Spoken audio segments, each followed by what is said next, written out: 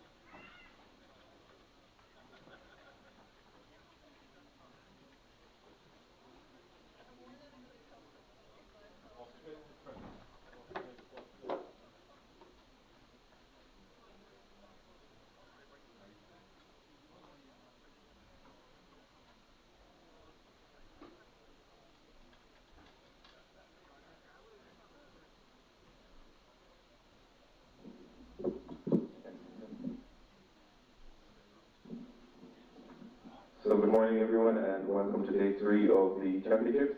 Getting underway at 9:20, we will be first race of the day, the men's intermediate double sculls. Two heats with five crews in each heat, three crews to qualify for the final. In our first race, the doubles are just coming up towards the start now. Our first race will have Sligo in lane 2, Lag in lane 3, Three Castles in lane 4, UL in lane 5 and Queens in lane 6. That's our first race of the day. Heat A of men's intermediate double sculls.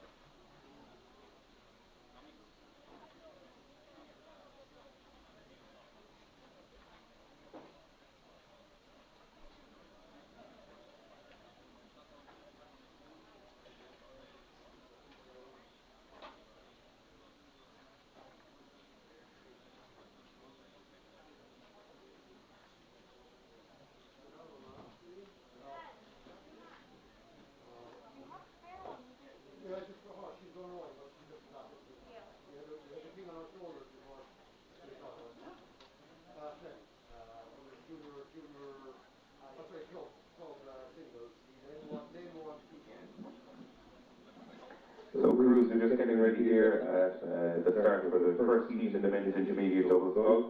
A 5-hole race between Sligo, Lagan and Three Castles, UL and Queens with 3 crews to qualify. This race just getting onto the staples now. They've got 4-minute warning from the starter. Perfect conditions here, no wind whatsoever. Class calm, which will suit the others compared to the last few days racing with the strong tailwind that we had yesterday. And again, this is the first race of the day. The men's intermediate doubles goals. 3 of the 5 crews to advance onto the final. That will be followed by Heat B, the men's intermediate doubles between Shandon, Waterford, St Joseph's, UCC and Lee. And after that we will have the heats of the women's intermediate Cox Wars, 2 heats with 6 boats in each heat and 3 crews to qualify from each for a 6-boat final. So the next 4 races, men's intermediate doubles and women's intermediate Cox Wars.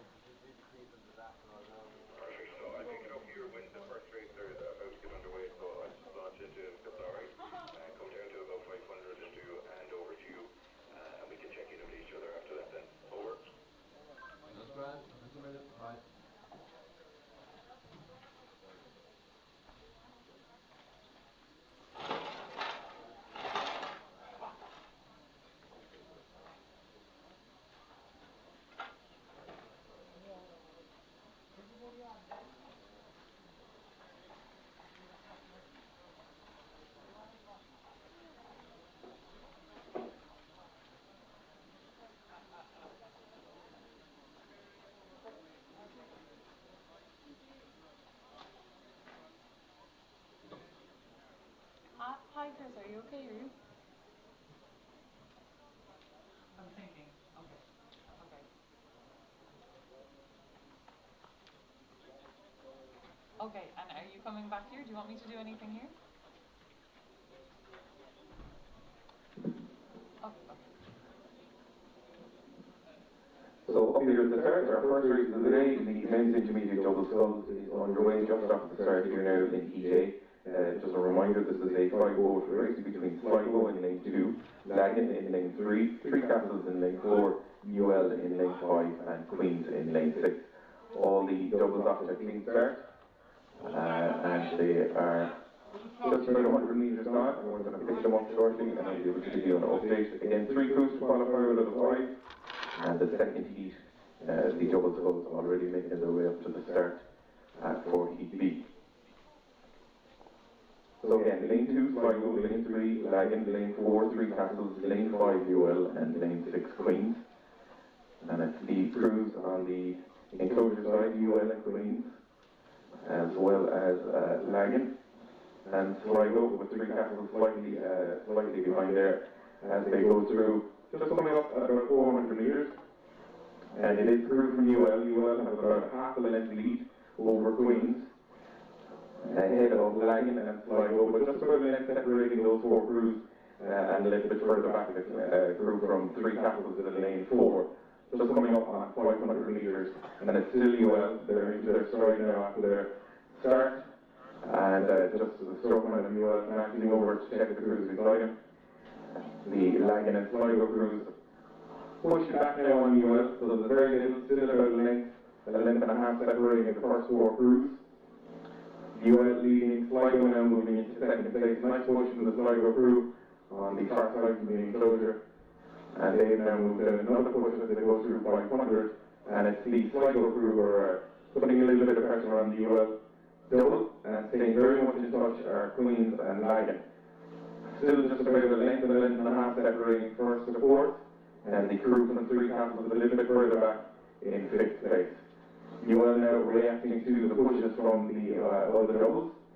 They are keeping control of the race here. Nice long strides from the UL crew, and near us in the commentary on Sligo, rating a little bit higher, but keeping in touch with UL, not letting them get away. And also the crew from Queens in lane 6 nearest the enclosure, still in touch. A little bit further back now from the crew from Lagan. They are in fourth place at the moment, and the crew from Three Castles back in fifth. So again, three crews to qualify here. Perfect conditions, sun shining, not a ripple on the water as they come up towards the halfway mark. And it's still UL, but they haven't taken after the challenge of Sligo and Queens. So Sligo in second place, Queens currently in third, and the crew from Lagan and Three Castles in fourth and fifth. So rating slightly higher, the crew in lane 2, the crew from Sligo. The UL crew look a lot more relaxed and controlled in the middle of the course, just going through 1,000 metres. And again, just checking in, it is UL from Sligo and the crew from Queens. They're the 1, 2 and 3, but Lagan are just about a canvas down on the crew from Queens, so they can very much challenge for their third qualifying spot as they glance over and see the 1,000 metre mark. The crew from Queens now putting on a push. They're looking to shake off the crew from Lagan to get a third qualifying spot, and they are now pulling up. They're only about half a length off of the crew from the UL. And it's still UL and Sligo battling there, though, with the UL crew centre of the course in lane number 5, leading at the moment just about half a canvas ahead of Sligo. They're the 1 and 2. Queens in 3. Look like now they have shaken off Lagan, but let's see if Lagan can come up with anything in the second half of the race to get that third qualifying spot. So this is the men's intermediate doubles. Should be just coming into view for you guys now towards the finish. And again, 3 of these 5 crews to qualify for the final. So it is UL leading. Queens pushing up on them now, but Sligo still maintaining second. So it's UL, Sligo, Queens. They're the 1, 2 and 3. And unless the Lagan crew can put a big push on here, they're in danger of losing touch. So just as they come up to the 500 metre mark, just a recap in the men's intermediate double heat A as I get ready to hand over to the finish.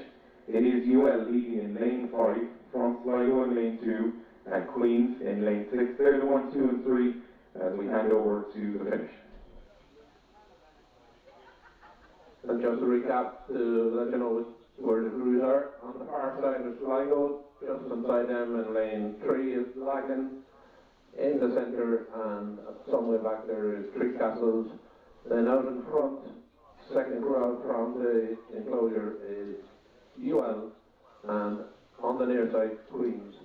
So it looks like UL from Sligo on the far side and Queens on the near side here.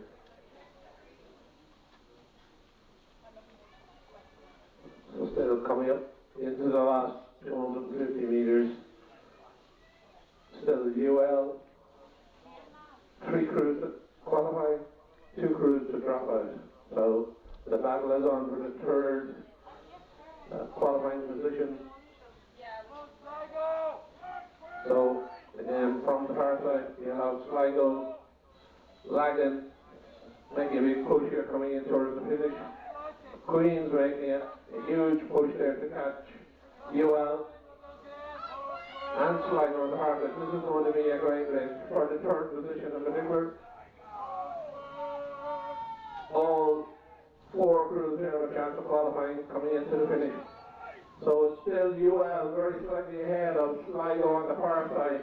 Queens making a big drive here at the near side. And it looks like these 3 crews, UL, Sligo and Queens, are the 3 crews that are going to qualify coming in towards the last couple of strokes.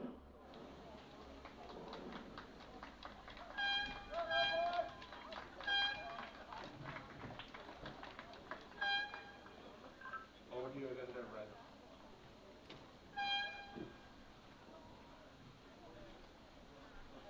Jim?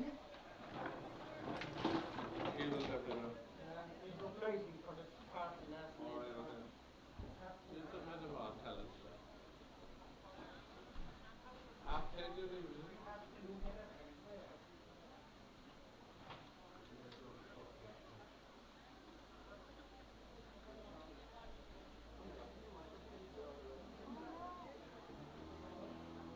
Richie, am I okay to go ahead or?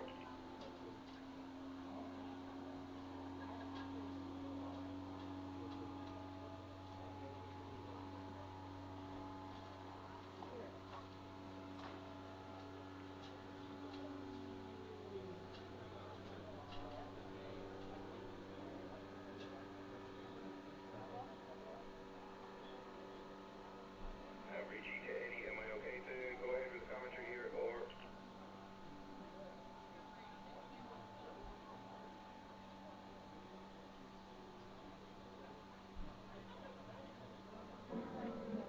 Heat B of the men's intermediate double sculls is approaching the halfway mark now. Here we have again a 5-boat race between Shandon, Waterford, St. Joseph's, UCC and Lee. 3 crews to qualify. Leading by some considerable resistance, it is the crews from Shandon and Lee. They're the 1 and 2. These 2 doubles from Shandon and Lee are well ahead. Shandon leading by about 3 lengths here nearest to us in lane 2, ahead of the crew nearest the enclosure in lane 6, Lee. They're the 1 and 2, followed then by the crew from Waterford, currently in 3rd place. So they look like they might qualify ahead of UCC, and no sign of St. Joseph's.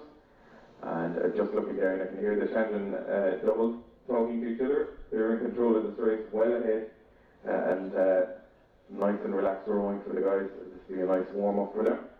And on the far side, keeping in touch is the crew from Lee. They're the 1 and 2. Clearwater then back to 3rd place. The crew from Waterford. They're the 1, 2 and 3. UCC some way back in lane 5 then in 4th place. And as I said, no sign of St. Joseph's in the second heat of the men's intermediate double. So just coming up to the 500 metre mark, given that there's such clear distance between the crews, we're going to get ready to hand over to you at the finish. So Heat B, just to recap, coming up to the 500, it is our leaders in lane 2, Shandon, and then in 2nd place, nearest enclosure, it is Lee, and then the 3rd crew, Waterford. They're the 1, 2 and 3 in Heat B of the men's intermediate pair. Hand over to the finish.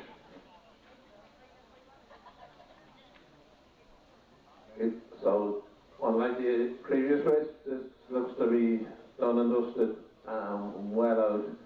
You have Shandon on the far side, just inside them is Waterford, then St. Joseph's, UCC and Lee on the near side. And I think most people can see from the enclosure, Shandon on the far side and Lee on the near side are well in control of this race, with Waterford, 2nd crew out from the far side, in 3rd position at the moment, and Luke Satham up in 3rd position. But well in control, well out, and rowing nice and leisurely coming up on a Sunday morning up the lake.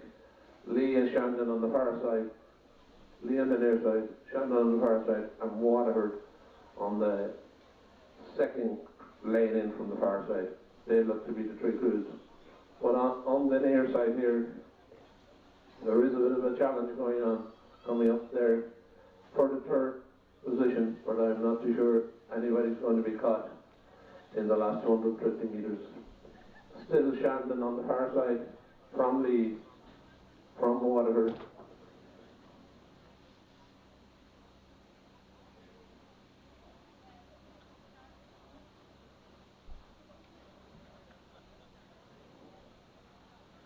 So we look to be missing a crew here, really. We only have 4 crews in this, but Richie to Eddie, over.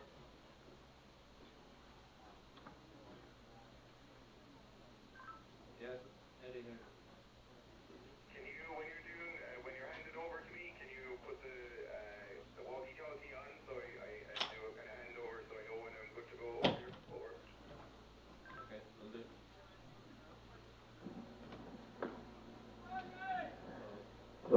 up here at the start in the women's intermediate Cox Fours Heat A. We've gone through the 500 metre mark. This is the sixth boat race. 3 crews to qualify. In lane 1, Skibbereen, lane 2, Band, lane 3, NUIG, lane 4, UCD, lane 5, St. Michael's, and lane 6, NUIG B. They've gone through 500 metres and it's the centre of the course. NUIG A, leading from Band, they're the 1 and 2, and the crew from UCD in third place, the 1, 2 and 3, ahead of Skibbereen, St. Michael's, and the second NUIG crew back in 6th place at the moment. So gone through about 700 metres, and just opening up clear water ahead of the other crews, it's lane 2 and lane 3. So NUIG leading, nice push on from Ban here now in the Cox Fours, women's intermediate Cox Fours. They're the 1 and 2 opening up, they're moving away from the rest of the crews now, and then battling it out for the third qualifying spot. We have 3 boats. It is Skibbereen and UCD and St. Michael's. They're the 1, 2, third, 4th and 5th, and then some way back to the other NUIG crew. But continuing to move away from the pack are the 2 leaders in this race, NUIG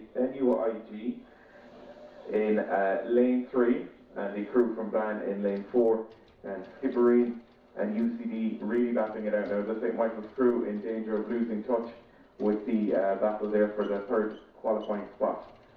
So coming up, they've gone through just the 1,000 metre mark. Ban rating slightly higher than the crew from NUIG, but they are continuing to move away from the crews as they go through 1,000 metres. UCD now putting on a nice squeeze to move ahead of Skibbereen, but the Skibbereen crew nearest to us here in lane 2 now putting on a push, and they realise that that third qualifying spot, they need to get that ahead of UCD. So again, this is Heat A of the women's intermediate Cox Fours. 3 crews qualified, and well ahead of the pack now it is NUIG and Band. They're the 1 and 2, Band maybe just moving ahead of NUIG in the last couple of strokes. And then a real trouble here between UCD and Skibbereen for the third qualifying spot. St. Michael's and the other NUIG crew fairly well behind at this stage as they come up to about 7:50 to go. Ban and NUIG, they're still battling it out even though they're in control of this race here, and there's 2 qualifying spots that they're still pushing on. Another squeeze from the Ban 4 in lane number 2, and they're looking to take the win in this rather than just the qualifying spot. I think the NUIG crew are happy to sit there in second and be in control. They can keep an eye on Skibbereen and UCD, and with that clear water lead, they know that they're not in danger of losing out on the second spot. So the women's intermediate, Cox 4, just coming up towards the 500 metre mark, and we're getting ready to hand over the finish, and it is leading in lane 2, Ban, and lane 3 in second place is NUIG, and then very little between Skibbereen and UCD for that third qualifying spot ahead of St. Michael's and NUIG. So over to the finish with Ban leading from NUIG. I'll say coming in here with just less than 500 metres to go. On the far side is Skibbereen in lane 1, Ban in lane 2, NUIG in lane 3, UCD in lane 4, St. Michael's in lane 5, and NUIG B in lane 6. But it's the out in front, it's Ban and NUIG setting up with the 1 and 2. The battle is on for the third position. From here it looks like maybe the UCD crew has pushed up on Skibbereen. It was Skibbereen in third position. It now looks like it could be UCD have pushed up past Skibbereen into third position, coming in towards the last 250 metres. Ban looks to have pushed ahead of NUIG. NUIG probably not going to be too worried. If they qualify in second position or first position, but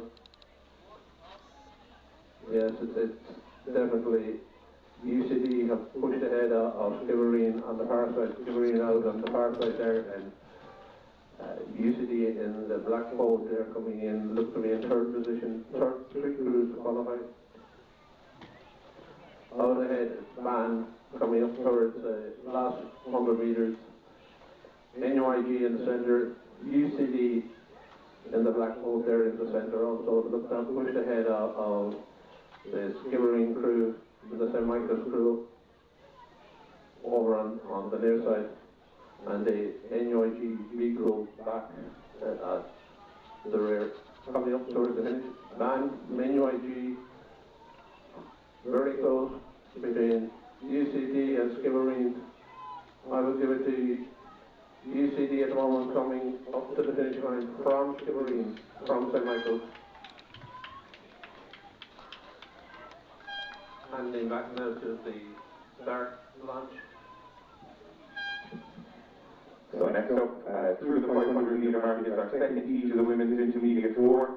Again, it's a 6-4 race here with 3 crews to qualify for the final. Shandon in lane 1, Trinity lane 2, UL in lane 3, UCD lane 4, Commercial in lane 5, and UCD in lane 6.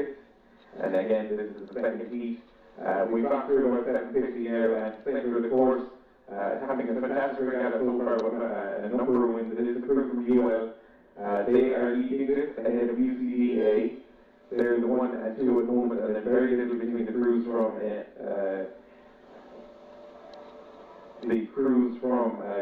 Commercial in 3rd place, and the Shandon crew nearest to us here in lane 1 as well. So they're coming up. That's the mark is just coming into view for us here, so those crews are going to see them. And it is leading centre of the course, UL in lane 3. They have about a length and a half lead, and then they're just going to extend them now because they're putting a big push on as we come through 1,000. So UL moving on. It is them leading from the crew from UCDA in lane 6. They're the 1 and 2. Staying in touch then for the third qualifying spot is Commercial and Shandon battling it out here for the 3rd spot ahead of the 2nd crew from UCD and Trinity back in 5th and 6th. So 3 crews qualify here through 1,000 metres. It's still UL leading, and they are pushing on with every stroke, opening up here on the lead now ahead of the crew from UCD on nearest the enclosure in 2nd place. Just about half a length back to the crew from Shandon now in 3rd place. They have taken in the last couple of strokes a little bit of an advance on the crew from Commercial. So the Commercial need to react and hold on to that 3rd qualifying spot to advance on in this heat B of the women's intermediate 4. Just about 750 to go, and it's still UL. They're in control, really clean rowing, nice low race. They're in control of this race, and it's a lot more competitive for 2nd, 3rd, and 4th. The UCD crew nearest the enclosure, doing just enough to hold off the challenge to Commercial. And over on the far side, out here on the road, it is the crew from Shandon. They're currently in 3rd place. They look like they have about 3/4 of a length over Commercial at the moment. So it's UL leading. Clearwater then back to the crew from UCD in 2nd place. And the Shandon crew nearest to us are actually flying along now. And they look like they might challenge for the 2nd qualifying spot as we approach the 500 metres. So Commercial, they need to react now. They're going to qualify for the final. 3 crews out of the 6 here are going to move on into the final of the women's intermediate 4. Just coming up to the 500 metre mark, and it is going to be UL Clearwater lead then ahead of UCD, who just have about half a length over Shandon. They're the 1, 2, and 3, and they'll hand over to the finish. So coming in with 500 metres to go, crews are on the far side. Shandon in lane 2, ULBC. In lane 3, UL. In lane 4, UCD. Lane 5, Commercial. UCD A on the near side here in lane 6. And it looks like the UL crew out of control, with UCD on the near side here in 2nd position, and the battle is on for the 3rd qualifying position between Shandon on the far side and the Commercial crew second now from the enclosure. They're the 2 crews that the real battle is on here for the 3rd qualifying position. But up front, it's UL from UCD A on the near side. Shandon looks to be ahead at the moment, but at the angle is very difficult to tell when they're coming into the finish here. Shandon maybe now dropping back a little bit. It'll be the Commercial crew here pushing on for third. But out ahead is UL from UCD on the near side. Shandon on the far side. In third position at the moment, but it is very tight between themselves and Commercial on the near lane 2. Out ahead, UL from UCDA on the near side there, Shandon in third position. Shandon now making a move to come up onto UCD. It's going to be UL, Shandon, UCD. These are possibly the three crews that are going to qualify, coming up with a few strokes to go.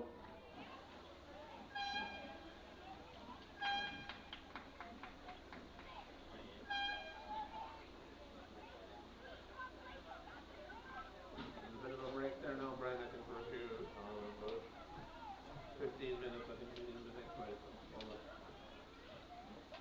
It's slow. Okay, that's perfect. We'll get the start ready for me now.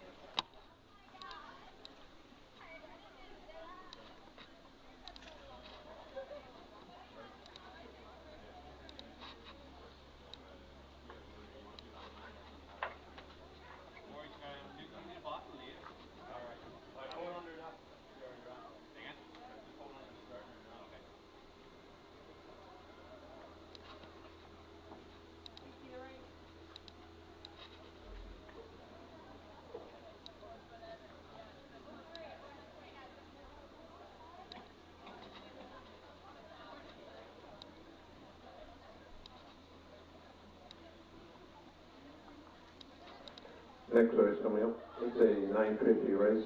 The proceeds of the women's club singles goals. Fleming Workman's in lane 1, O'Sullivan Muckers in lane 2, Sheehan Lee in lane 3, Sullivan Calorgan in lane 4, Donoghue Sligo in lane 5, and McCarthy Skibbereen in lane 6. About 5 minutes.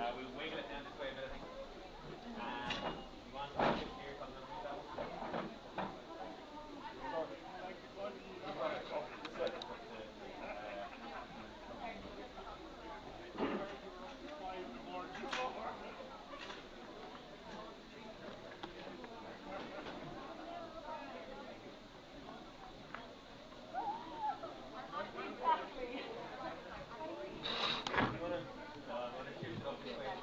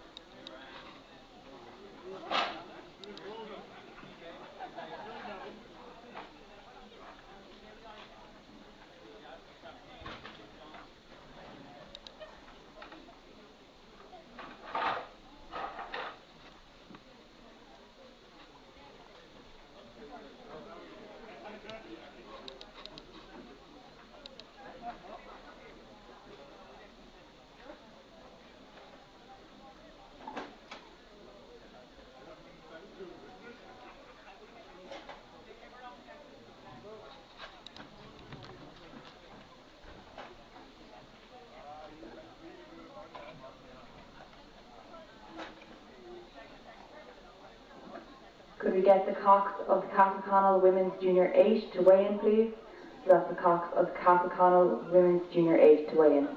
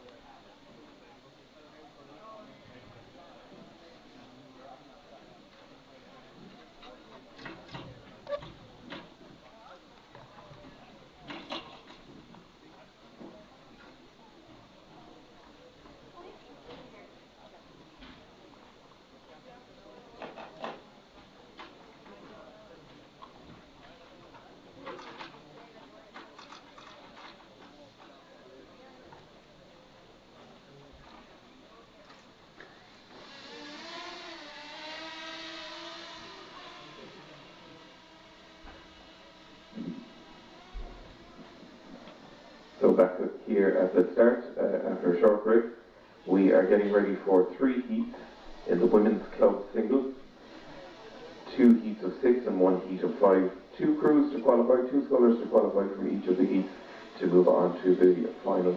Lord they're just getting the starter, giving them some direction and steering from Clorgen right off the start, so they're about 10 strokes into this race. And again, just to recap, Heat A in lane 1 will be Workman's, lane 2 Muckross, lane 3 Lee, lane 4 Clorgen, lane 4 Sligo, and lane 6 Skibbereen. 2 crews to qualify out of the 6.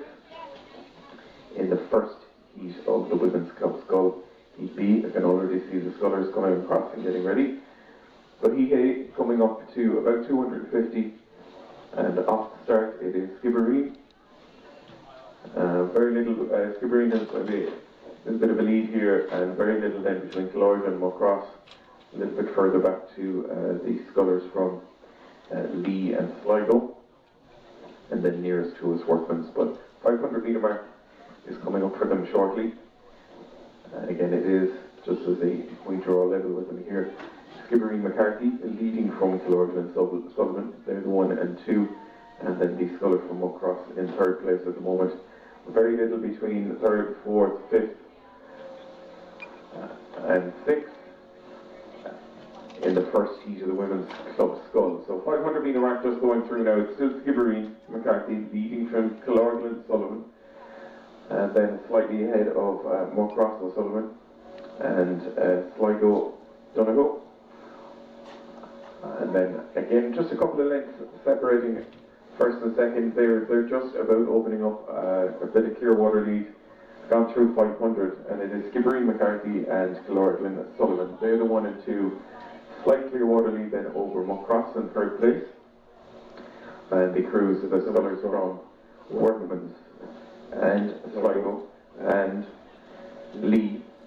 They're currently 4th, 5th and 6th.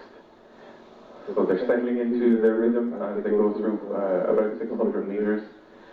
And they are starting to move on now, and not as close as they were coming off the start in the first 200 metres. And it's still Clorgen and Skibbereen. They're the 1 and 2, just 2 scullers to qualify on to the final of the Women's Club Single.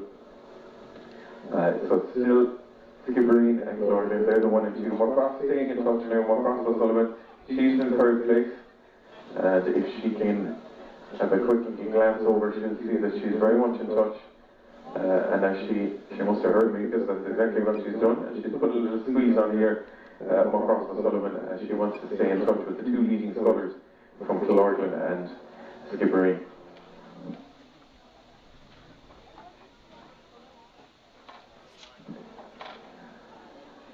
So just about 800, going through the 800 mark, 1,000 metre mark will be in sight soon.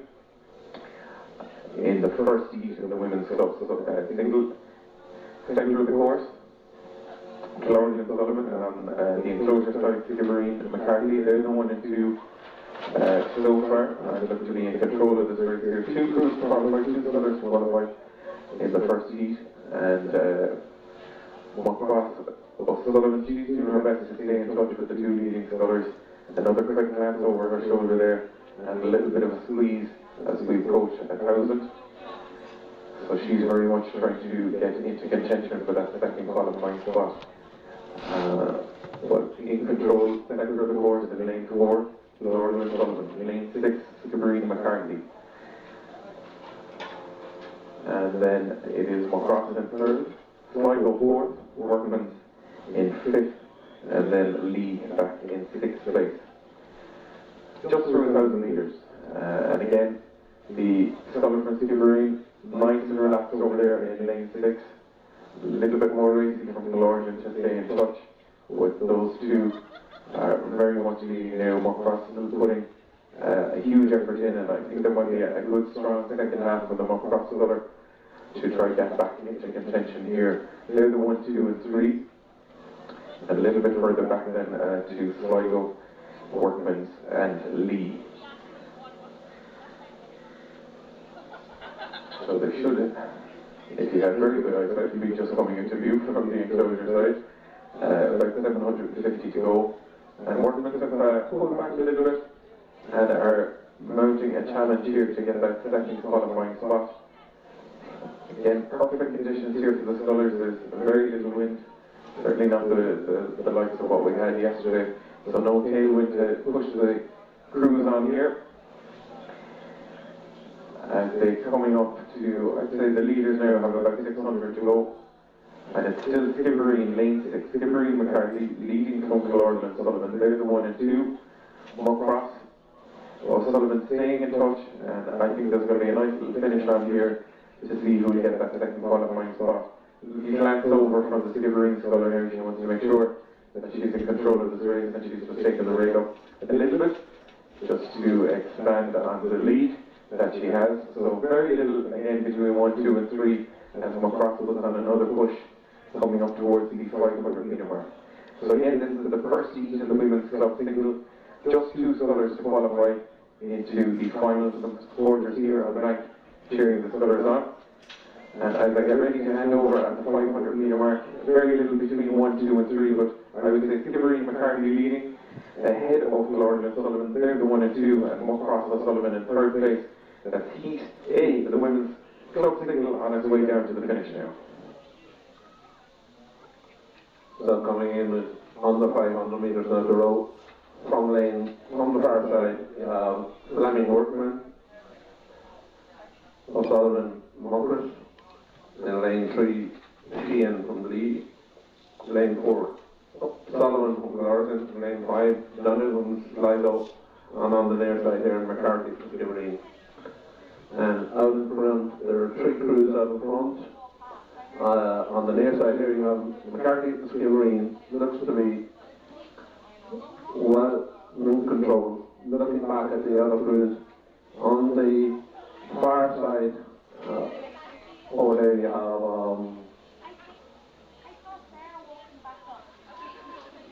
so you do have we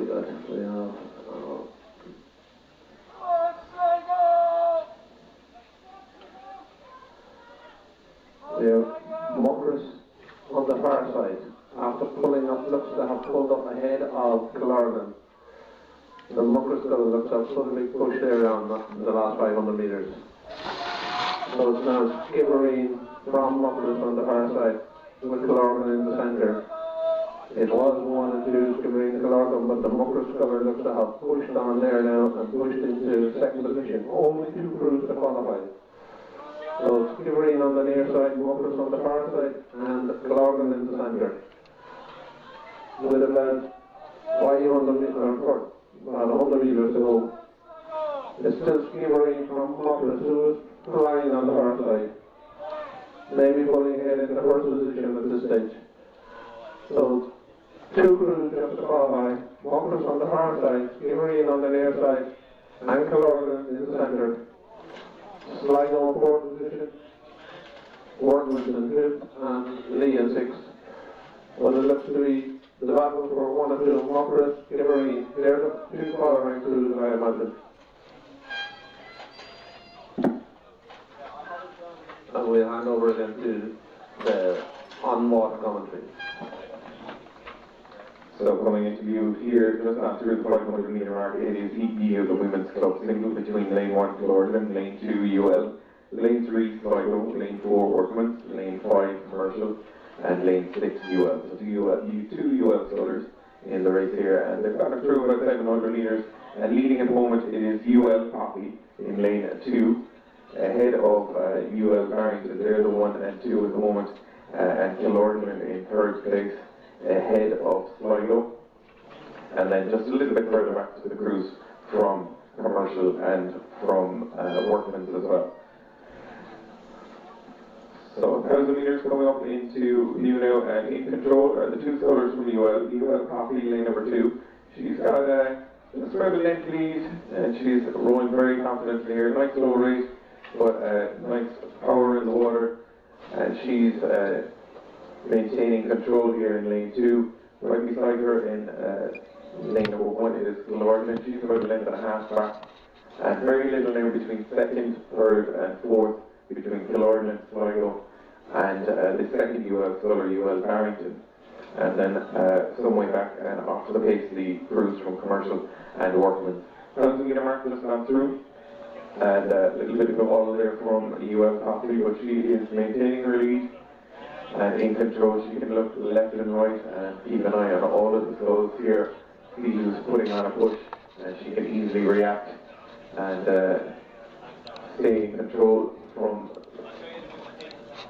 the lead. So lane 2, it is Coffey UL. Very little, I think, Killorgan here beside us, Killorgan Gallagher in second place. Sligo McEnroe very much staying in touch and putting another squeeze on here, and has actually pulled through the scull from UL Barrington. So again, just two crews to qualify.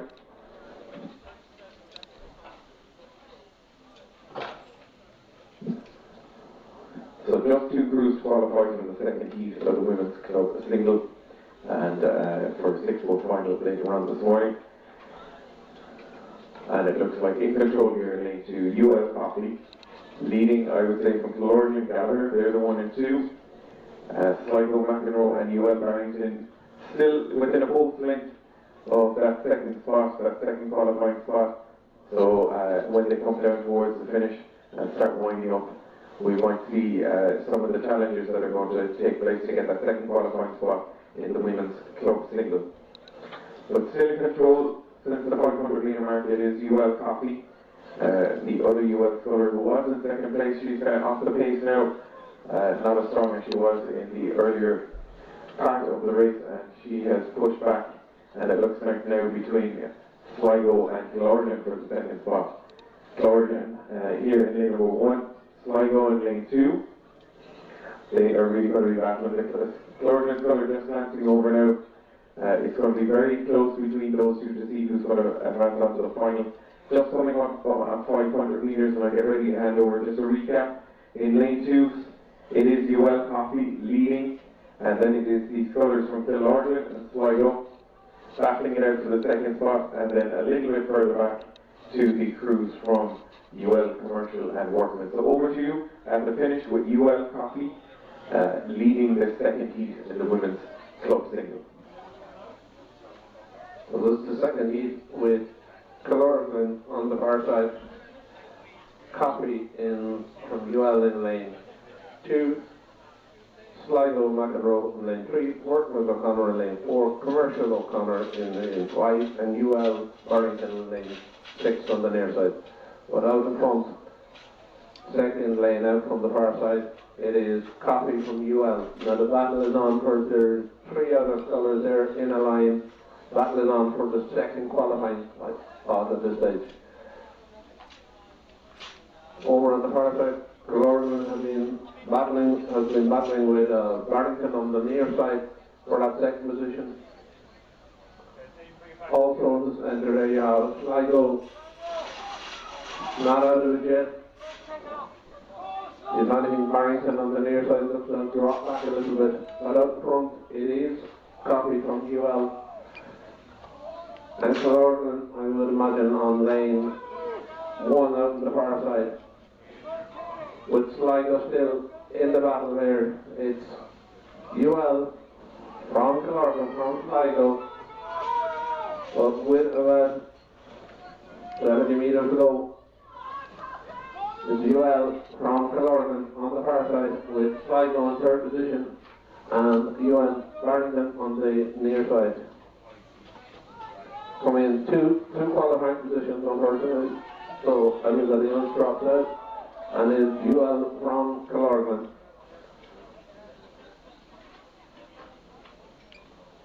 And as they cross the line, we'll hand back to the on-water commentary. So just up at the 1,000 metre mark is Heat C, the women's club single. 5 crews here and 2 to qualify in lane 2, Carrick O'Rourke, lane 3, Queen's Colliery, lane 4, Carrick Reynolds, lane 5, Queen's McCormick, and lane 6, Neptune. They've gone through 1,000 metres, and in lane 3, Queen's Colliery has just a clear water lead now ahead of the crews from Carrick and Neptune. Lane 4 in second place at the moment, that's Carrick Reynolds, and the Neptune Sculler Talon in lane 6. They're the 1, 2 and 3. So just got through about 800 to go, and it is in lane 5, Queen's McCormick. Queen's McCormick in lane 5, leading from Carrick Reynolds and Neptune. They're the 1, 2 and 3. And then the Sculler from Carrick O'Rourke, and some way back then to the second Queen's Sculler Colliery in lane 3. So again, 2 crews qualified and advancing on for the 6-boat final later on. And in the enclosure side is where the leading crews are. Queen's McCormick in lane 5 leading. Opened up a clear water lead now ahead of Carrick Reynolds. They're the 1 and 2. Neptune Talon in third. And unless she has a fantastic second half finish, I don't know if she's going to be able to get back into contention for the second qualifying spot. So some nice rowing here from Queen's McCormick, leading as they went through 1,000 metres. Clear water ahead of Carrick Reynolds. She's putting on another push here now as they come up to about 700 to go. And it's still Queen's McCormick, lane 5, Carrick Reynolds in lane 4, and then Neptune Talon in lane at number 6. They're the 1, 2 and 3. And then the Sculler Carrick O'Rourke in 4th place at the moment. Just coming up at the 500 metre mark in this third heat in the women's club singles. Final taking place later on this morning, and absolutely perfect conditions. Sun has gone in a little bit of cloud there, cooling things down, but perfect conditions, no tailwind or no crosswind affecting the scullers. So as they go through the 500 metre mark and get ready to hand over to the finish, it's still Queen's McCormick, lane 5, leading from Carrick Reynolds in lane 4. They're the 1 and 2 looking to qualify, and then third place is Sculler from Neptune. That's Heat C, the women's club single. And coming in with 500 metres to go from the far side, O'Rourke, Carrick, Colliery, Queen's, Reynolds, Carrick, McCormick, Queen's, and Talon, Neptune. But out in front, all the action is on this side. Out in front is the Queen's Sculler.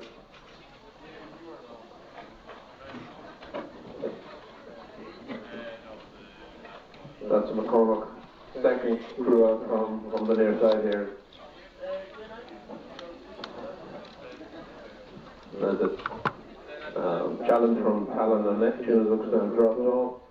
And it is Carrick in the centre of the river. It looks to have taken that second position. So 2 crews to qualify, and they have clear water on the rest of the crews coming into the finish. It's still Queens from Carrick. Not a lot in it. Could be either one of them could win this race, but they are definitely clear of everybody else on the field. So 2 qualifying positions.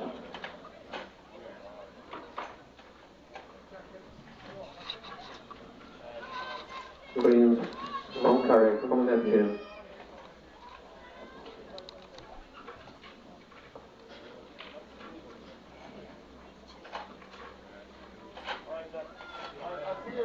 But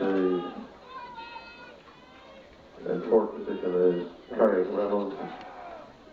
Oh, sorry, that's Carrick O'Rourke in 4th position. Coming into the finish, it is Queens McCormick from Carrick Reynolds. Number five. Number 5 is first. Just crossing the line now.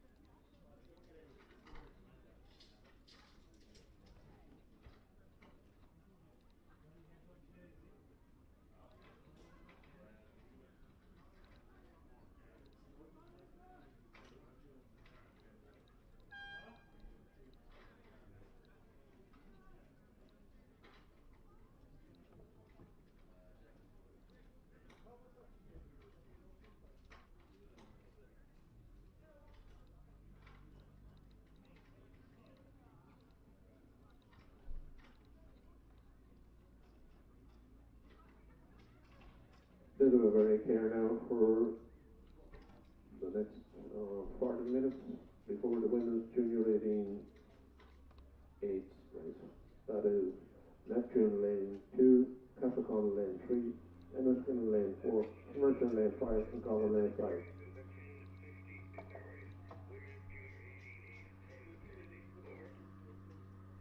Yeah, that looks to be right. That is a 40-minute break here.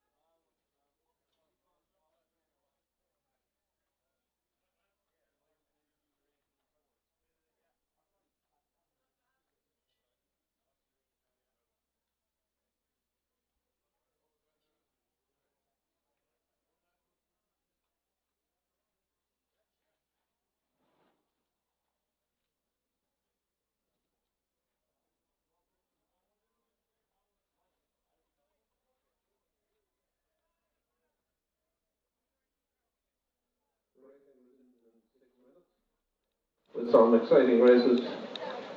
The next 9 races are all finals, starting with the women's junior 18 8 race. Neptune in lane 2, Castlecon lane 3, Enniskillen in lane 4, Commercial in lane 5, and Galway in lane 6. That'll be followed by the women's senior sculls of Kremen UCC, lane 1, Efi UCC in lane 2, Hyde, Glenorgan lane 3, Ferry, Neptune lane 4, Macron from Clydon in lane 5, and Long from Lee Valley in lane 6. So all finals, next 9 races are all finals, so we'll hopefully have some exciting races.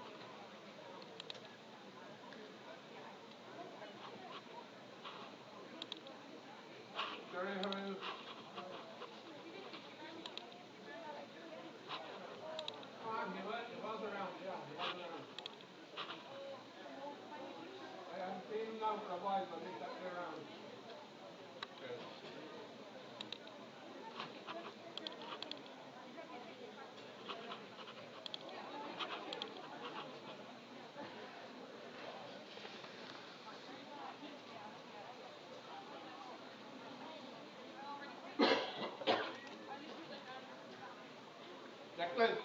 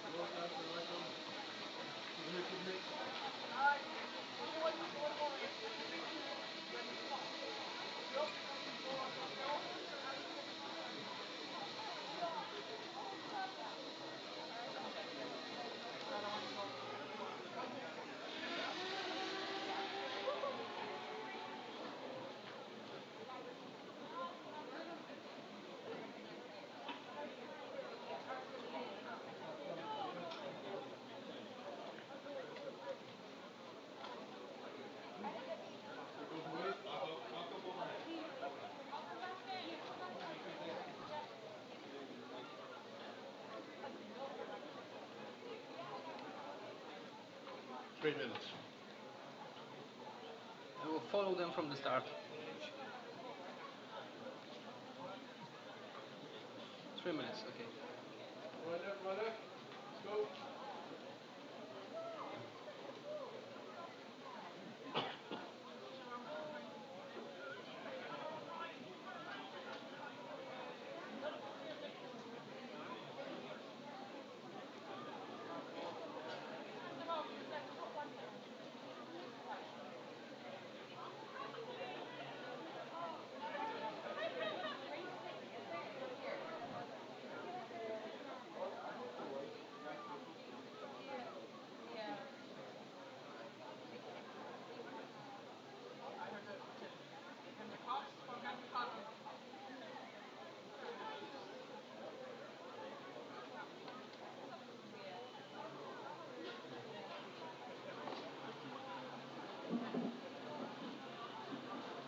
So back here at the start, we're just getting ready for the first finals of the day. 9 finals coming down the course shortly, the first of which will be the Women's Junior 18-8 final, a 5-boat race between Neptune, Castleconnell, Enniskillen, Commercial and Galway. Crews are just getting on the state boats now, and they'll be followed after that race with the final of the women's senior singles go. UCC Crenan, UCC Heafy, Killorglin Hyde, Neptune Fair, Triton and Macron, and Lee Valley Long. That's the women's senior single. And after that, we'll have the men's club 8 between Shandon, Enniskillen, Neptune, UCD, Trinity, and St. Joseph's. Those crews just coming up and getting into the holding area behind the start. But next up, 2 minutes to go, the starter has just announced the final of the women's junior 18-8. In lane 2 will be Neptune, lane 3 Castleconnell, lane 4 Enniskillen, lane 5 Commercial, and lane 6 Galway. The umpire is ready, and the lights are flashing. Just waiting now for the start sequence.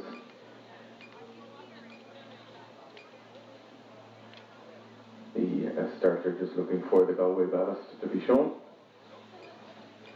And we're about a minute away from the start of the women's junior 18 final. Very slight tailwind, just changed in the last half hour or so. Won't affect the crews, and going straight down the course. And a little bit more overcast now, so no sun in the eyes of the coxes as they make their way down towards the finish and the finishing closure. So a reminder, next race, our first final of this morning session, the women's junior 18-8, Neptune, Castleconnell, Enniskillen, Commercial, and Galway.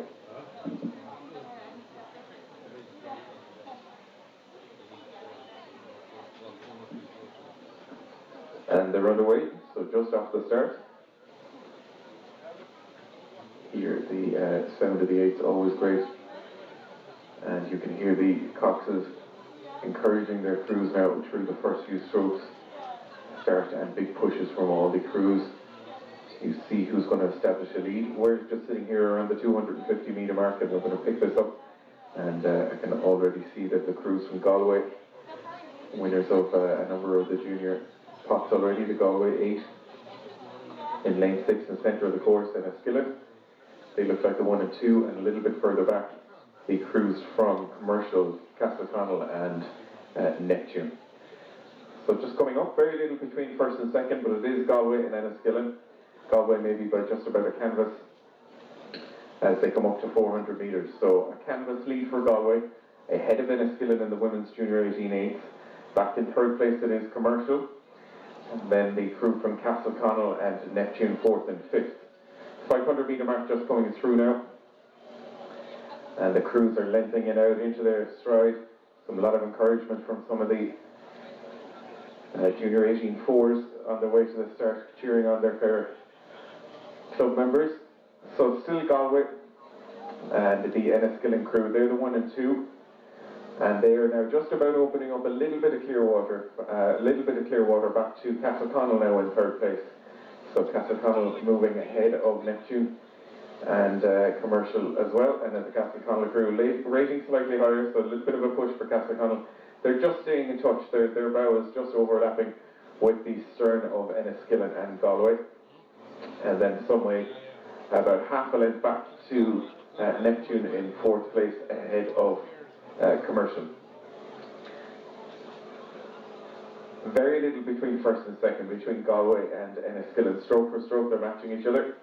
Enniskillen slightly lower rate than Galway. Little glance over from the stroke of the Galway boat.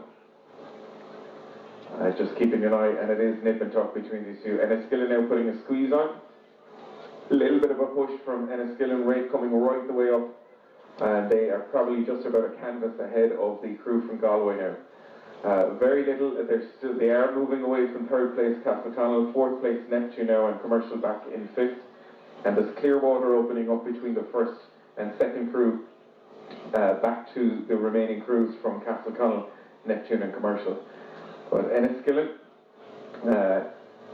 in that last push that they did just around the 800 metre mark, coming up now to 1,000, but that last push that they put on has helped them move a little further ahead from Galway.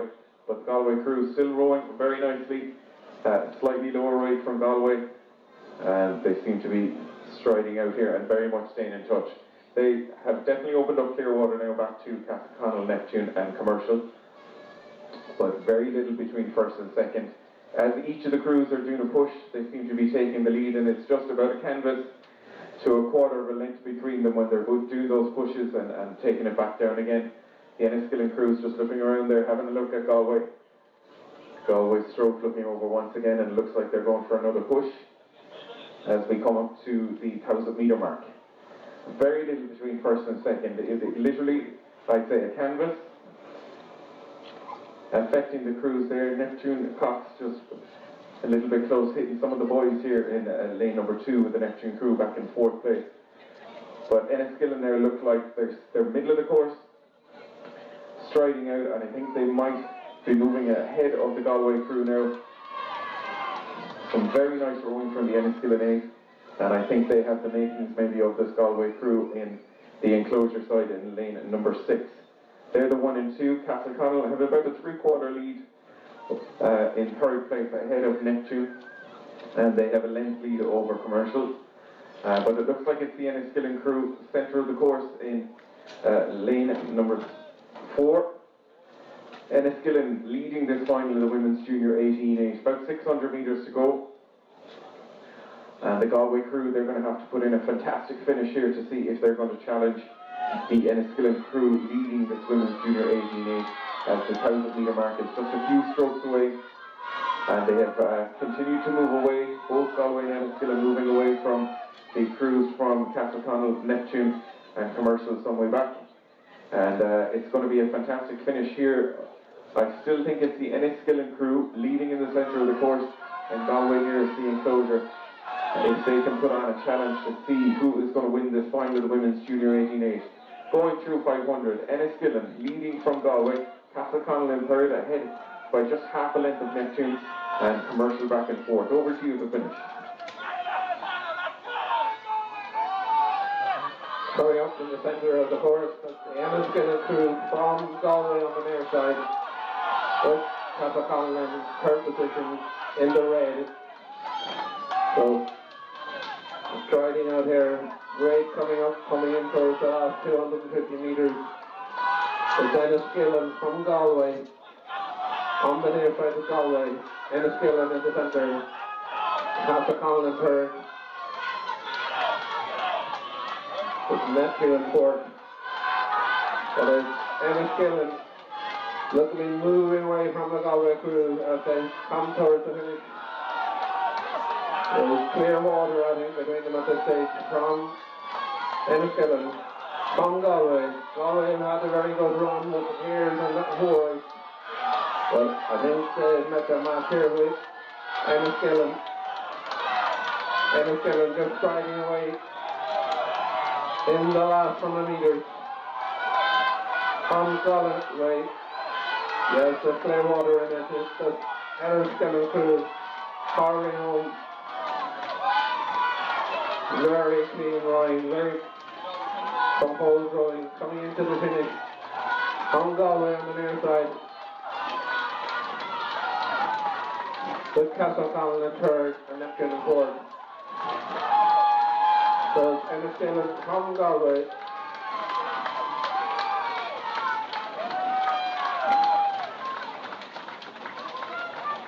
And we'll hand back to our on-the-water commentary for the women's senior sculls race. So we are just making our way back up towards the start here for the second final of the day, the final of the women's senior sculls. Again, a 6-boat race here, UCC Trevin in lane 1, UCC Keefe in lane 2, Killorglin Hyde in lane 3, Neptune Ferrick in lane 4, Tribesman Macron in lane 5, and Lee Valley Long in lane 6. The scullers are just on the stake boats now, not quite off. We're just up at the 500-metre mark, so this is the next final, is the women's senior single, and that will be followed then by the men's Club H, a 6-boat final in the men's Club H. Those crews just in the holding pattern behind the start. Shandon, Enniskillen, Neptune, UCD, Trinity and St. Joseph's. The final of the men's Club H coming up shortly.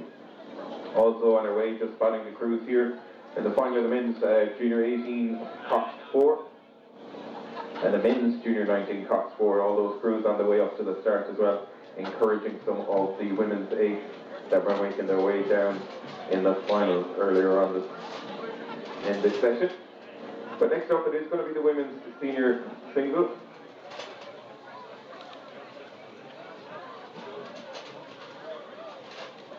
And the crews are on the state bus. Now, just to recap on the 6 scullers that we have in this women's senior singles final. UCC Kremen in lane number 1. UCC Heaphy in lane 2. Lord and Hyde in lane 3. Neptune Ferg in 4. Triton Macron in 5. And Lee Valley Long in 6.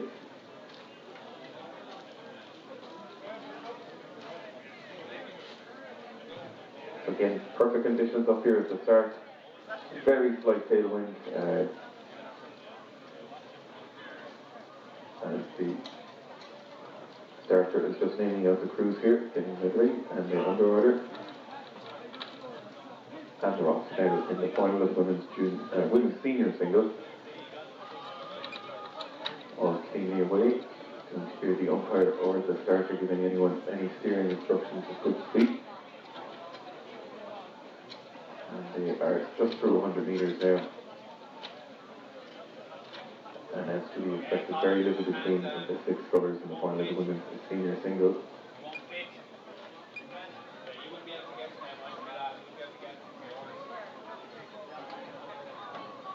So they're coming up in about 200 metres gone. And we'll get the rundown just to recap. It is UCC Kremen lane 1, UCC Heaphy lane 2, Killorgan lane 3, Neptune lane 4, Triton lane 5, and Lee Valley in lane 6. Just coming up on the 400 metre mark. And we look like Lee Valley Long in lane 6. And Margaret Kremen from UCC, they're the 1 and 2.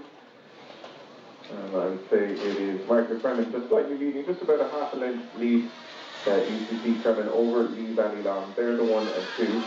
And then just about a length back, very close together, are the scullers from UCC, Killorgan, Neptune, and Tribesman. But out here in lane 1, closest to our commentary boat, just about to disturb a flock of birds. It is Margaret Kremen from UCC. She's flipped quick glance over to her left to see the skulls. She's grimacing with every finish, but rowing very powerfully here, and she's starting to move away now. Lane 1, it is Margaret Kremen from UCC. Taking with her UCC Heaphy in lane 2. Is staying in touch, and the sculler still Lee Valley Long in second place over there in lane 6. But UCC Heaphy now coming back into contention, putting on a big push as they go through 500, and they're the 1, 2, and 3. So it's UCC Kremen from Lee Valley Long, UCC Heaphy 1, 2, and 3.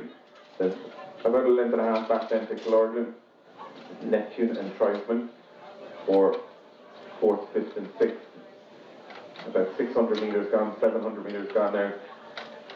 But still, with every stroke, the sculler from UCC Kremen, she is keeping the pressure on and starting to move. And a little bit of clear water opening up now for Margaret Kremen from UCC. But she is taking Heaphy and Lee Valley. UCC Heaphy and Lee Valley Long staying in touch at the moment. But a little bit of clear water. About 800 metres gone in the final of the women's senior scull. In lane 1, Margaret Kremen from UCC. Just about a length and a half lead ahead of Long, Lee Valley in second place. UCC Heaphy in third. And then just about a length or two back, and it's the Neptune sculler who has now moved into 4th place ahead of Killorgan and Tribesman in the final of the women's senior singles. 1,000 metre mark just coming up to us here. And Kremen from UCC, she continues. A little glance over her to left there to see where she is, and there's a push on it going through 1,000. She really wants to open up even more clear water now and take control of this race in the final of the women's senior. It is Margaret Kremen, UCC. And very little, barely half a canvas then between UCC Heaphy and Lee Valley Long for second place. They're matching each other stroke for stroke. Lee Valley's maybe a slightly lower rate, but very strong in the water. UCC Heaphy keeping the pressure on, but there's literally stroke for stroke, about a canvas, half a canvas between those two scullers. But continuing to move away, our leader is UCC Kremen in the women's senior single. Out here in lane 1, furthest from you on the enclosure. Leading now by about 2.5, 3 lengths, and she's continuing to move away, UCC Kermit. Ahead now of UCC Heathy, who has just taken a slight lead over Lee Valley Long. And then it's some way back, a couple of lengths back then to Neptune, Clorglen and Tribesman. So a little bit of a wash affecting the scullers here. They're about 700 out, and they're all coping well with that from one of the launches. And still, stroke for stroke, Kremen from UCC, she's grimacing every time she finishes, but she's sending that boat beautifully away, and she continues to extend the open water lead that she has over UCC Heathy and Lee Valley Long. Down to 700 to go. That 500 marker is going to be coming up soon. And it's still Margaret Cameron from UCC. She continues to push away. Now probably a 3-length lead over second place UCC Heathy, who is just about a 1.5 length lead now. She has moved on from Lee Valley in 3rd place in the final of the women's senior single. So as I get ready to hand over, just a recap. Out here in lane 1, our leader from the start is Kremen UCC, and she continues to move away in the last quarter of the race. So it's UCC Kremen leading from UCC Heathy and Lee Valley Long. They're the 1, 2 and 3 as I hand over the women's senior single. So coming into the finish, on the far side is Margaret Kremen from UCC, from Lydia Heathy from UCC. On the near side here, you have Long from Lee Valley. They're the 3 crews leading the field at the moment. So it's Margaret Kremen with Clearwater from Lydia Heathy in lane 2. Long on the near side coming under pressure for 3rd position, but it's Kremen from UCC out in front, with Heathy UCC in 2nd position. Long under pressure coming in here to hold the 3rd position, but striding away, coming into the finish with about 100 metres go. It's Kremen from UCC taking up the race again, pushing out further ahead of Heathy from UCC. And a great battle on for 3rd position.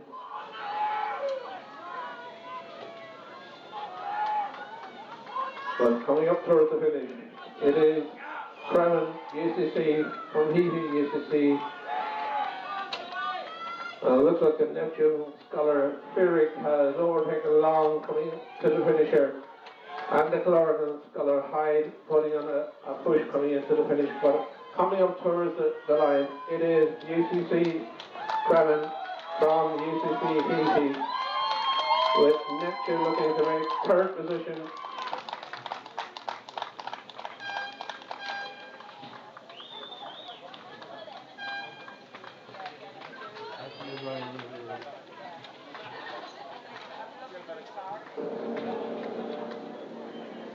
So making our way back up to the start here for the next race, which is going to be the final of the men's club 8. A 6-boat race here between Shandon, Enniskillen, Neptune, UCD, Trinity and St. Joseph's. These crews are just getting onto the state boats now. And that'll be the men's club 8 final. And right after that we're going to have 2 4s race, the men's junior 18-4 and the men's junior 19-4. But it is that men's club 8 race. Some of the junior crews racing here, St. Joseph's and Enniskillen, up against Shandon, Neptune, UCD and Trinity. So 6 boats into the final here in the men's club 8, and they're just going to be getting under the orders of the starter shortly, all being attached now to the state boats. After that, as I said, we will have that men's junior 18-4 between St. Joseph's, Capricorn, Enniskillen, Shannon and the 2nd St. Joseph's crew. Just mention our club members from Shannon Rowing. They're based in Limerick. Their iconic boathouse in the city centre. They have a big fundraising effort on at the moment.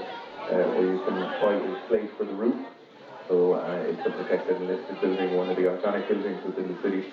So if you check out Shannon Rowing Club's website or their social media, you'll see details there. And I'm sure a lot of the rowing community will be able to support them there with the maintenance of their clubhouse within the city. Shannon going to have two crews, one competing in the men's junior 18-4, after that the men's junior 19-4. These one-stop events for these championships of the junior 19, Shannon against Skibbereen. So back up at the start here, it is the men's club 8. The starter is just giving the announcement going through, and we're about to start here. And they're underway. Huge roars from the bridge. A lot of supporters after coming up to watch the crews, and there is quite nothing like an ace race getting off the start. The power, the noise, the sound of yours. It is the pinnacle of rowing, and great to see 6 boats here, and we're looking forward to a very competitive final in the men's club 8. They've gone through the 100-metre mark, and it is, you can hear those coxes encouraging their crews, getting them off to a clean, powerful and racing start, settling then into the middle of the course. And they have gone through about 250, 300 metres, and it is centre of the course. It's the crews from Trinity and UCD, centre of the course. It's Trinity leading by about a quarter of a length, just coming up to 500 metres in the men's club 8 final. It is Trinity leading from UCD, just half a length back then to the crews from Shandon and St. Joseph's, Neptune and Enniskillen back in 6th now at the moment. But still it's Trinity, just coming through 500 metres now. Trinity by about a quarter of a length, leading the men's club 8 championship of Ireland race through 500 metres. UCD very much in contention here, just a quarter of a length, and I'm sure middle of the course we're going to see some very competitive race for these two crews. They're about a length ahead now of the crew from St. Joseph's in lane at 6, and the crews from Neptune and Shandon. There's barely half a length separating Shandon, Neptune and St. Joseph's for 3rd place. Enniskillen just further back, the junior crew from Enniskillen back in 6th place at the moment. But continuing to move away at the lead of this pack of the race in the men's club 8, it is still Trinity and UCD. Nip it tough, but Trinity are still holding on to the lead. They have taken about a quarter of a length off of the start, and they are holding on to that now. And it's the UCD crews racing a little bit higher than Trinity, but rowing very nicely, and UCD are motoring along here with Trinity. So they're the 1 and 2. Clearwater lead then back to St. Joseph's in 3rd place, with Neptune and in 4th, Shandon 5th, and Enniskillen in 6th. Very little between Neptune and Shandon, matching each other strokes to stroke, but the St. Joseph's crew on the enclosure side in lane 6, just about a half a length lead in 3rd place there. Clearwater being opened up between UCD, Trinity and the rest of the pack. They're coming up with just through 1,000 metres. Big push on from UCD, and they're going to have to go for it now, because Trinity, they're also going for a big push. Middle of the course stuff here, and it is going to be decided in the second half. Trinity maintaining their lead that they took in the first 500. They probably have still just a quarter of a length lead in the final of the men's club 8. It's Trinity leading from UCD. Clearwater then back to the crew from St. Joseph's in 3rd place, and then very little between Neptune and Shandon here beside us in lane 1 for 4th and 5th, and Enniskillen just a further length back in 6th place. 7:50 to go. Trinity still moving away, but UCD staying in touch, not going away from. They're not letting Neptune get away, they're not letting Trinity get away from them. As they come up to about 7:50 to go.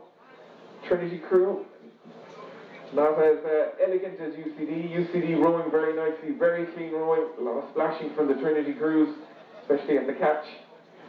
But they're doing what they need to do, as they have that quarter of a length lead that they opened up from the 500 metre mark in this final of the men's club 8. UCD are not to be done. They're staying in touch, and anything can happen in the last 500. They'll be coming down to the 500 metre mark now, and they still have that Clearwater lead. It's Trinity from UCD, Clearwater back to third place, St. Joseph's, Neptune in fourth, Shandon fifth, and Enniskillen sixth. So a very exciting finish for the crews as they come up to the 500, and I'm just getting ready to hand over. To recap, Men's Club H Championship of Ireland, it is Trinity leading from UCD. They're the 1 and 2, over to you at the finish. Yes, coming into the finish, Battle of the Universities, right in the centre, in the white, you have Trinity College Dublin, and just outside them is University College Dublin.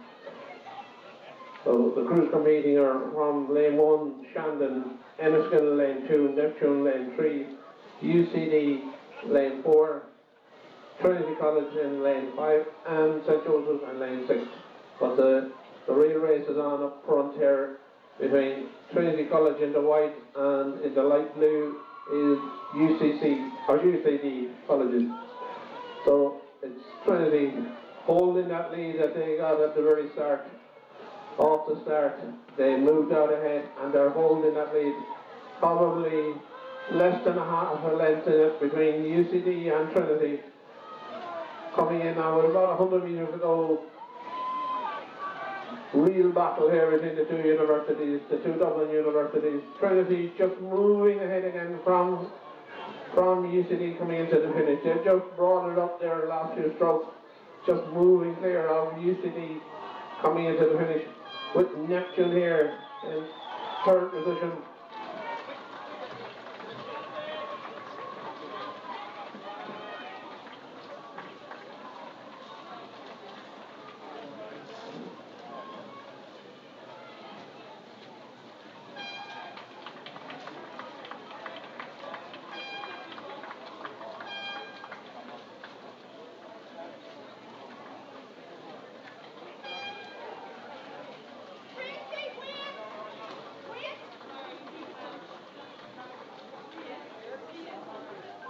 Over to you again, Brian.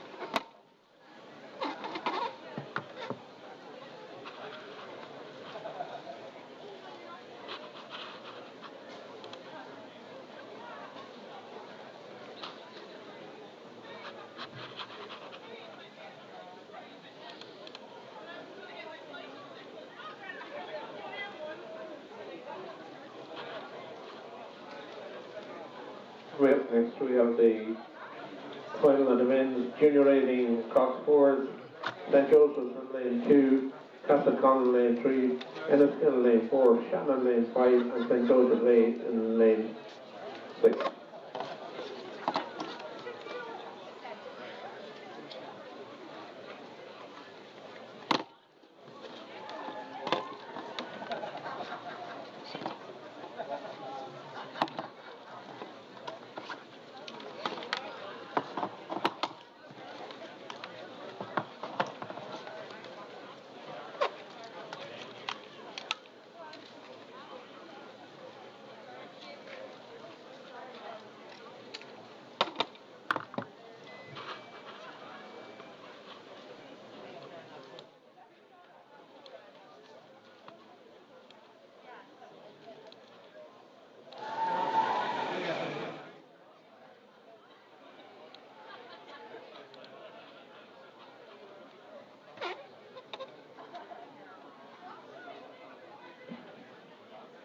So back up for the next final of this morning's session. It's the final of the men's junior 18-4. They're just underway. And it is a 5-4 final between St. Joseph's B in lane 2, Castleconnell lane 3, Enniskillen lane 4, Shannon lane 5, and St. Joseph's A in lane 6.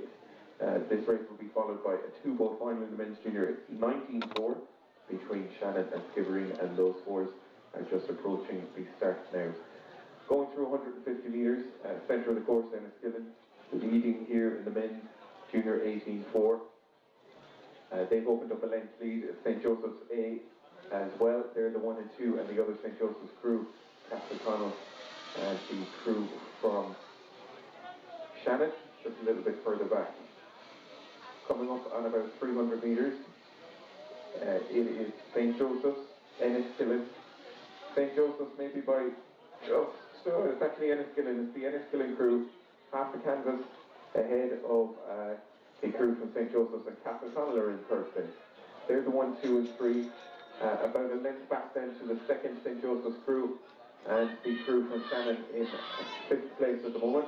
500 metre marker just going through, and Enniskillen, they have probably just a canvas lead over St. Joseph's. They're the 1 and 2. Castleconnell currently in third place, just going through the 500 metre mark. St. Joseph's nearest to us in lane 2, St. Joseph's B in 4th place, ahead of the Shannon 4 in 5th. Gone through 500. The Enniskillen crew rowing very nicely in the centre of the course in lane number 4. And the St. Joseph's crew on the far side in lane number 6. They look like the 1 and 2. Castleconnell just staying in touch. They're overlapping. And these three crews then have opened up a clear water lead over the crews from St. Joseph's, and Shannon back in 4th and 5th. So it's still Enniskillen, maybe just about half a length now. Enniskillen leading ahead of St. Joseph's. They're the 1 and 2. Castleconnell rating much higher than the crews from Enniskillen and St. Joseph's. Gone through about 700 metres, and that Enniskillen crew are continuing to move away. The Enniskillen crew now moving away, probably half a length, 3/4 length lead over the crew from St. Joseph's. Lower rate from the St. Joseph's crew, and the Castleconnell crew in lane 3 in 3rd place. Shannon now moving into 4th place ahead of the second St. Joseph's crew, just in the last 100 metres or so. But still, Enniskillen have now got into a beautiful rhythm. Very stylish rowing from the Enniskillen 4 and the St. Joseph's crew. St. Joseph's crew, a little lower rate. They look like they are going to stay in touch here. Probably just a half a length between first and second. And the stroke from Enniskillen looking directly down his lane, not glancing left or right. They're doing their own thing in the centre of the course in the final of the men's junior 18-4. Gone through 1,000 metres, and it is Enniskillen and St. Joseph's. A 2-boat race now with Castleconnell losing touch in 3rd place, just slightly back. And again, a clear water lead back to Shannon now in 4th ahead of St. Joseph's. Enniskillen still rowing very nicely, in control of this race, but that's St. Joseph's crew in lane 6, staying in touch, and very little. I'd say there's probably only half a length separating those 2 fours, but they are moving away now from Castleconnell in 3rd place. Some clear water being opened up between them in the final of the men's junior 18-4. Centre of the course, Enniskillen, lane 6, St. Joseph's. It's going to be a 2-boat race for the Championship of Ireland in the men's junior 18-4. About 600-700 metres to go. A roar from the stroke of the Castleconnell boat to get his crew going again.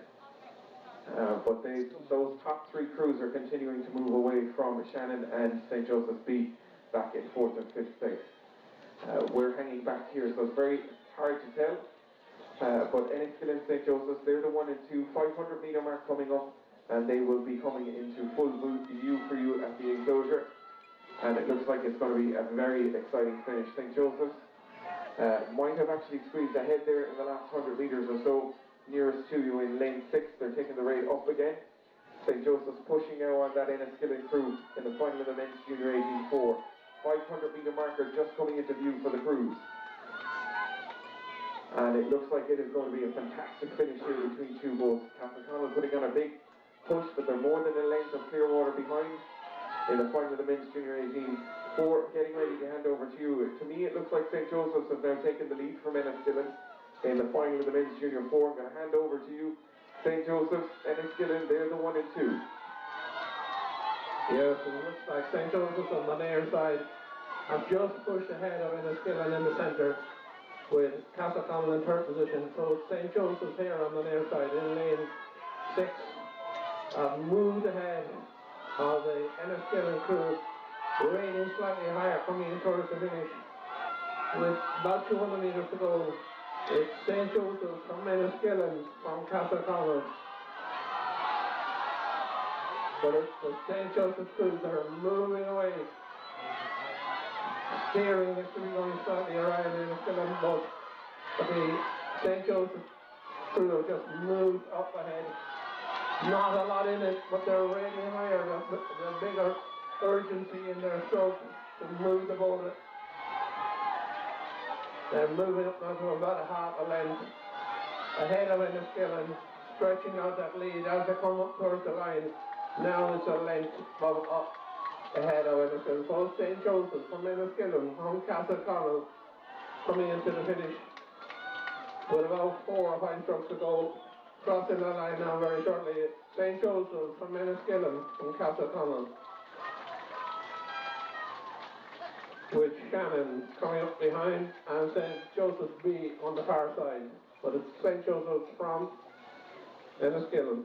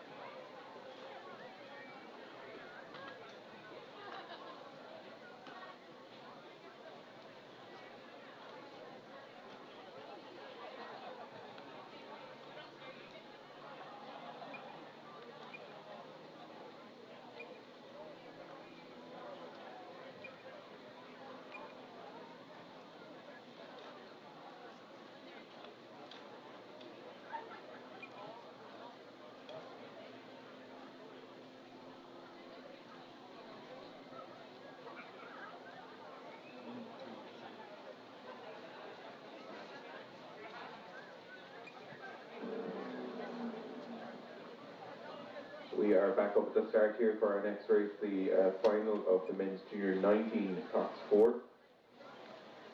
These crews didn't get to compete last year, so they went to under 19 event in places for this one championship, and it is a 2-boat race here between Shannon and Skibbereen. Crews are on the start, and we're just waiting for the start to get them underway. Just a reminder for winning crews, if you can make your way down to the presentation area. And a reminder, it is just the crews and coaches that are permitted to go down for the presentations. But any of the winning crews from this morning's races, if you can make your way down to the presentation area. Back here is the men's junior 19-4 between Shannon and Skibbereen. Just a 2-boat race, after which we'll have the final of the men's intermediate doubles. These doubles both having raced in the heats earlier on this morning. And in that final it will be Sligo, Lee, UL, Shandon, Queens and Waterford. The final of the men's intermediate doubles. And right after that we'll have the other race that was decided, the 6 finalists decided earlier on this morning in the women's intermediate 4 between UCD B, UCD A, Ban, UL, NUIT and Shandon.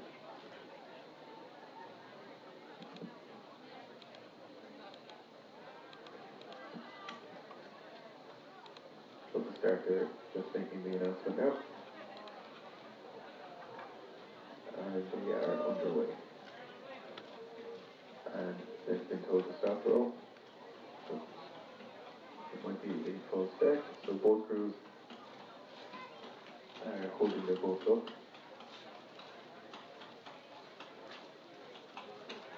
And they're going to back it down on there. We'll wait to hear what the starter has to say.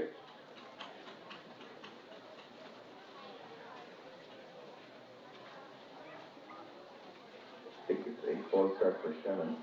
So in the men's junior 19-4, they're making their way back on. I think it was false start Shannon.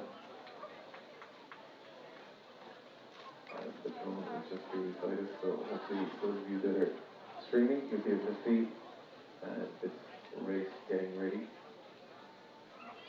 Men's junior 19 Cox 4 between Shannon and Skibbereen. They're going to get back onto the state course. Fifth last final of this morning session. After that, we're going to have the men's intermediate double, the women's intermediate Cox 4, the men's senior single, and the women's sub 4. And of course, in that men's senior single, one of our international lords,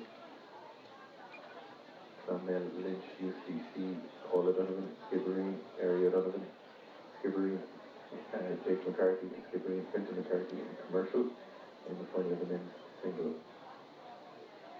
But just heard there that it is the Shannon crew have been given a false start.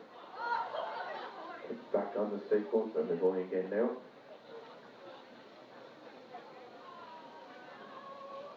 Off cleanly this time between Shannon and Skibbereen and the men's junior 19 Cox 4. Just coming through the 100 metre mark.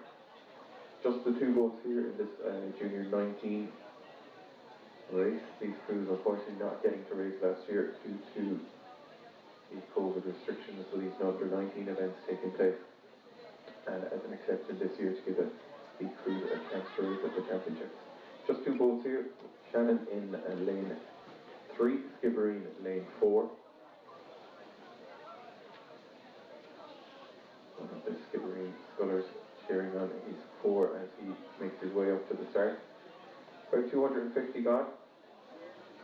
Skibbereen are leading from Shannon here in the junior 19-4. So it's Skibbereen. Just maybe half a length lead. Skibbereen coming up now on the 500 metre mark. Skibbereen leading from Shannon in the men's junior 19-4. So just about a half a length lead, the Skibbereen crew. Lots of encouragement from the other crews making the way up to the start as we go through the 500 metre mark. And it is Skibbereen 3/4 of a length from Shannon. The Shannon crew staying in touch. Gone through 500. Just 3/4 of a length now between Skibbereen and the crew from Shannon. Again, lots of encouragement coming from the bank, the drone overhead, so hopefully you're getting some great footage here of the two crews as they make their way down the course in the final of the men's junior 19 Cox 4. Both fours now striding out. Still very high race, and that Skibbereen crew pushing on. Very competitive. A little bit of a wobble from the Shannon crew, but steady as a rock for Skibbereen. They've now opened up a little bit of clear water as they go through it. Skibbereen, clear water lead now, just about a length and a half ahead of Shannon in the men's junior 19-4 Championship of Ireland.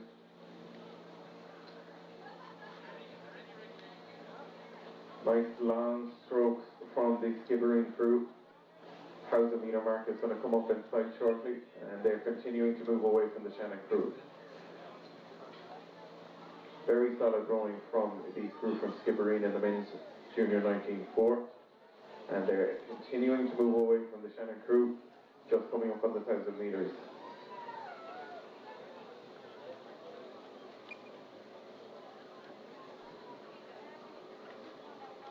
So still keeping the push on Skibbereen. They're not settling for just getting ahead of Shannon. They're keeping the pressure on to keep the boat and keep that open water that they have opened up. And just going through the 1,000 metre marker now. It is Skibbereen leading from Shannon, probably about a 2-3 length lead in the men's junior 19 Cox 4. A little glance from the bandman at Skibbereen over to the 1,000 metre marker. They know now they've gone through halfway in this race in the men's junior 19-4. It's still Skibbereen, the Shannon crew, rating slightly higher, and they're doing their best to get back into contention here to push that Skibbereen crew in the second half of this race. But in control, it's the crew from Skibbereen, all of them wearing white hats. In lane 4, centre of the course, and they, after the 500 metre mark, they've just continued to move away from the crew from Shannon in second place in the men's junior 19 Cox 4. 7:50 to go, and both Coxes encouraging their crews. The Skibbereen crew, even though they have that open Clearwater lead, they're not sitting on that. They want to continue to move away. They're looking to dominate this race, and they're keeping the pressure on. A nice push from Shannon here, rating very high, the Shannon crew, racing this like it's for my sprint, and they're coming back a little bit now on Skibbereen, so big push on from Shannon. Again, they've realised that the 500 metre mark is coming up, but it's still 2 or 3 length lead, Skibbereen there ahead of Shannon. So 500 metre mark in this final of the men's junior 19 Cox 4 between Skibbereen and Shannon. As a handover to you, it is Skibbereen leading in lane 4, 2 length lead, 3 length lead over the crew from Shannon in lane number 3. So coming into view, it's the men's junior 19 Cox 4 with Skibbereen on the near side, Shannon in the centre of the river, and it's Skibbereen leading from the start and not slackening off as they're coming in towards the finish with about 250 metres to go. It's still Skibbereen from Shannon. I'm sure if this race was over last year, there were probably 6 boats across the river. But these are the junior 19s who didn't get to row in the championships in a championship race last year. Coming into the finish, Skibbereen from Shannon. Just 2 boats entered in this race.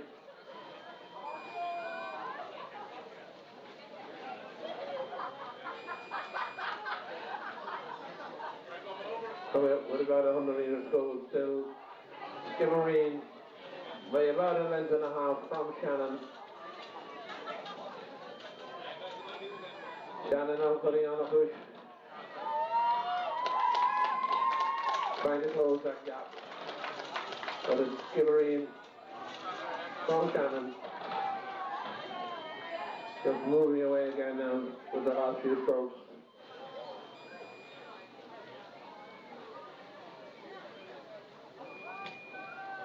So Skibbereen crossed the line now shortly from Shannon in the junior 19 Ford.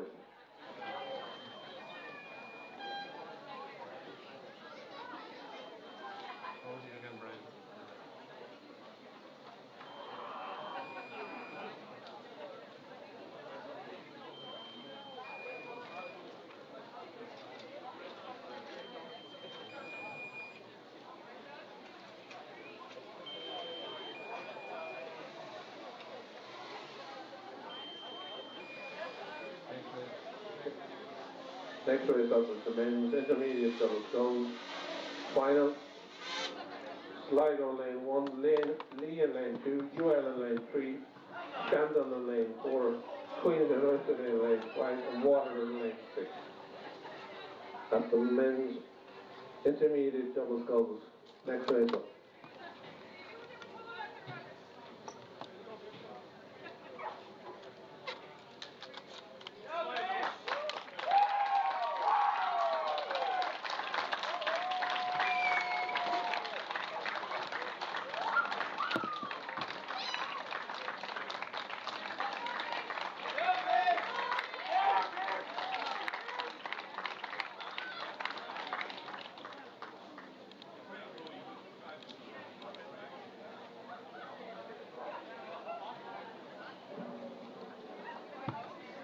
We are back here at the start now for the next final, which is going to be the men's intermediate doubles 6-boat final. These double sculls had raced earlier in the heat. We started just going through the roll call now. It's Sligo lane 1, Lee lane 2, UL lane 3, Shandon lane 4, Queens lane 5, and Waterford lane 6. They're just underway. Just started away cleanly. First few strokes for each of the doubles in the final of the men's intermediate. After that race, we can see the women's intermediate fours just getting ready to join the start. They've gone through about 150 metres down in the doubles, men's intermediate doubles. Sligo, Lee, UL, Shandon, Queens and Waterford. They're the 6 crews. And just coming up to the first few hundred metres and centre of the course, the crews from Queens, Shandon, UL.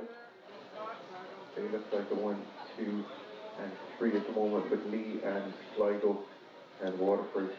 A little bit further back in 4th, 5th and 6th. Centre of the course. Very little between them, between UL, Shandon and Queens. They're just coming up level to us. Lee actually still in touch. And Sligo here. So it's the Waterford crew on the far side, maybe just a little bit further back in 6th place. Centre of the course.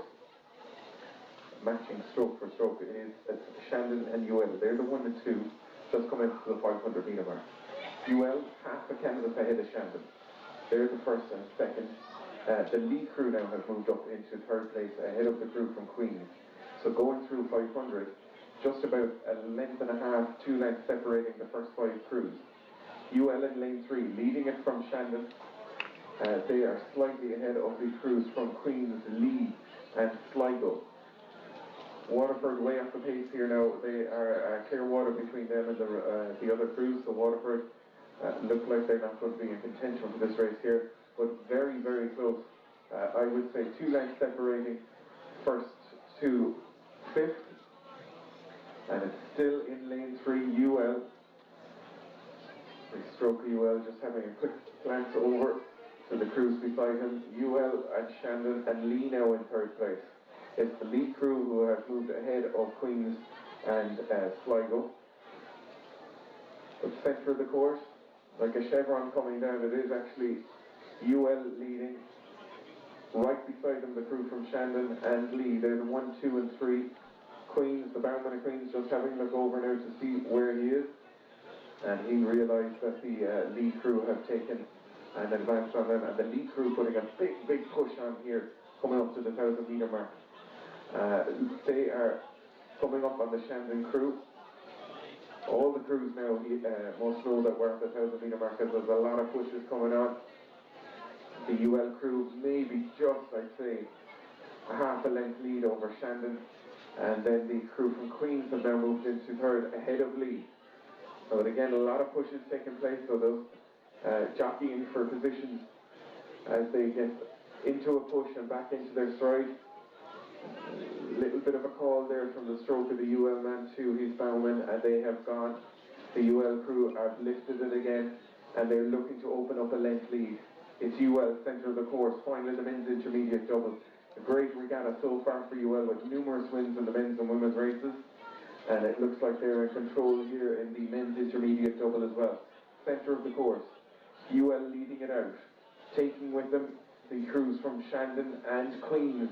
Queens in lane 5, a very good 500 from the Queens double. The crew from Lee falling back now into 4th place. And it is Queens who are pulling through the Shandon double. Bowman and the Shandon both just glancing over to see where they are. They've about 750 to go, and the UL crew are pushing again. UL, centre of the course. Little glance from the stroke man over either side of him to see the crews that are there. They're in control here. It's UL, centre of the course, leading from Queens. And then a real battle for 3rd, 4th and 5th. Shandon, Lee, Sligo, side by side, stroke for stroke. There's barely a canvas separating these 3 double skulls. But out there in front and just opening up Clearwater lead, it is UL. UL from Queens, they're the 1 and 2. Sligo now moving into 3rd place. Nice push from the Sligo double right beside us here. And they've now moved into 3rd place ahead of Shandon in 4th and Lee in 5th. Coming up to the 500 metre mark, again the stroke man of UL, he's just glancing over. They're in control of this championship race in the men's intermediate double. 500 metre mark now going through. It's UL, just about a 2 length, 1.5, 2 length lead over Queens. Sligo now in 3rd place ahead of the crew from Shandon and Lee. Very little between them at the handover. It looks like UL's for the taking in lane 3, leading this final of the men's intermediate double. Yes, coming in with about 400 meters to go. It's UL right in the centre of the leg, with Queens on the near side. They're the 1 and 2. UL still maintaining the advantage right off the start. Ahead of Queens. Battle is on for a third position. The Sligo on the far side, Lee just inside them in lane 2. And then you have the Shandon crew over here in lane 4. But out ahead it's UL from Queens on the near side. Lee and Sligo and Lee have moved ahead of Shandon and coming in towards the finish for the third spot. So it's UL from Queens. Lee putting on a big push here now to try and get the third spot from Sligo on the far side. But it's still UL just putting on a push. So are Queens putting on a push coming in here. Have they left it too late? They have been voted by UL. They're pushing. It's a very close race right to the line. It could be UL, it could be Queens. And another race going on for third position between Lee and Sligo right up to the line.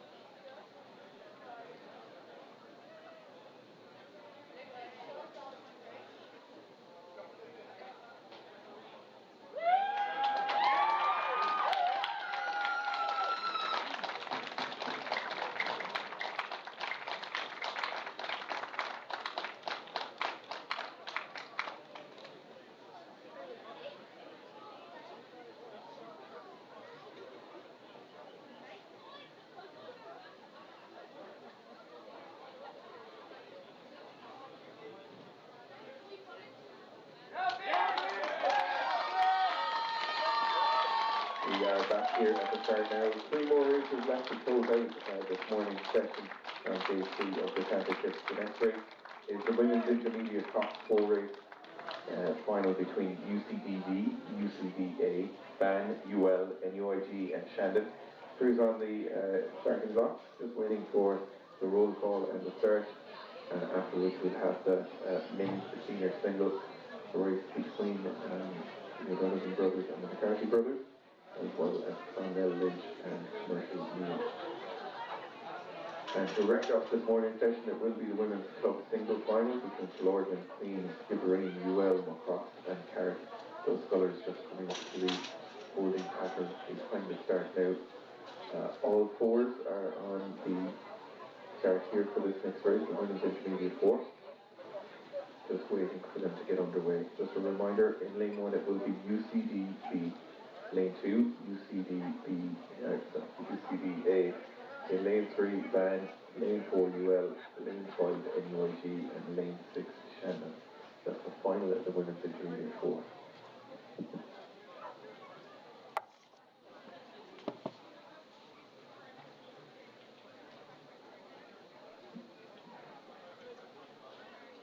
So just going through the roll call at the start.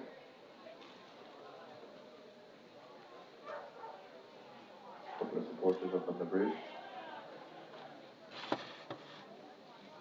So women's intermediate 4. Just a about to get off. And they're underway now. Keenly away. And again, lots of encouragement for him at the bridge. And all 6 boats get away and through the 100-metre mark.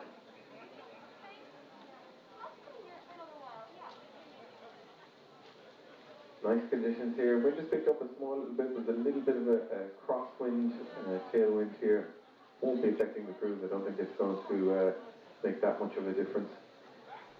A little bit of shelter maybe for the cruise over in lane 6, but certainly not like the tailwinds that we saw yesterday. They've gone through about 250 metres. Centre of the course, UL and Ban, and the crews from UCD and Shandon as well. So just coming up level to us here now in the final of the women's intermediate 4, coming up on the 350 metre mark. Centre of the course, University of Limerick, leading this from the crew beside them, NUIG, and the crew from Ban. They're the 1, 2 and 3. Shandon and the UCD crew staying in touch. All the crews overlapping here, but the UL crew have a length lead. They've taken a length already through the first 500. They are leading from NUIG in second. Ban now in 3rd place ahead of the UCD crew. They're the 1, 2, 3, 4, and it's the crew in lane 2, UCDA, that are currently in 4th place. Shandon staying in touch on the far side, and the second UCD crew back in 6th place at the moment. Just going through the 500 metre mark. UL leading by a length from the crew from NUIG, who have a canvas lead over Ban, who again have half a canvas lead over UCD, and the crews from Shandon and the second UCD crew. UL continue to move away. They're opening up Clearwater now in the final of the women's intermediate 4. That UL crew successful across the board in a number of races, both in the men's and the women's. They are leading, and very little, there's probably half a canvas between the other crews from UCD, Ban, NUIG, Shandon, and the second UCD crew back in, it looks like Shandon and UCD moving back now into 5th and 6th position. But the UL crew are continuing to move away. They've now a length and a half and a squeeze from the UL crew. They're going again. Centre of the course in lane 4. This is the final of the women's intermediate 4, and it looks like UL are establishing a very dominant lead here. And it's the NUIG crew currently in 2nd place ahead of Ban and UCDA. They're the 1, 2, 3, 4. Shandon in 5th. UCDB in 6th place. There's about coming up 900 gone. They're coming up on the 1,000 metre mark, and UL still moving away from the pack here. UL advancing that open water lead that they have.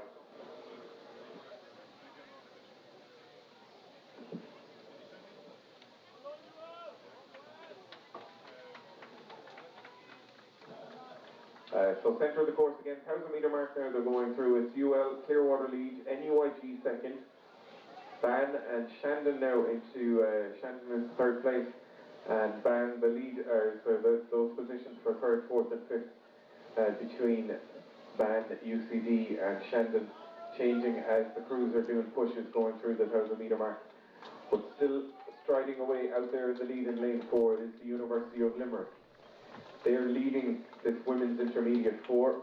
They've dominated from the start, from the 500 metre mark. They had taken a length lead, and they've moved out now to a 3-length lead ahead of the crew in lane 5 from NUIG. Lane 6, Shandon, and in lane 3, the Ban crew. So it is University of Limerick for the win here. NUIG, Ban, and Shandon, UCD, 2 UCD crews back in 5th and 6th place. The UL crew very much in control of this race, centre of the course, and none of the other 4s have been able to compete and stay with the UL crew after that initial burst from the 500 metre mark. NUIG winding it up and putting a push on here, and the crew from Ban, the stroke of Ban, just having a quick look over. They want to stay in touch here in the final here of the women's intermediate Cox 4. Championship of Ireland, University of Limerick again, they're moving on. They continue to push for the line as they come up to the 500 metre mark. Very little between NUIG, Ban and Shandon for second, third and fourth. And the two crews from UCD just a little bit further back in fifth and sixth. So there is going to be a very competitive race for second, third and fourth between NUIG, Ban and Shandon. But going through 500, our leaders from the start have been the University of Limerick, and they continue to move away from the rest of the pack. Getting ready to hand over, it's UL leading from NUIG, Ban and Shandon. They're the 1, 2, 3, 4 in the final of the women's intermediate 4. Yes, and it's UL out ahead. Crews in this race on the far side are UCD-B, UCD-A in lane 2, Ban in lane 3, UL in lane 4, NUIG in lane 5 and Shandon in lane 6. But out ahead with a commanding lead, it's UL, University of Limerick from Ban.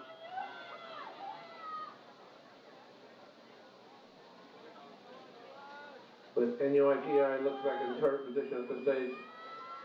But with a commanding lead coming into the finish in the final of the women's intermediate Cox fours, it's in the University of Limerick from Ban, from NUIG.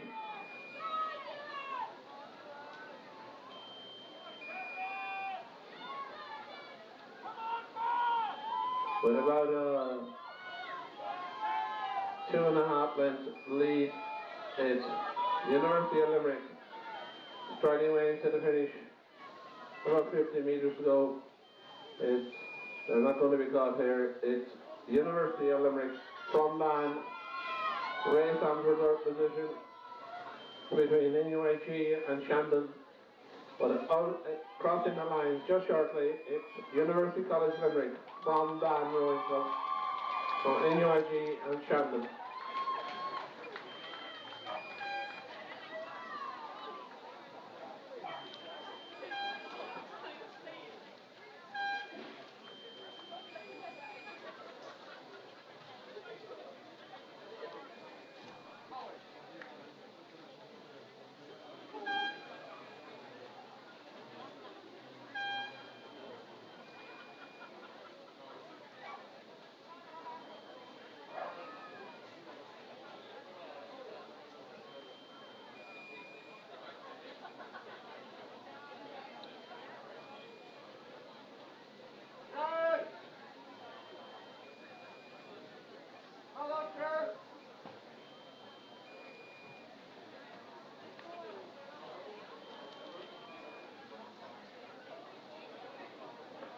Next race up, it is the men's senior sculls. In lane 1, representing Clonmel, Dara Lynch. Lane 2, representing UCC, Paul O'Donovan. In lane 3, representing Skibbereen, Gary O'Donovan. In lane 4, representing Skibbereen, Jake McCarthy.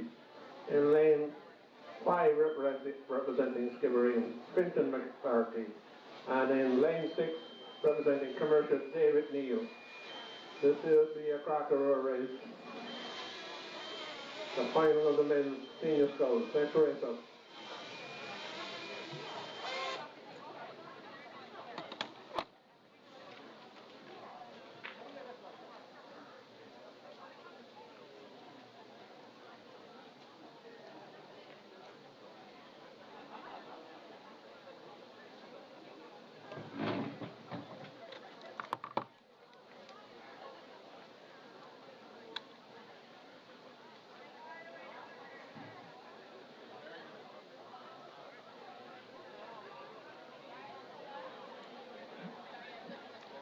Back here at the start, we're getting ready for our second last final of this morning's session. It's the final of the men's senior singles. A lot of our international athletes competing here. Lane 1, Clonmel Lynch. Lane 2, Paul O'Donovan UCC. Lane 3, Gary O'Donovan Skibbereen. Lane 4, Jake McCarthy Skibbereen. Lane 5, Finton McCarthy Skibbereen. And Commercial Neal in lane 6. So just doing the roll call here.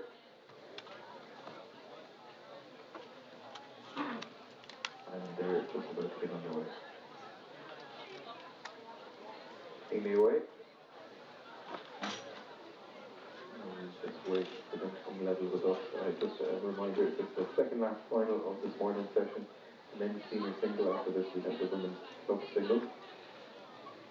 But in the men's senior single, Clonmel lane 1, UCD, O'Donovan lane 2, Skibbereen, O'Donovan in lane 3, Jake McCarthy, Skibbereen lane 4, Fintan McCarthy, Skibbereen lane 5, and Commercial Neil in lane 6. Just going through about 200 metres.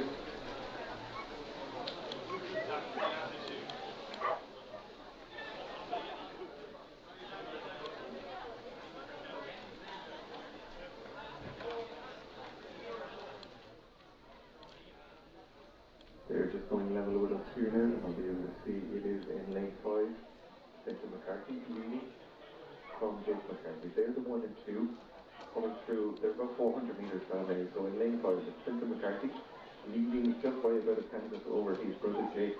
They're the 1 and 2, and then a little bit further back it is Gary O'Donovan in 3rd place, Larry Lynch in 4th here, and Clonmel lane number 1, and currently Paul O'Donovan in 6th place, the Commercial Sculler in 5th.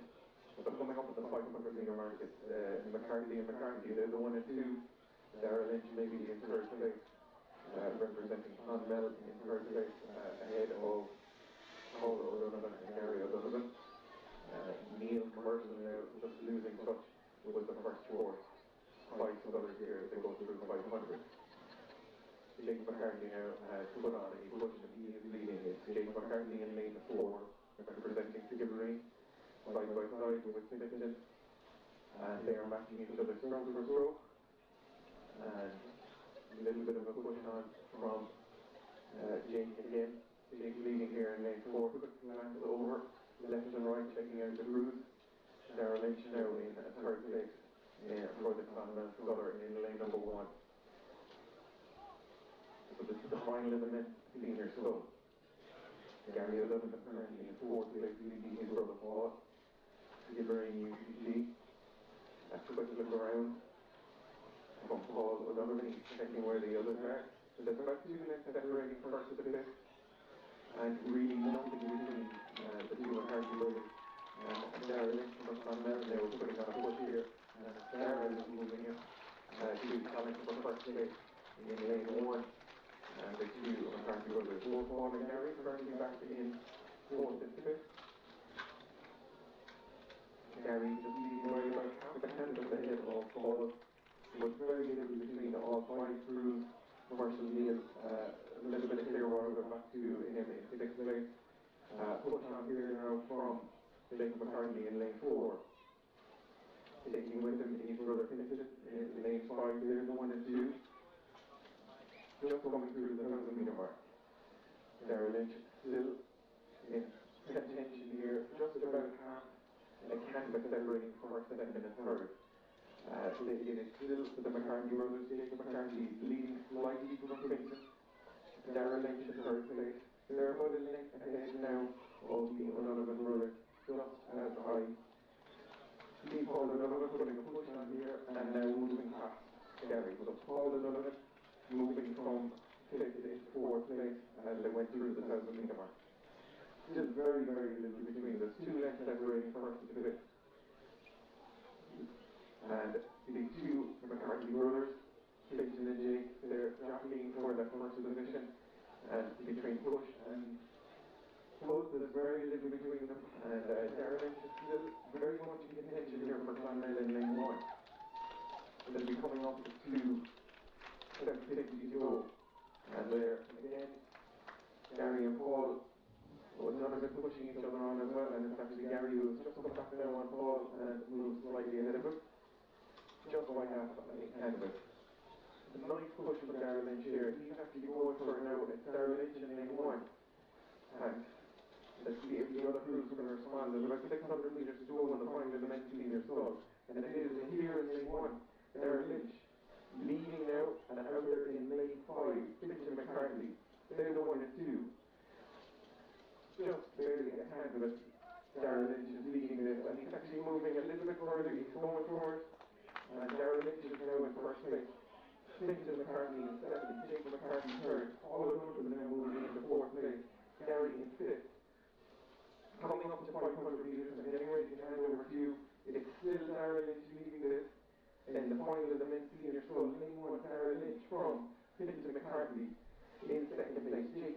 third thought it would have been fourth, Gary Donovan in fifth. Over to you as the finish for the final of the men's senior singles. So with 5 sellers on the line coming in, on the far side is Darrell Lynch and Conor Wells. Paul O'Donovan from the ECT just beside him, Gary O'Donovan right in the centre.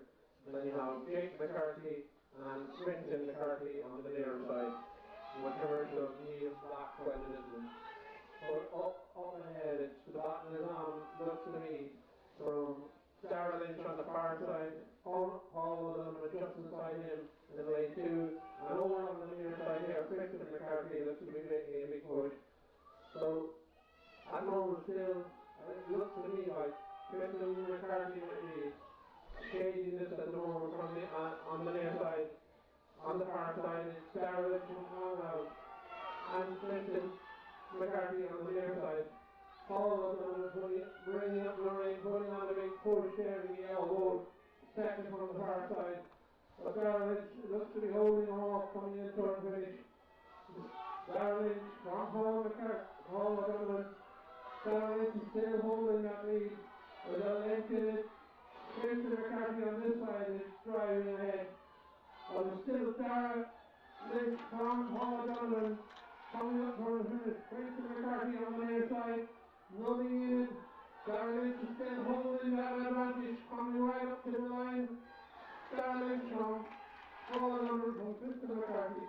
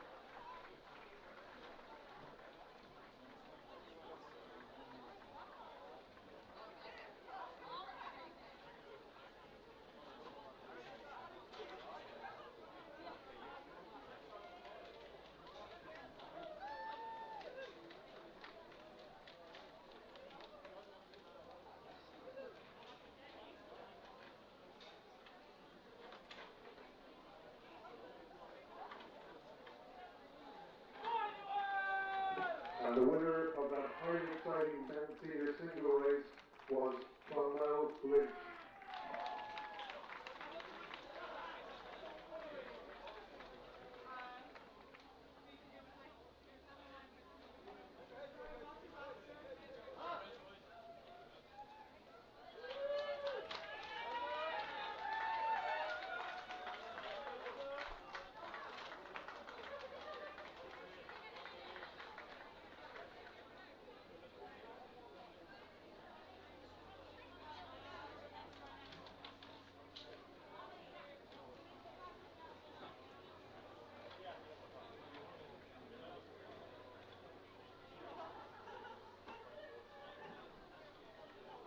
Here now is going to be the final of the women's club singles. Nick Walker is keeping Norman, Flittering, Ewell, McClough and Harris. These runners already raced previously this morning. And that will be the last race of this morning's session, which was the lunchtime race. The women's club singles coming up shortly. All the crews are closing on the singles, just waiting for the roll call and see what this will start. We'll bring that to close out this morning. Selections of finals.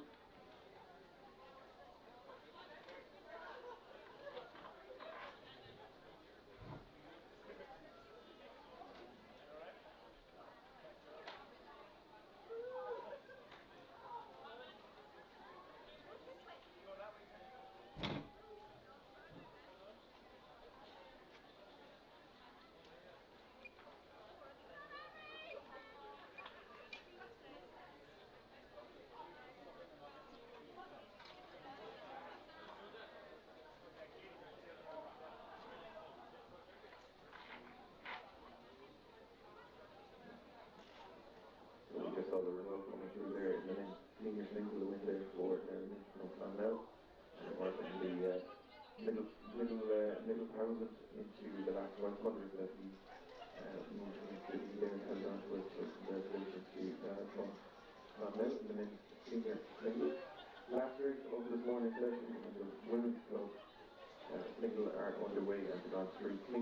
through 150, 200 metres. And once again, we will have 6 votes here: Lord Gallagher, Queen McCormick, Skibbereen McCarthy, UL Coffey, Mockross O'Sullivan, and Carrick Reynolds, 6 colours. And centre of the course, UL Coffey, leading from Skibbereen McCarthy, there, the 1 and 2. A little bit further back then to the colours from Queens, Mockross, Carrick and Lordan. We're up to about 300 metres now and we're drawing level, and it is opening up here with UL Coffey and Skibbereen McCarthy. They're the 1 and 2. Just about a length lead here for the sculler from UL in the final of the women's club. She's got just about 3/4 of the length. 3/4 of the length for UL Coffey, leading over Skibbereen McCarthy. They have clear water going through 500 metres. They've opened up clear water ahead of the scullers from Queens in 3rd place, Mockross in 4th, Carrick in 5th, and Florida in 6th. Going through 500 metres, this looks like Skibbereen and UL the 1 and 2. And a little bit of a mistake, a boat over there from lane 6, Carrick, and she hit a boy. And she has missed out on a stroke or two, just getting back into her rhythm now, going through 500 metres, and she has moved back into 6th place. Out on front, in the women's club single, lane 4, Coffey UL, she's leading ahead of Skibbereen, and they are clear water then ahead. In 3rd place, it's McCormick from Queens in 3rd place, and the Mockross sculler in 4th. Killarney in 5th, and the crew, the sculler from Carrick back in 6th, just trying to recover now from that incident that she had, just losing a stroke or two, leading a boy going through the 500 metre mark. So last final of this morning's session. Looks like it's UL for the taking, because it's UL opening up now a clear water lead ahead of Skibbereen. So UL Coffey ahead of Skibbereen McCarthy, they're the 1 and 2. Very close then between Queens, McCormick and Mockross O'Sullivan for 3rd and 4th, and equally as close for 5th and 6th between Killarney and Carrick. But centre of the course, continuing to move away in lane 4, it is the sculler from UL. She has taken a lead going through the first few hundred metres and continues to push on here in lane 4. Clear water lead now over Skibbereen in lane 3. And as I said, a real tussle on here for 3rd and 4th and 5th and 6th, Queens and Mockross. Queens in lane 2, McCormick, Mockross O'Sullivan in lane 5. And the sculler then, Lord Gallagher in 5th place, just ahead of Carrick, as they come up to the 1,000 metre mark. 1,000 metres just going through now. It's the UL sculler Coffey leading in the final of the women's club single. She's opened up a 4-length lead over Skibbereen McCarthy, they're the 1 and 2, and continuing side by side, very little between 3rd and 4th, between Queens and Mockross, and Killarney and Carrick for 5th and 6th. This is our last final of this morning's session, the women's club single. It's UL for the taking. She continues to move away, opening up even more of a clear water lead ahead of Skibbereen in 2nd place. Mockross now moving into 3rd ahead of Queens. So Mockross O'Sullivan in 3rd place. And let's see if she can get back into contention for 2nd place, challenging McCarthy from Skibbereen, who is currently holding on to that spot. Centre of the course in lane 4, UL, winner of the heat earlier on in the women's club single. It's UL Coffey, leading now by probably 5 lengths ahead of Skibbereen McCarthy. In 3rd place, Mockross, 4th place, Queens, 5th is Killarney, and 6th is Carrick. 750 to go, and coming into view into the enclosure will be Coffey from UL, leading out this women's club single to close out the racing this morning. And again, perfect conditions here, very slight tailwind, nothing that will affect the crews or favour any of the crews. Just a little steering warning for the Skibbereen sculler from the umpire, and the Mockross sculler might capitalise on that to move into 2nd place. But UL continue to move on She's every stroke is just pushing out further and further in her lead in the final here. Skibbereen Sculler running into more issues, hitting a boy here in second place. But out there in lane 4, UL Coffey, she's leading out the women's club for 500 metre mark will be in sight for her shortly. And then they bunched up in the middle of the course here with Muckross, Skibbereen and Queens for second, third and fourth. Muckross now challenging, Muckross O'Sullivan challenging Skibbereen McCarthy for second place. Just going through 500, last race of the day, in the women's, last race of this morning in the women's club single, it is UL Coffey in lane 4, leading from, it looks now, Muckross in second place in lane 5, Skibbereen in third place ahead of Queens, and then very little between the last two scullers between Killorglin and Killorglin in fifth place, Carrick in sixth. As I hand over to you in the finish, women's club single, it's Coffey UL leading.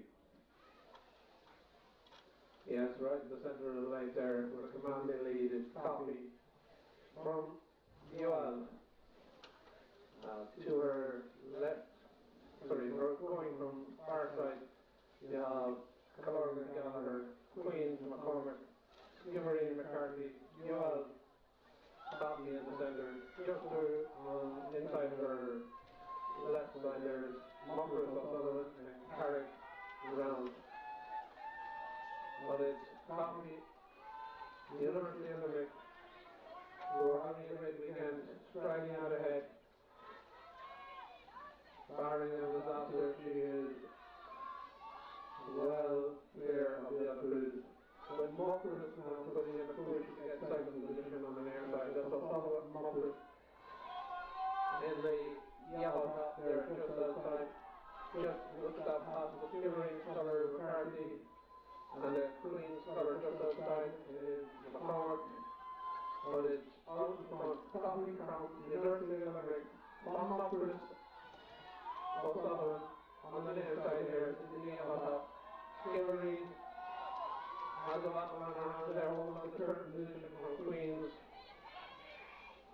McCormick, but coming up towards the line with about 10 strokes to go, it is Coffey from University of Limerick, about to cross the line any minute. Then it's Muckross O'Sullivan in second place, Skibbereen McCarthy just to back up into third place. That's the last race of the morning session.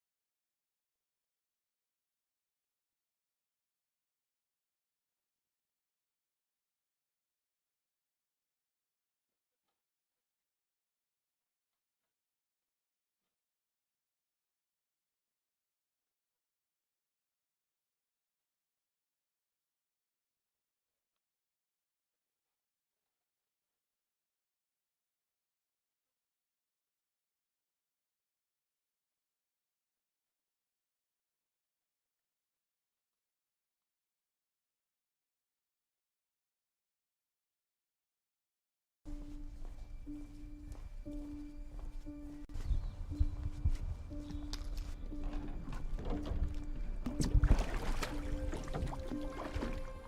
you're the first boat pushing across the lake and it's nice and calm, you feel like you're exploring unknown territory. Being out on the water is, that's like the Garden of Eden. That's peace. That's somewhere where you leave your problems behind. I have my own business and you're under pressure, but you step in the boat, push off the slip, everything is left behind you. You don't have to be the strongest, but you can still win just by being really technically good, figuring out what the water is doing and what you need to do to make it work. The easier it looks, the better it is, but at the same time, it takes a lot to make it look easy. It's a bit like an iceberg. They see the top bit, but there's a lot happening under the surface. It's for all ages. I've seen 8-year-olds out rowing, I've seen 80-year-olds out rowing, so I think it's for everyone. And it doesn't have to be a big competitive sport that all you want to do is race. I mean, I'm a para rower, so I'm TA, which is trunk and arms. So when I'm rowing, I don't use my legs at all. There are folks in every kind of community that take part, and it's a sport which brings people together. If you're sitting in a boat with somebody else from a different work environment or a different social environment, you're depending on them and they're depending on you. I'm always in a single, but it's not really just me who does it. First, there's a team. At the top level, there is an awful lot of pressure in this sport. You have to perform, especially if you've set your goals and vocalised them, you do need to perform. You know, that actually gave me the confidence to take a career in medicine, which is a tough career. We have tough bosses. I kind of felt coming from rowing, I'd always seen a tougher coach, so it didn't really bother me as much. It just gives you the confidence to go and do something, you know. I've been able to associate my general approach to life with some of the skills that I've learned. I mean, planning, discipline, a belief in oneself, and especially when the chips are down and I've had some difficult situations, I've never given up on myself and I've never given up on where I hope to be. I since went on into business after rowing, and still nothing was tougher than the 10 years of hard training I'd done as an oarsman. Nothing. There's a lot of failure along the way. You learn from it, and it's the same in work. Not everything works perfectly, not everything goes to plan. I was so lucky that I did get to race internationally and I got all the buzz of competition, which, you know, is really hard to live without actually now. I think it means a lot for people to row for Ireland, and people do support each other an awful lot. Irish people can realise that they can be the best in the world, and we've a programme in place now at Rowing Ireland where we're going to try and achieve that.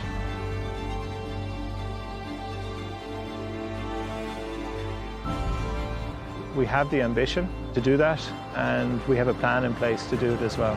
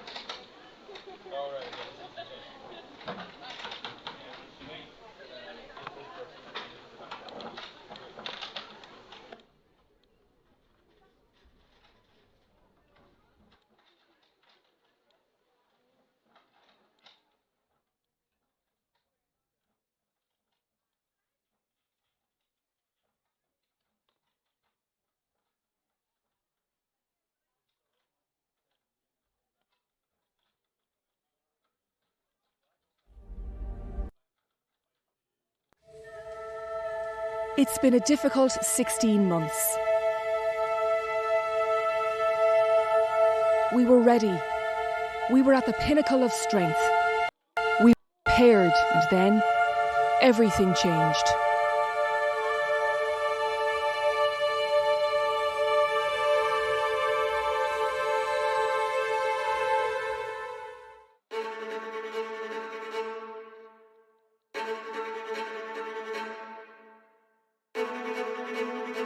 The restrictions are easing and training is back and as intense as ever.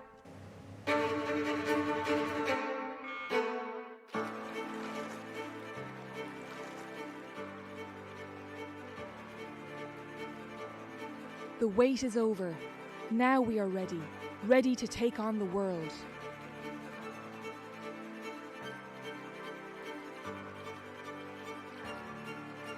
All those long days, the dedication and years of sacrifice.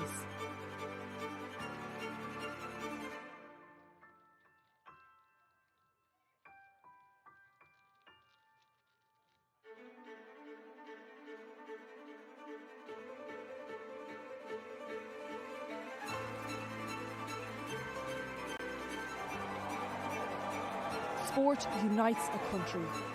And now we look forward to race, to do our family, clubs, supporters and Ireland proud. Come join us on our journey.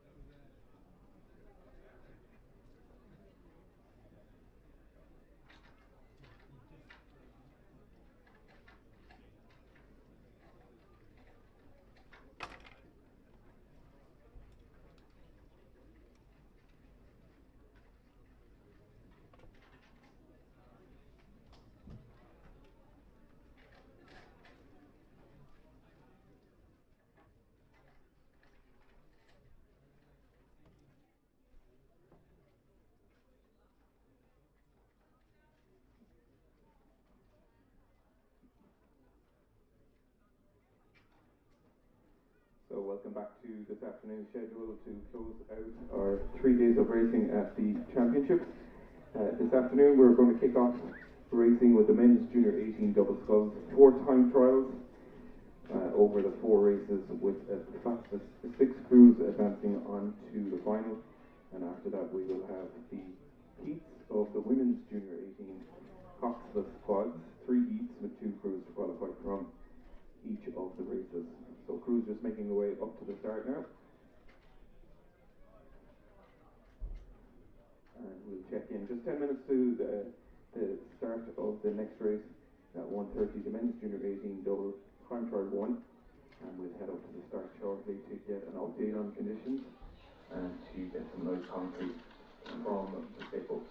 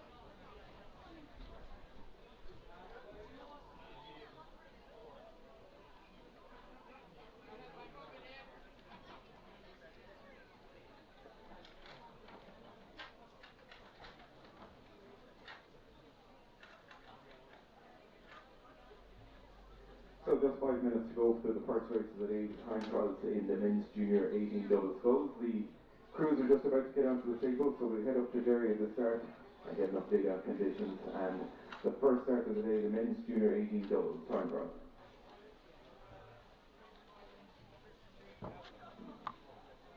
Thank you, Brian. Welcome along to the afternoon, the final session of, was an hour interlude between this session, Sunday afternoon here at the Rowing Championships. We're up at the start. This is probably the best conditions of the weekend now that we are experiencing. And we have the men's junior 18 doubles heats. We have 3 heats coming up now. First race in 5 minutes time, just been announced by the starter. We will have 3 races of 6 in each.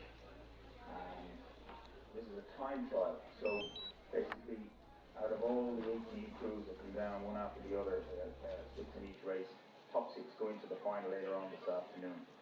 So that's how it will work, and that race will be at 15:35. So looking at the time here, we've got about 4 minutes left now before the start, and this race, the lineup will be as follows. So in lane 1 on the far side of the enclosure, we've got Skibbereen B. Lane 2, Neptune Rowing Club from Dublin. Lane 3, Skibbereen C. Lane 4, Castleconnell Limerick B crew. Lane 5, Shandon C, rowing on the Marina in Cork. And lane 6, Athlone A. Athlone having a tremendous regatta. They've already bagged 2 championships this weekend, and with their new clubhouse just built and 2 championships now to take home this weekend, they are on a massive high down there in Athlone for sure. So well done to them. That's the lineup for the first time trial, as these crews now attach themselves to the starting blocks. And it's absolutely lovely up here. I wouldn't mind a little row myself, I have to say, but that'll have to wait. So no excuses for conditions, etc. As the crews now get a 3-minute roll call time. Now it doesn't have to be 3 minutes, it'll be roughly that, but we'll wait and see now as they all get ready here. So we'll have a little break and we'll come back to you now as soon as the orange light flashes and they come under starters orders, probably about 2 minutes time.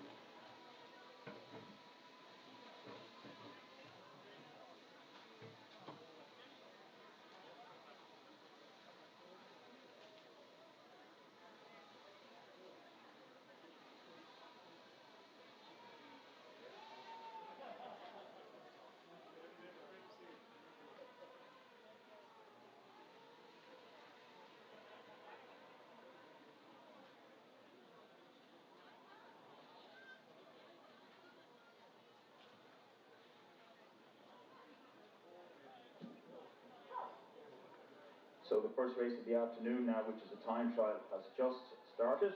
They're away cleanly, and the lineup again is Skibbereen B on the far station in lane 1, Neptune Rowing Club in lane 2, Skibbereen C in lane 3, Castleconnell B in lane 4, Shandon C lane 5, Athlone A in lane 6 on the near side. All crews overlapping through the first 100 metres. A slight bit of steering, which the umpire have to come in on and get a few crews to stay in their lanes, but it's all okay. Time trial, get down as fast as you can. So, very simple. Very simple, but indeed they have to, in some ways it's hard to know which some crews would prefer to be doing. But you could be out by 4 or 5 lengths and still not make the final, that's the problem. Or you could finish in the pack somewhere, 4th or 5th, and still make that A final. But out in front now on the near side in lane 6, leading the way here already by about 1.5 lengths, is, as I mentioned there, Athlone. Athlone having a tremendous weekend now, and they're double now, looking like one of the favourites already in this first time trial, certainly in this lineup. And they've got about 1.5 lengths on Skibbereen on the far side in lane 1, who have a 1.5 lengths, sorry, 0.5 length on Neptune in lane 2 beside them. So they're the top 3, and then just 0.5 length back then to lane 4,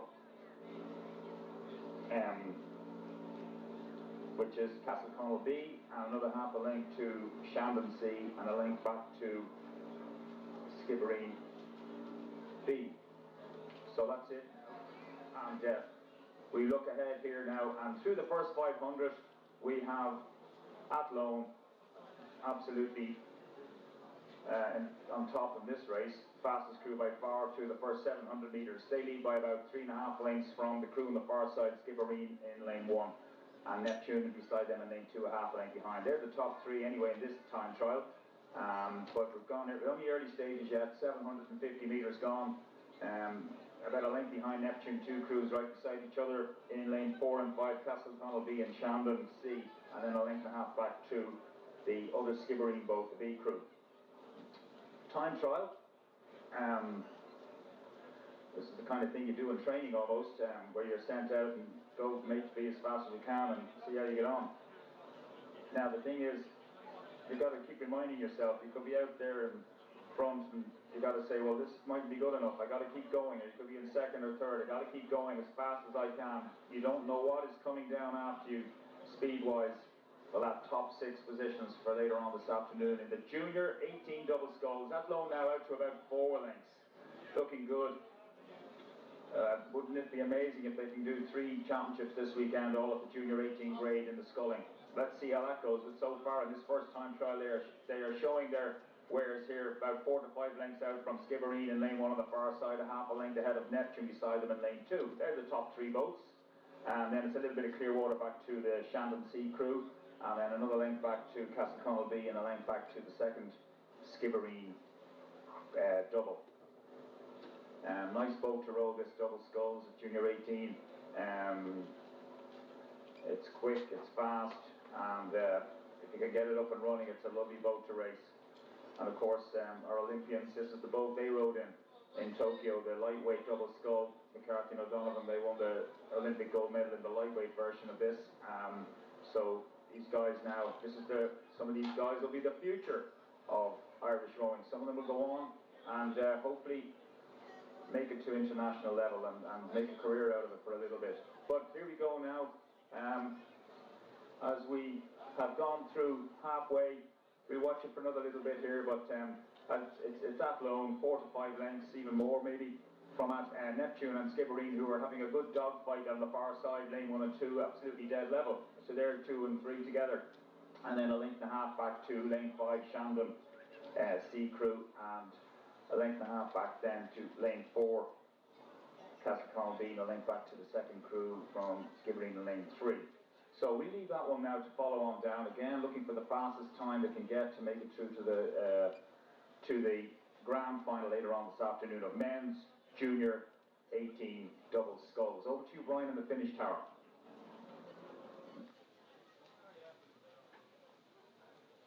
Coming close on the last 500 now, the crews in the first time trial, the men's Junior 18 double scull. Skibbereen, Neptune, Skibbereen, Castleconnell, Shandon, Athlone. It's the Athlone crew, nearest the enclosure in lane number 6, leading this out. Very little then between the crews, but you can see the amount of clear waters out of there. Athlone, we already said, have won the men's junior scull, men's quad yesterday as well, so they're going for the triple in the sculling event.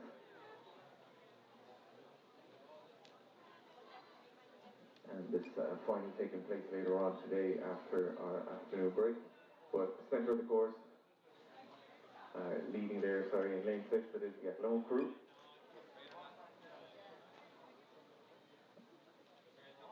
Fresh from the win in the quad yesterday and the single scull on Friday in the torrential rain. A very exciting finish in the single scull.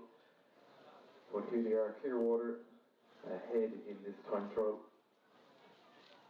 So Athlone nearest to us, and then these crews from Shandon, Neptune and Skibbereen pushing each other along there in 2nd, 3rd and 4th, and the crews from Castleconnell and the other Skibbereen crew. But some fantastic double sculling on display here from Athlone as they continue to push for the line. Again, fastest times going through, fastest times from the 4-time trials.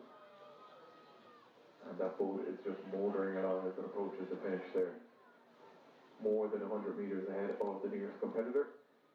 So finish line in sight for the crew from Athlone in the 1st-time trial, men's junior 18 double. Just crossing the line there. And the crew from Neptune there leading in 2nd place ahead of Skibbereen and Shandon nearest to us. It's going to be Neptune coming up. And again, hopefully their times will be some of the fastest 6 that will allow them to move on to the final. So very exciting. There's Neptune coming in. Just very little between Skibbereen and Shandon. Just a glance over for the bowman and Shandon over at Skibbereen. Finish line just coming up there for the guys.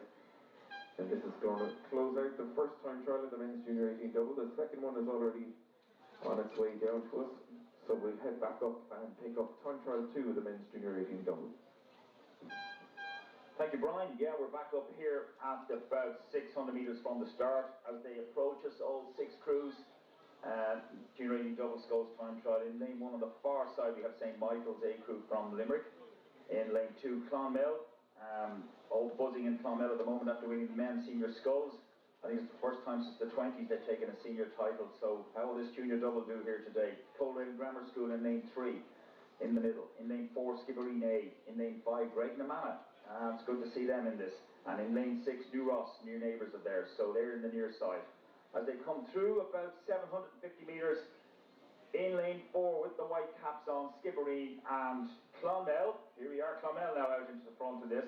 By a half a length from Skibbereen, and the crew on the far side, St. Michael's, they're dead level. They're the top 3, and then it's a length back to the crew from New Ross on the near side, and then another length back to Athlone, Coleraine Grammar School, apologies, and then a considerable distance back then to Graiguenamanagh. So as we move along with this one, in lane 2 and in lane Clonmel and Skibbereen A, they're the 2 leading crews now, practically level. And then on the outside, St. Michael's and New Ross, practically level for 3rd and 4th, and then a length and a half back to Coleraine Grammar School. And then Graiguenamanagh following up in the rear. So as we watch this race, some good quality rowing from some of these crews now. That Skibbereen crew looking quite strong in lane 4 in the middle, and Clonmel in lane 2. Of course, when you're out in front there, you can dictate, but you've got to keep pushing all the way down the tracks here. Get that time to get through. Top 6 crews make it to the final. It does help when you're attached to another crew beside you. You can help each other, push each other along. Sometimes when you get out in front, you might back off a bit, and that doesn't help if you're in a heat that's not as fast. So it's really a matter of just rowing your own race here, your own time trial. But Skibbereen in the middle in lane 4 with the white caps and the white blades, looking quite strong, probably slightly ahead of the crew from Clonmel in lane 2, 1 from the far side, and then we have St. Michael's Limerick right out on the far side in 3rd position, and then about a length ahead on the crew on the near side in lane 6, New Ross, and a length and a half back to Coleraine Grammar School. So we watch it for another little bit. I love watching the double sculls, especially when they're moving along nicely, just dropping it in now. Lovely rowing from the first 2 crews there. So Clonmel are getting a bit of a ride with the guys from Skibbereen now, trying to stay with them. That will help them getting that fast time. So these 2 crews working off each other. We just watch it for another few more strokes, but it's Skibbereen in the middle with the white caps in lane 4, probably slightly ahead of the Clonmel crew. Skibbereen looking slick there from Clonmel, and then in 3rd position we have on the far side, St Michael's Limerick, and New Ross on the near side, followed by Coleraine Grammar School. Brian, I'll hand this one over to you in the tower. We'll head back up for the next time trial. So just through the 500 metres to go in second time trial, the men's junior 18 double sculls. St Michael's in lane 1, Clonmel lane 2, Coleraine in lane 3, Skibbereen in lane 4, Graignamana in lane 5, and New Ross in lane number 6. So Skibbereen centre of the course in lane number 4. Leading along with the crews from Clonmel and St Michael's, they look like the 1, 2 and 3. It's coming down now to about 2:50 to go, some encouragement from the back in this second time trial, second of 4 time trials. And with the fact that 6 crews from the 4 races advancing on. So the crew from Clonmel now just picking it up and looking to put on a charge and punish this Skibbereen crew. St Michael's staying with them on the far side nearest to us. It is the crew from New Ross as well. Down to about 100 to go. And Clonmel, Skibbereen, they're the 1 and 2. And then New Ross and St Michael's backing it out for 3rd and 4th in the second time trial. Skibbereen rolling very nicely now, taking the right off Clonmel, pushing them all the time as they approach the finish. And their times will be combined from the previous race to find our overall fastest 6. But Skibbereen just about maybe a length lead over Clonmel, half a length lead over St Michael's. They're going to be the 1, 2 and 3 as they come up to the finish.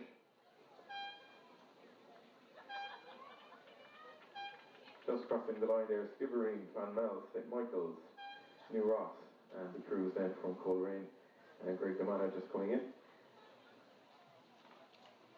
That's time trial 2 in the men's junior 18 double scull.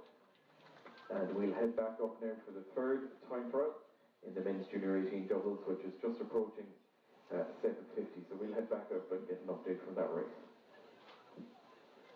Yes, Brian, 7:50, 800, correct. That's where we are here, the 3rd time trial. And we have Commercial A on the far side in lane 1, Commercial A from Dublin. In Athlone B, probably the other 2 from the quad, successful quad, I would guess, in lane 2. In lane 3, St Michael's B crew from Limerick. In lane 4, Shandon B crew from the Marina in Cork. In lane 5, Castleconnell Limerick A crew. And lane 6 on the near side, Lee from the Marina again B crew from Cork. So that's the 6 crews as they come up to 1,000 metres. And out in front, it's Athlone. It's the first in lane 2, leading the way by about a half a length from St Michael's in lane 3 beside them. And then it's a length back then to to Castleconnell A in lane 5. So we're just we have to watch our steering there for a little bit, but we're okay as we move up. Yeah. Now this is spread out a little bit, but Athlone and St Michael's over on the far side. Athlone B, St Michael's B, the 2 B crews are the first 2 crews here in this 3rd heat of the time trial with the men's junior 18 double sculls. Then in the middle lane we have the Castleconnell A crew about a length back. They're the first 3. Then it's a couple of lengths back to Lee B. So yeah, Castleconnell and Lee very similar in colours. That was where I was getting slightly thrown there for a little bit. But that's it now. Castleconnell leading Lee. And then it's a half a length back to the crew in lane 4, Shandon B crew, and then Commercial on the far station in lane 1. So that's the way it is. Well spread out here as we watch it now, just moving along with them nice and slowly. We'll just tip along now. And yes, Athlone B and St Michael's on the far side continue to lead with the Castleconnell crew in the middle there in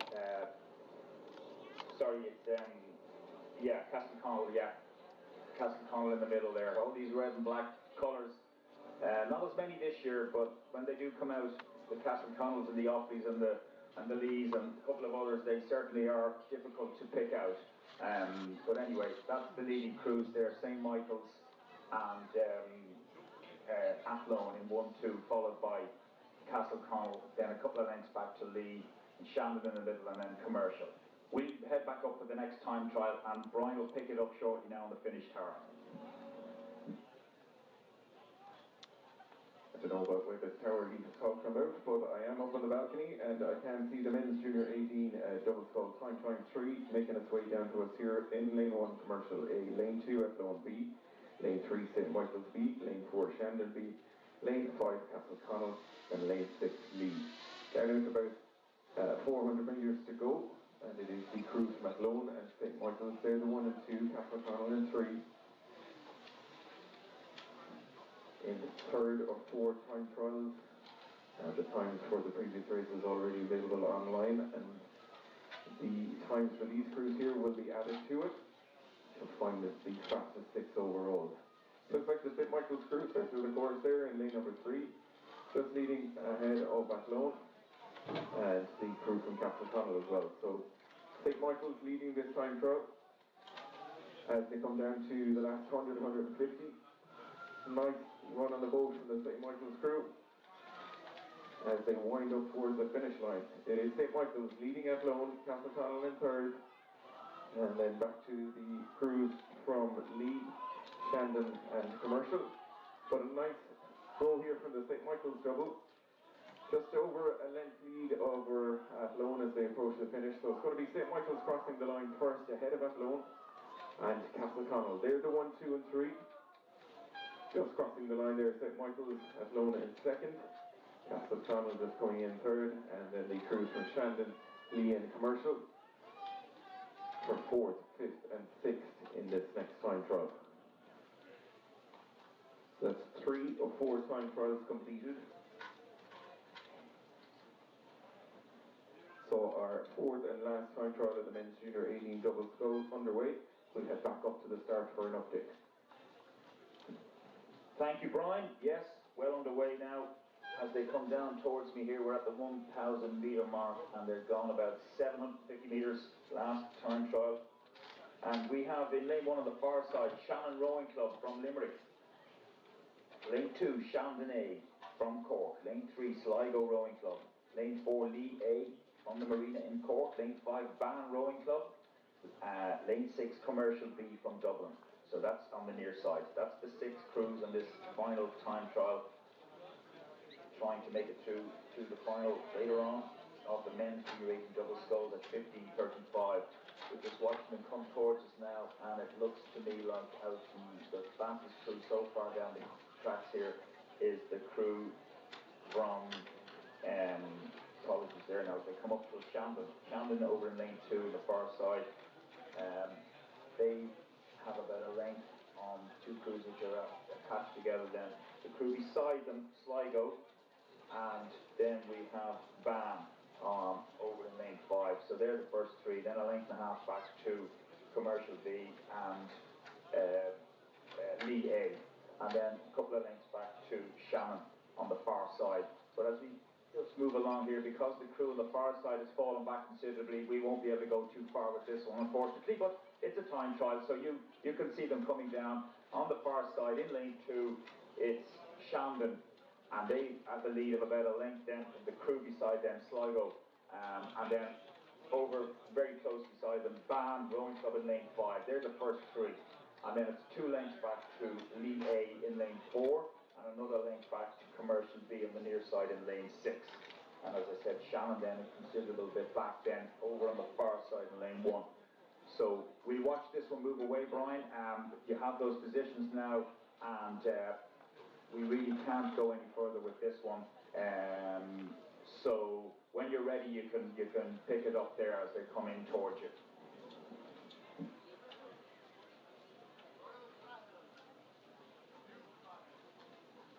So about 750 out in the 4th time trial of the men's junior 18 double.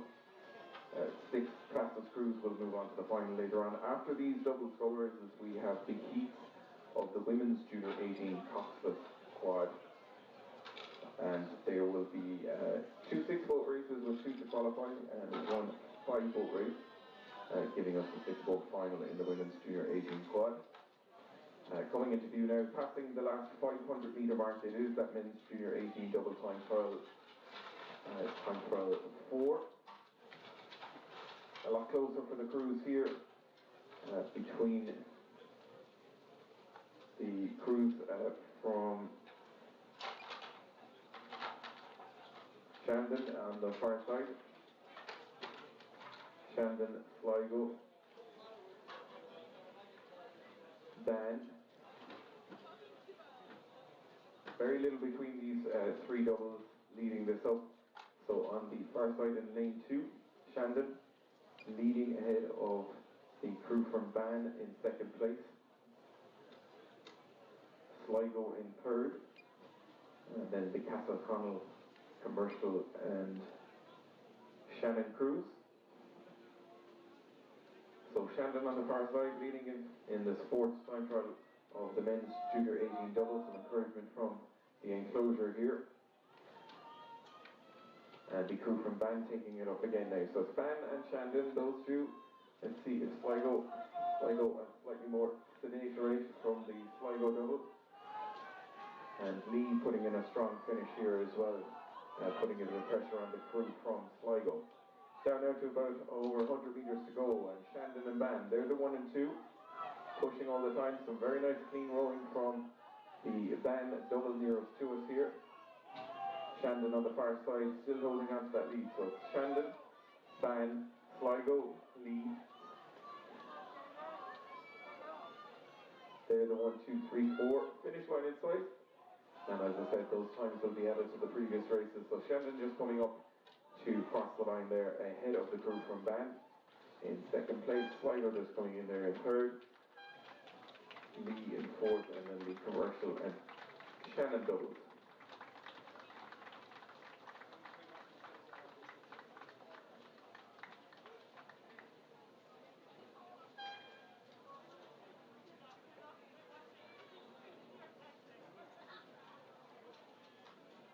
So the times will shortly be available on the results, and we'll be able to see our fastest 6 crews moving on to the final later on today.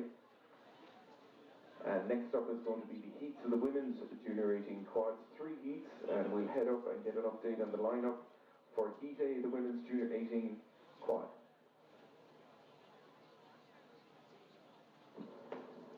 Thank you, Brian. We are in plenty of time for this race, so I'll be doing well now to keep chatting away for the next 8 minutes before this race commences, but I'll talk a little bit anyway. Obviously we have the women's junior 18 quads, and it's always a fast and furious one as they're coming in now from the hold, and they'll be docking up soon to get on to the start. We've got 3 heats coming up now over the next 15 minutes. First one starts at 2 p.m, so we have another 8 minutes there, and they're not attached or anything yet, they're just coming over now. We got 6 boats now in this, and the lineup on the far station will be Carrick and Shannon B crew from County Leitrim. Then in lane 2, Colostic Noy to Jez from Galway, from the city, rowing out of there. And then Carrick and Shannon A crew, so 2 Carrick crews in this one in lane 3. Skibbereen from West Cork in lane 4, Galway Rowing Club from the city of Galway in lane 5, and New Ross Boat Club in lane 6 on the near side. New Ross, great stretch of water down there. Used to go down training years ago, and hopefully they're going to have a head of the river now this autumn, and it's a great place to row down the Barrow. It joins up with the Nore, and then you row into New Ross, and you get fed well afterwards after you come in. But yeah, hopefully if you always if you want looking to go attend any of these events, New Ross is always hopefully to stay on the calendar. That's suffered a little bit in the last number of years. But anyway, New Ross got me thinking there as they line up and getting attached on lane 6 on the near side. The women's junior 18 quads, and they don't. There's no coxswain in this boat, so somebody will be steering it in the shoe. Generally, it'll be the girl in the stroke seat who'll have a good view back down the boys and keeping them straight as possible. Tricky one, and in some cases doesn't always work. Yesterday we had a bit of an incident where the girls from Ban got disqualified for going out of the lane and interfering, and that was sad, but there are rules there, and so they had to come off the course and restart without them. So hopefully we won't have anything like that now here, and they get away straight in all these 3. That's 18 crews coming down over the next 3 races of the girls' junior 18 quads.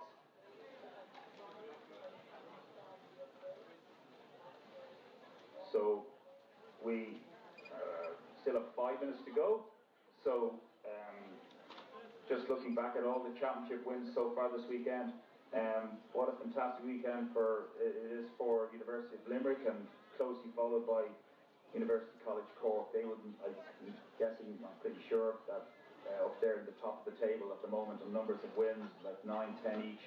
And then it's quite a scattering of, which is good to see across all the other clubs and institutions.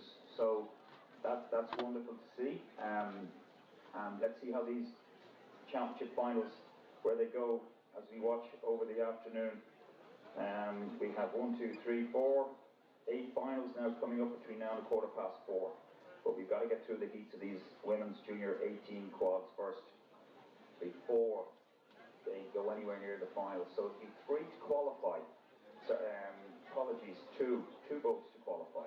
We have 3 heats of 6, but 5 in the last one, brother. And then only 2 boats will go through. So this will be pretty tough going now to be in the top 2 out of the 5. Very difficult to know. There's been so little racing going on over the season with all the madness out there with the pandemic. And some of these crews just won't know what the opposition is like. They won't have raced each other at all around the circuit as normally one would do. So they're all waiting now. There's a little. The starters decided not to go early. So even though they're all attached, we still have another 2.5 minutes before the start. Lovely up here, cloudy, which is great for the rowers. There's no sun shining in their eyes or glitter coming off the water. It's perfect conditions for rowing. This is absolutely ideal. I know there's no sun, but that dullness and calm is actually the perfect conditions, I believe, for rowing. So that's good. And so just for those of you who wouldn't have the same knowledge of rowing as others, so these girls have 2 oars each, sculling, as opposed to 1 oar, which is sweep rowing. So the 4 girls will have to be holding the 2 oars each. So you've got 8 oars going in and out at the same time, which is quite technically difficult, and to get the hang of it and do it right. So this is sculling, as I say, and you would have known the boys winning the gold medal in Tokyo in the lightweight doubles, and that's sculling, where they had the 2 oars each. So that's what they are doing. It's a great boat. And interestingly, it's only in the last 20-odd years that the quad boat has become very popular. Back in the day, you wouldn't have seen one anywhere around Ireland, and now everybody seems to love getting out and rowing, and it's a safe boat to learn in, but very difficult to get up and running and get it going fast. So 2 minutes to the start. The orange light is flashing, which means they're getting putting them under tension, getting them under orders to go, and they do the roll call. The umpire up in the little platform behind them.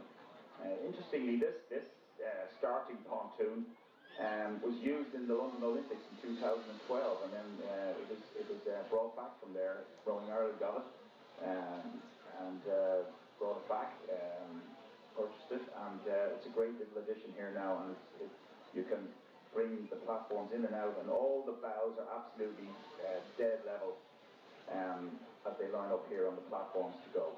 So everything absolutely fair, and it's great to see.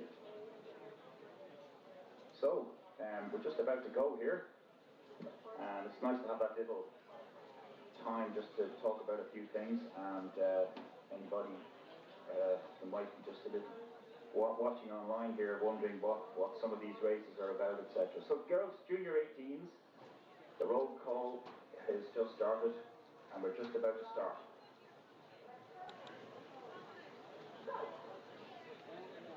So we're away for the first heat of the girls junior 18s quads. I'll give you the lineup again. Feels like a while since I gave it to you before. In lane 1 on the far side, Carrick and Shannon B, far side from the enclosure. In lane 2, Colostic Noid Galway. In lane 3, Carrick and Shannon A. In lane 4, Skibbereen. In lane 5, Galway. And lane 6, New Ross. So this The umpire now, there's a bit of steering issues, like I mentioned. There's one girl in the front possibly who will be steering these boats. Going backwards, flat out, believe me, this is not easy. So it's hard enough to row as hard as you can, but it'll be Can we have the coxswains of the UCD B and C crews for the senior age to weigh in, please? That's UCD B and C. difficult. But anyway, here we go. Through 100 metres as we now pick up with them on the bows. And out front on the far side is the B crew from Carrick and Shannon, but only about 3 feet ahead of the Carrick A crew. So Carrick in 1-2, but very early stages, and a half a canvas then back to Skibbereen, who were being warned for steering in the early stages. Hopefully that's all settled down now. And then on the near side, Galway Rowing Club. Sorry, they're in lane 5 on the near side. Now, just right on the inside is New Ross in 6th position. So that's the lineup now. Carrick A crew in the middle in lane 3 now, out in front by about a third of a length. 2 to qualify. So it's very tight still now between the first 4. So Carrick A lead by about a half a length now from Carrick B at the far side in lane 1. And then over on the near side, Skibbereen and Galway. They're all practically dead level. Through the first 500, 4 crews now, half a length separating them. And then just drifting back a little bit is Kalash Dignoid by just losing about a length behind the rest of them and another length back to New Ross. So as we go through about 600 metres, Carrick and Shannon leading the way here in lane 3 only by about a quarter of a length from Galway Rowing Club in lane 5 on the near side, having a great weekend. 2 championships already, the women's 4s and pairs. Unfortunately, they didn't get the 8s out of Skillen Royal. Great for them, winning that. So, what about this one, Galway? Are you up for this one? So, on the near side, Galway only about a quarter of a length behind from Carrick A crew. They're the first 2, and then a half a length back to Skibbereen in lane 4. And then on the far side, Carrick B still doing well, half a length back again. And then a half a length back to Kalash Dignoid, who need to stay attached here if they want to get through or get into the hunt in the last bit. And then another length and a half back to New Ross on the near side in lane 6 to the enclosure. So that's it, no change yet. Carrick still leading, but only a half a length. They're not getting ahead of Galway Rowing Club. They're stuck to that half a length. And then Galway have a half a length in Skibbereen. These 3 crews have broken away now to clear water from Carrick B, Kalash Dignoid and New Ross. So we'll follow them now. Only 2 to get through, and at the moment Skibbereen are falling back a bit more. So it's Carrick A in lane 3, 2/3 of a length from Galway Rowing Club, over in lane 5, and then in lane 4, half a length, 2/3 of a length back to Skibbereen with the white blades. So, and then it's just a little bit of clear water to Kalash Dignoid and Carrick B. Carrick on Shannon, A crew, continue to lead. Half a length from Galway Rowing Club, and they're just trying now to move out and break that band on the Skibbereen crew. Skibbereen falling back a couple of inches every stroke from Galway. So they will need to keep, as we move into the second half now, only 2 to qualify. And at this point it's Carrick and Shannon A crew in lane 3 and Galway Rowing Club on the near side in lane 5. They're the qualifying positions at the moment. Skibbereen now doing the big massive push. Look at that. As we just try now and move up a bit more here because they're attacking Galway for that second position, and Galway trying to hold them off are coming back in on top of Carrick and Shannon. This could go back now. If Skibbereen keep that push up, this can turn into a nasty fight for the first 2 positions. But okay, Galway have responded very well now and pushed back. They've given it back to them 2/3 of a length again, and that was a really good response from Galway. Carrick and Shannon still holding that lead just about from Galway Rowing Club. So as we come along about 1,200 metres, we watch just for a little bit more, and Carrick still holding on, but looking a bit under strain. Galway looking easier, doing the motion looks easier from them. Skibbereen under strain. Galway looked the better of them all, and I reckon they're going to come up on that Carrick crew. It could be wrong, but let's see. 2 to qualify. Skibbereen have not given up, and they can still get back at this, but they need to hold on now. They need to hold on to them as we come towards about 1,400 metres. 2 to qualify for the final of the girls' Junior 18 quads later on this afternoon. We're following it for another little bit. Skibbereen are not getting back. I thought they were going to charge there 1 point. It could still happen, but they're a length off Galway in second position for that last qualifying position. Carrick still continue to lead a little bit. Hard to know now as you fall back, and we'll watch it for another 10 strokes. It's Carrick and Shannon leading from Galway Rowing Club, and then a length back again, the length between those, and another length back to Skibbereen, who are attacking again. So you can see this unfold. Can Skibbereen attack and make that second qualifying position? Then in fourth position, Colostic Noid, followed by Carrick and Shannon B, followed by New Ross. Brian, I'll hand over to you now to take it home. So just 2 crews to qualify here into advancing into the final of the women's junior 18 quad. 2 out of the 6 crews, so the big ask of the crews to get first or second out of the 2 to move on. Centre of the course. The crews there from Carrick leading the way ahead nearest to us.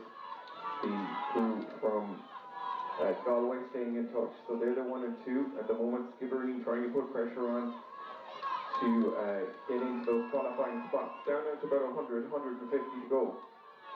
It's still Carrick and Galway, they're the 1 and 2. Skibbereen in third, and then the crew from Carrick, Colostic Noid, and the crew from New Ross. So still moving away. Very nice rowing here from the crew from Carrick, their A crew. Great to see them with 2 crews in this event. Finish line now coming up in sight. They've got about a 2.5, 3 lead over the crew from Galway. Galway just a 1 length lead over Skibbereen, and they look like they've done enough to take the first 2 qualifying spots. Last 2 strokes now for the crew from Carrick. Carrick H is coming across the line, and it is the Galway crew who are going to come in to take second place. They're the 2 qualifying crews.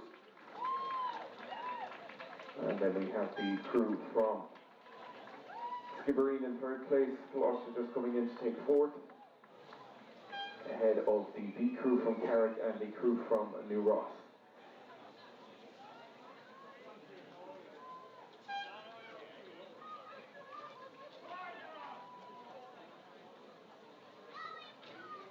So Carrick and Galway, they're the 1 and 2 moving on in Heat A, Heat B, between Shandon, CRCC, Shannon, Captain Connell, Workman's, and Lee, already on its way down to us now. And we're going to head back up to the start and pick up Heat B in the women's junior quads. Thank you, Brian.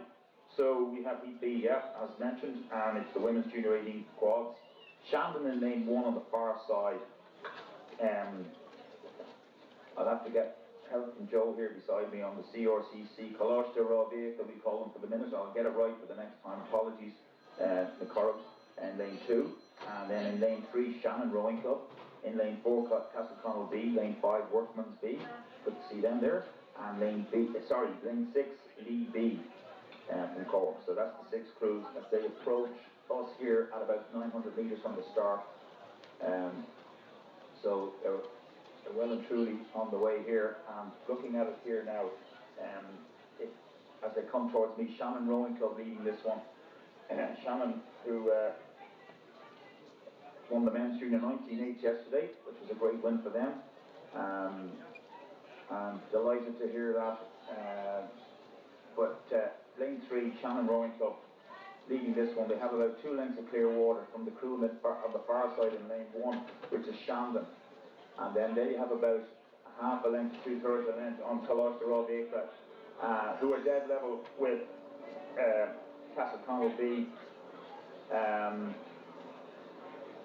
Sorry, Lee, here we have that problem again with the red and black. So on the near side, Lee B are in 4th position. And then in 5th position in the middle in lane 4, we have Castleconnell B, and then a half a length back to Workman's B. So that's the positions well spread out, 2 to qualify. At the moment, it's Shannon leading the way by 3 to 4 lengths from the crew in lane 1, Shandon.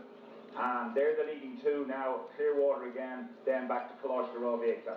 And a half a length then to the crew in lane 6 on the near side, Lee B. So we watch that for the moment. But Shannon Rowing Club, the famous rowing club, I mentioned them yesterday. Fantastic building there on the bridge. Is it Sarsfield Bridge? You'll have to tell me if I'm wrong again. I think it is, yeah. Yes.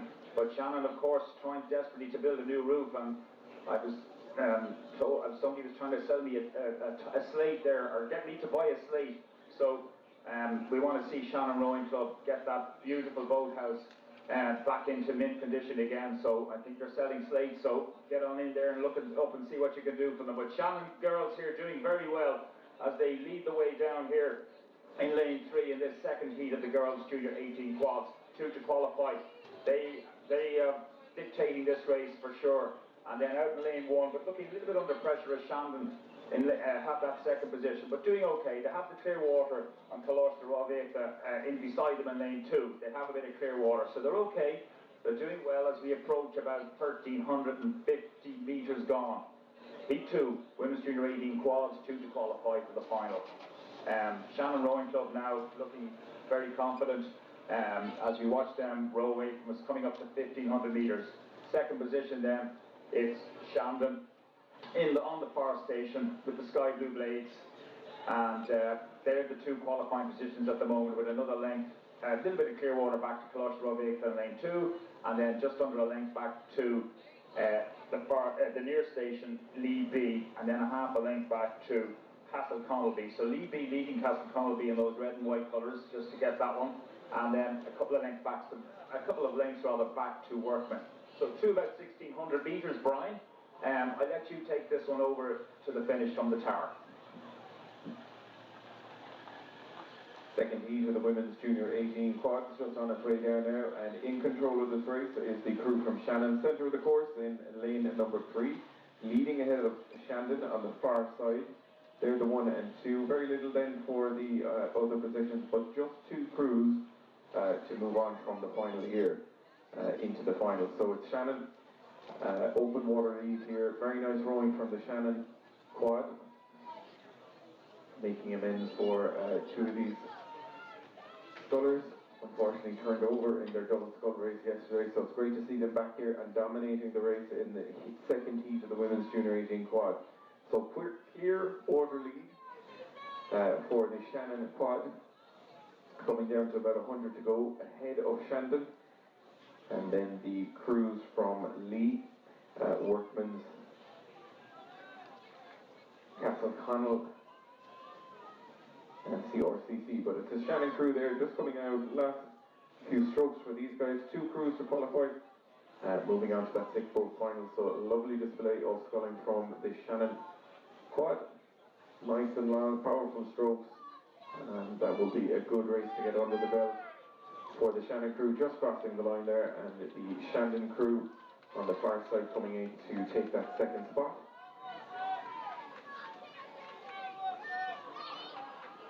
They're the 1 and 2 qualifying, and nearest to us Lee, CRC and Castle Connell, battling it out there for 3rd, 4th and 5th. So Shandon and Galway, they're the 2 qualifying crews, along with our crews from Carrick and Galway from the previous heat. They're the 4 qualifiers so far. And already underway is Heat C of the Women's Junior 18 quad, the 3rd and final heat, and we'll head up to the start to get an update now. Thank you, Brian. Yeah, as they come down towards us, they have gone about 750 metres, and we have Castle Connolly in lane 2. Lane 1 is empty on the far side. Castle Connolly in lane 2. Lane 3, we have Carlow. Lane 4, Ban Rowing Club. Lane 5, Lee A, and lane 6, Cork Boat Club. And as they approach about 850 metres, it's Ban Rowing Club now who have moved out in the middle there, in lane 4, right in the middle of the course. They lead the way here, looking at them approach us. And Lee A then holding that second position. So they're the 1, 2, and then it's a bit of clear, so they're about a length behind Ban, and then a little bit of clear water back to the crew on the near side, Cork Boat Club, who were level with Carlow in the middle in lane 3, and then another length and a half back to Castle Connolly. So well spread out here. We'll tootle along here now and polish for a little bit. But this is the Women's Junior 18 quads.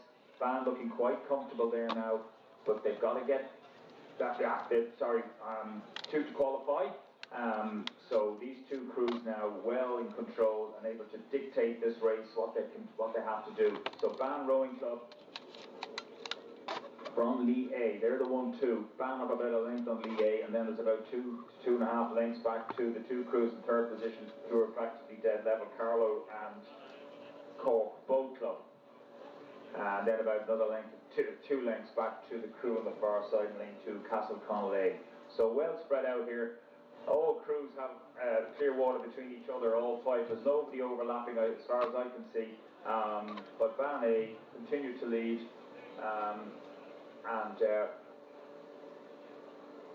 In the red with the white sash, the red, predominantly red blades. So good Ban crew as they travel on down this course. So rowing very well indeed, Ban. Just looking at them here now, and they're rating 33. So you know that's in control for sure. There's no pressure there, and the same with the crew beside them, Lee A. So both crews are 33, in control of this. First two positions. We'll get to the final later on. So it looks like Carlow now and Cork are going to, you know, it's very difficult to see them come back on these two crews as we approach 1,400 metres. And then the crew on the far side, Castle Connolly, a couple of lengths back again. So that's it as we approach 1,500 metres. Ban and Cork travelling along at 33 strokes per minute, 32 even, and Ban, I must say, looking quite good indeed. Now we'll watch out for them in the final and see how they do. From the crew beside them, Lee A, as they go through 1,500 metres, Brian, that's the 1-2, and they are in the qualifying positions. It looks like Carlow, as I mentioned earlier, and Cork Boat Club are going to run out of water, and they're not making any impact there at the moment. Over to you, Brian, in the finish tower. So just getting ready to close out. Heat C of the women's junior 18 quad. This will be the third and final heat. After this, we're going to have a para race, and then be a break before we move into the finals for the remainder of the day. 2 spots still up for grabs in the women's junior 18 quads, and it is the crew from Ban in lane 3. Leading this in the centre of the course beside them, the crew from Lee, they're the 1 and 2, and it looks like they're going to be the 2 qualifying crews to move on to the final, along with the crews from Carrick and Galway, Shannon and Shannon from the previous one. So centre of the course, really nice rowing. Both these leading quads in control here, so not under too much pressure. Just nice to wake up the bodies and get a good, solid heat race out of the way before the final later on.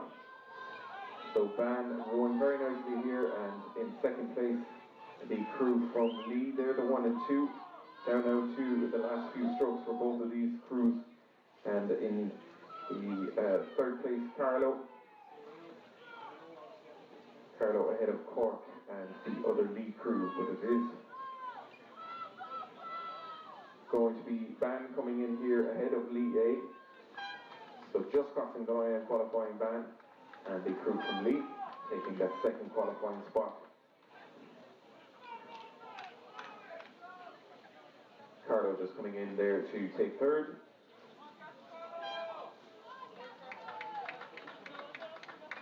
And then the 2 remaining crews to close out the women's junior 18 quads. It is Cork just coming up ahead of the crew from Castleconnell, sorry. There we go, that closes that out. Last race of this session is going to be a para race between Galway O'Brien and Galway McGowan. And after that we're into the finals, but there will be a break, and our first final of the afternoon session will be at 3:15.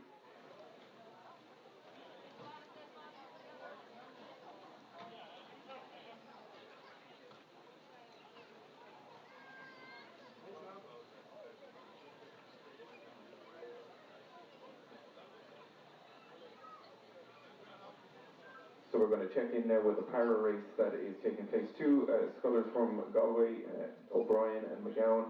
McGowan with a 2.5 minute lead time against club competitor from Galway, O'Brien, so we're going to head up and just get an update on how that race is going. This is the last race of the first session before we move into the finals later on. So just going to go up and check on that para race, Galway versus Galway. Yes, thank you, Brian. The PR2 para race, so it's a two-bull race, and it's, as you mentioned, Stephen McGowan has a 2.5-minute advantage off the start. So Stephen, who only took up rowing at the beginning of the year, he was talent spotted, and he has taken to it now very well. And so Stephen from Roscommon, Balladreen, so we give them a mention. Stephen, so it's the PR2 classification, and he's got that 2.5-minute start on Katie O'Brien. Katie, of course, a bronze medalist from the World Championships in Linz, Austria in 2019, and they only have double scull events in the Olympics for the PR2. So Katie desperately trying, hopefully, to find a partner with the PR2 classification for Paris in 2024.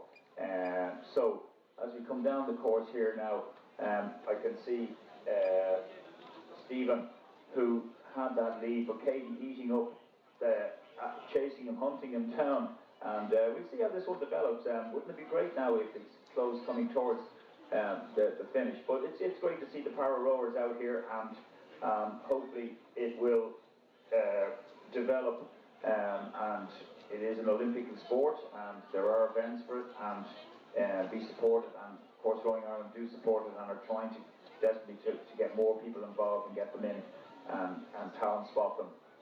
So this is a trunks and arms only event, so they don't use the sliding seat, and I tell you what, now looking at Stephen, who I spoke with earlier today, a lovely guy, up Roscommon, he told me to say, so he's very, very loyal to his county, and as he comes down the tracks here over in lane 4, I can see Katie O'Brien coming at him like a train.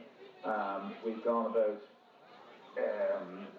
1,200 metres now, and Katie is charging down with the Galway Rowing Club colours on her. After him, of course, Galway, are they going to get another win here today, having won the girls' junior pairs and fours yesterday and Friday? Katie is just charging after him here now as we watch them come down. So great race going on. Katie, of course, who comes from an equestrian background, was talent ID'd, and she was told, you know what, you have the engine there for rowing, why don't you have a go at this? And she's taken to it like a duck to water and loves it. And of course, she has that bronze medal, which is a fantastic achievement. And I'd say she's probably about 5 lengths off Stephen now, having started at 2.5 minutes behind him. So she's moving along nicely here in lane 3 on the far side. Stephen's in the middle of the black boat in lane 4. So please just follow them down now, and I want you to give them a big shout out when they come towards the finish line. These two brave scullers, our para rowers here down in Inniscarra at the Irish Championships.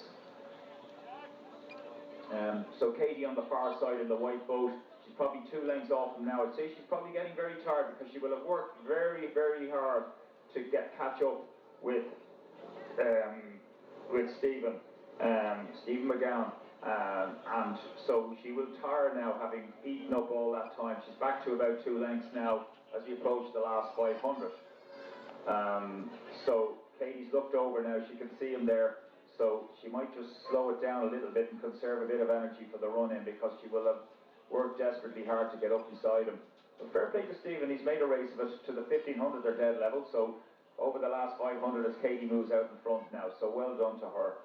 She's showing the experience, of course, and as Stephen going through his novice category this year, and will develop, and no doubt, keep an eye on his name now, Stephen McGowan from Balladreen, County Roscommon. And I don't know if there's any rowing rivers in Roscommon. No, I don't believe so. It's amazing how some counties just don't have any decent rivers to be able to. We love to have rowing clubs in every county in Ireland, but there's some places there's just no rowing at all. Anyway, so Stephen is rowing out of Galway, and as Katie moves ahead, Katie's now into a couple of lengths lead now, as we approach about 250 metres to go. So all of you watching this race, our power rowers are bravely coming down the course here now as they come into view, and Brian from the tower will take it home. So just one more race here to close out the early session, and it's our first final of the day, the final of the PR2 single sculls. Great information there from Spuddy, from our two scullers on the way down, both rowing out of Galway, so Kate O'Brien and Stephen McGowan. And as I said, Kate had to make up a 2.5 minute lead time in this race ahead of Sean and Stephen, and Stephen's first year of rowing, so great to see him competing at the championships here. And the PR2 category, just arms and trunks, so they're not using their legs, as you can see looking out onto the two scullers. It's just the upper bodies that are being used. And you can see Stephen making use of a Raptor support as well, going with the balance. But a great win here, but it's going to be Kate O'Brien from Galway, doing so well to eat up into that 2.5 minute advantage that she had to make up on Stephen. Last few strokes, and this is going to be our first final of this afternoon session, the final of the PR2 single. So huge round of applause please for Kate as she comes up towards the finish, just crossing the line there.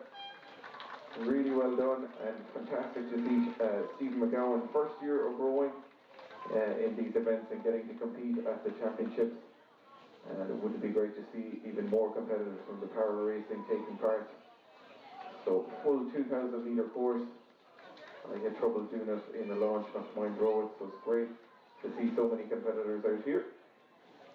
Stephen just coming in, and we'll feel the warmth from the crews there. Huge round of applause for Stephen. Great race there in the PR2 single to close out the early afternoon's racing. That was our first final, and we'll be back at 3:15 with the men's senior eights, and we'll check in with you then and give you the starting lineup for the crews. So back with you at 3:15.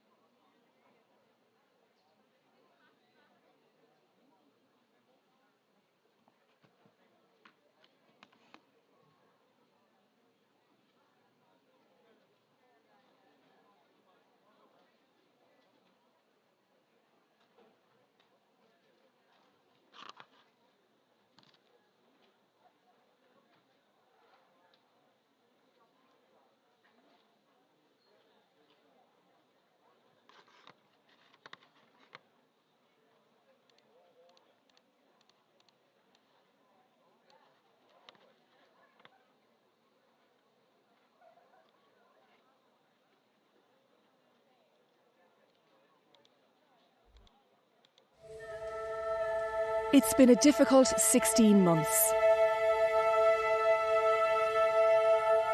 We were ready. We were at the pinnacle of strength. We were prepared, and then everything changed.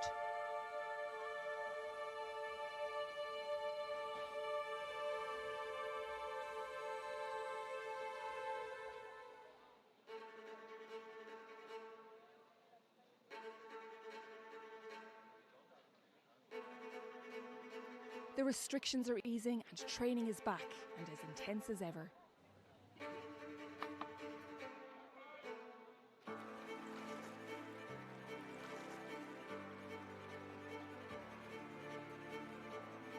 The wait is over.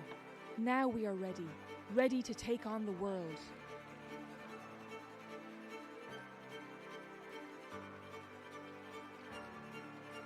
All those long days, the dedication and years of sacrifice. Would John Armstrong please come to presentation 10 please? John Armstrong to presentation 10 please.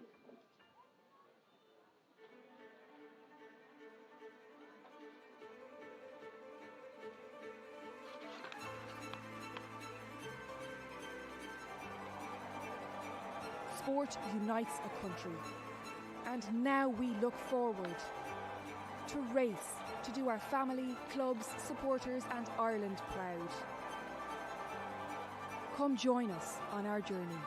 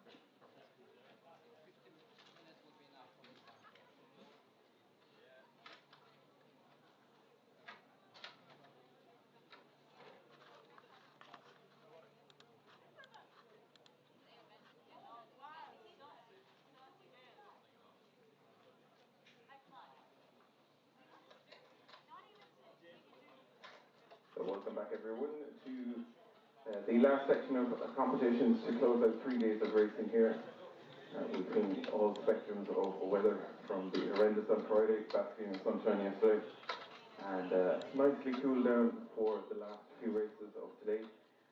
All finals starting off in 10 minutes time with the final of the men's senior 8. A 5-boat final between UCD A, UCD C, Shandon UCC Composite Crew, UCD B, and Cork.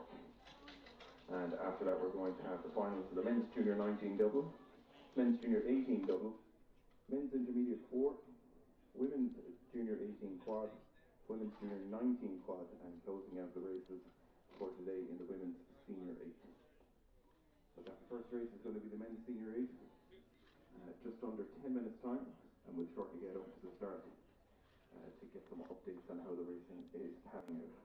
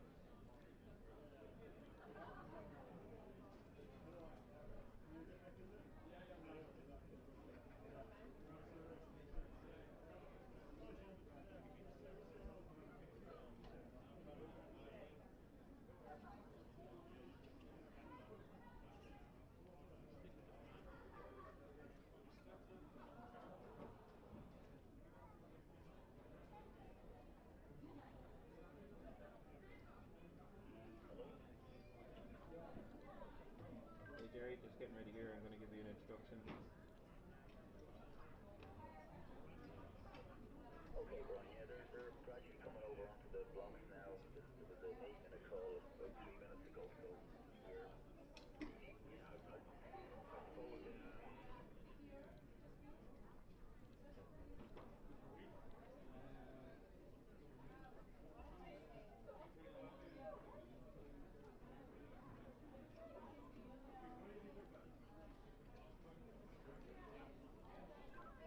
So the crews are just getting ready to kickstart the next race, which is the men's senior 8, our first final of this afternoon's session. And the crews are just getting on the stake boats. Now we're going to head up to the start to get an update there. Thank you, Brian. So immaculate conditions here, absolutely flat calm for the men's senior 8 final coming up now very shortly in less than 5 minutes. We have 5 crews. Lane 1 on the far side is empty from the enclosure. Lane 2 we have the UCD Boat Club A crew. Lane 3 UCD Boat Club C crew. Then in lane 4 we have the composite Shandon University College Cork Rowing Club. And lane 5 UCD Boat Club Dublin B crew. And in lane 6 on the near side Cork Boat Club. So we have 5 crews. As I said, lane 1 on the far station is empty. So the next 5 lanes are filled, and still waiting for the crews to get attached here. Cork Boat Club will be the last ones to hook up as they get into position to back down onto the starting blocks as the starter announces at 4 minutes to the start of them. Actually, you just see there now the composite Shandon UCC are just coming in under the bridge to come in. They're the last crew. So we've got 3 UCD crews, and there was a bit of a roar for college there as they all working together, getting ready, and it's a tense moment indeed, as it is for all the finals that are coming up here now this afternoon. We have 7 finals for you between now and 4:15. I know there's a big hurling match on as well, but we get this, and hopefully you'll be able to switch between the two or whatever way you want to do it. You'll certainly get the second half of the match when these races are all over.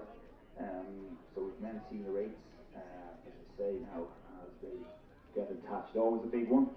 We've got the women's senior 8s, final race of the day too, to come up to look forward to, along with men's junior 19 and 18 doubles, men's intermediate Cox 4s, women's junior 18 quads, and junior 19 quads women. Anyway, let's concentrate on this one. Always a big one. And as we wait for the final crew to back up the composite Shandon UCC as they back up onto the blocks. So who will win this one now? It's interesting. I suppose favourites, you've got UCD Boat Club and Shandon Composite. They'd be probably, in my view, the 2 forerunners. Cork Boat Club with 6 of the intermediate champions from yesterday. And then obviously the 2 other UCD Boat Clubs. We'll just assume they're not as fast as the A crew. So I'm guessing UCD and the Shandon Composite and Cork. But let's see how, not in any order now, just I'm saying that they will be the favourites to push out into the front as we move it down the tracks here later in about 2 minutes time. So, 2-minute call. And I'm sure all of you watching online, all you college supporters, Shandon, UCC, Cork, are all a little tense and nervous. And why wouldn't you be? This is always a big one. So as the crews get aligned, we hope to give you a good account of this race, and of course you're watching it online as well, and that's fantastic to see, and hopefully the pictures will be beamed across to you, and you'll be able to get a reasonably good picture, clear picture of it all. So anyway, I'm a little nervous myself. I suppose that's good. Many fond memories of racing in this event myself over the years, and I know what these guys are going through now as they bring the seat up to 3/4 slides or half slides, wherever they go at. Wet the hands, adjust the sunglasses, the peak cap, double check, or maybe triple check that your gate is closed tightly. Stretch it, make sure they're tight. Here we go. Just ready now. The roll call is about to be commenced now.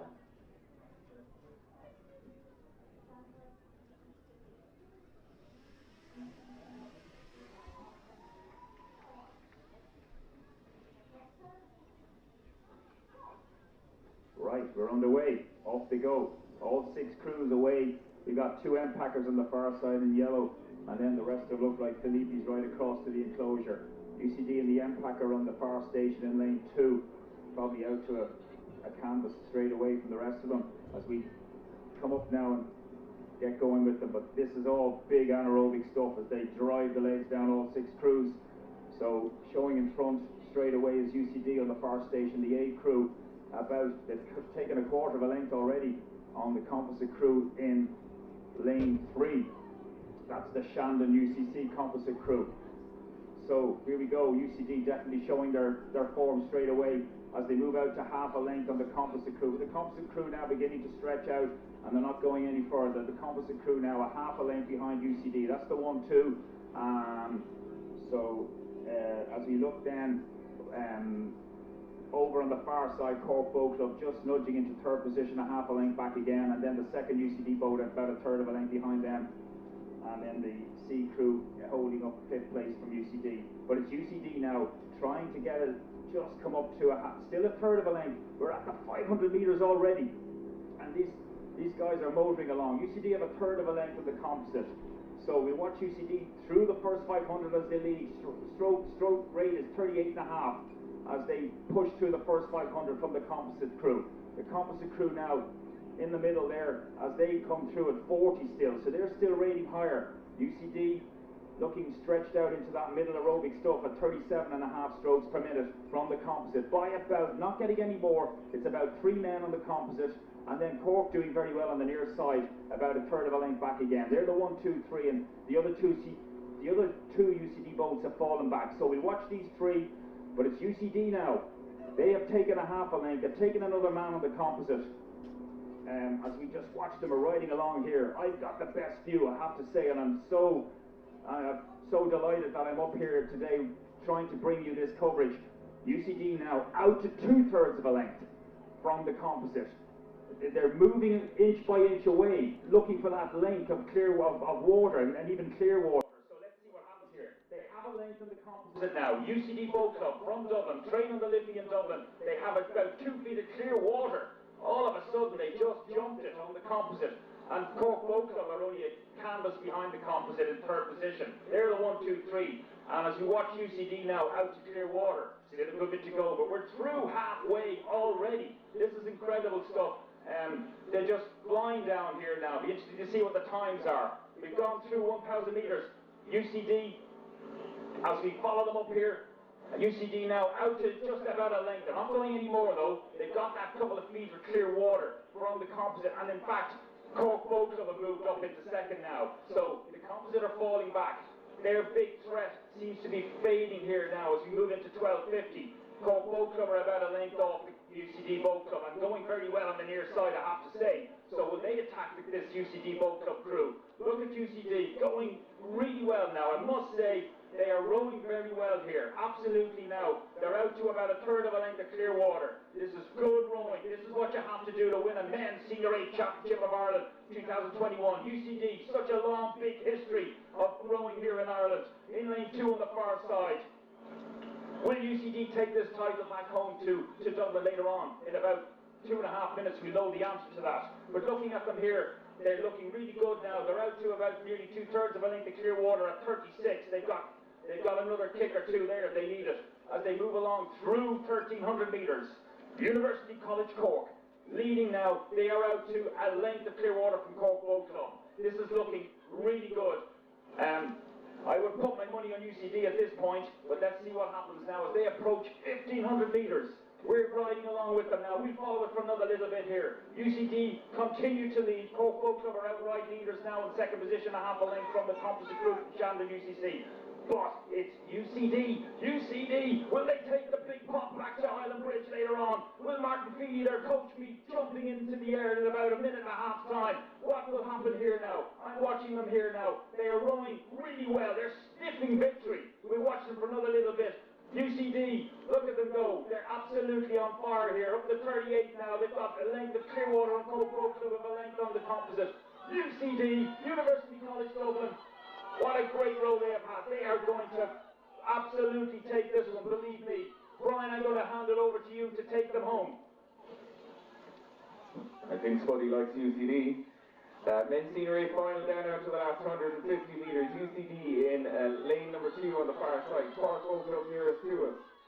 Winners of the men's intermediate 8 yesterday, the Composite Crew, UCC and Shandon in third. Down now to less than 100 metres. And it's still the UCD crew on the far side. Cork nearest to us, pushing all the time, trying to come back at the UCD crew.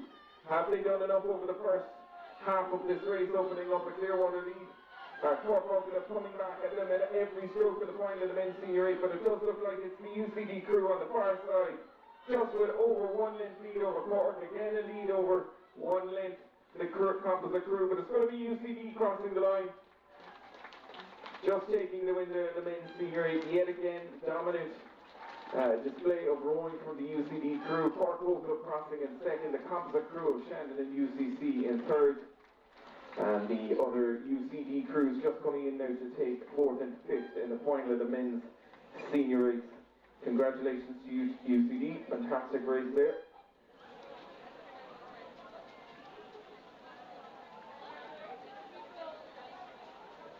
And Barry is going to make his way back up to the next race, taking off shortly, which is going to be the men's junior 19 double between Lee Commercial, Skibbereen and Castleconnell. So we'll check in on the start shortly and get an update on the next race, the men's junior 19 double.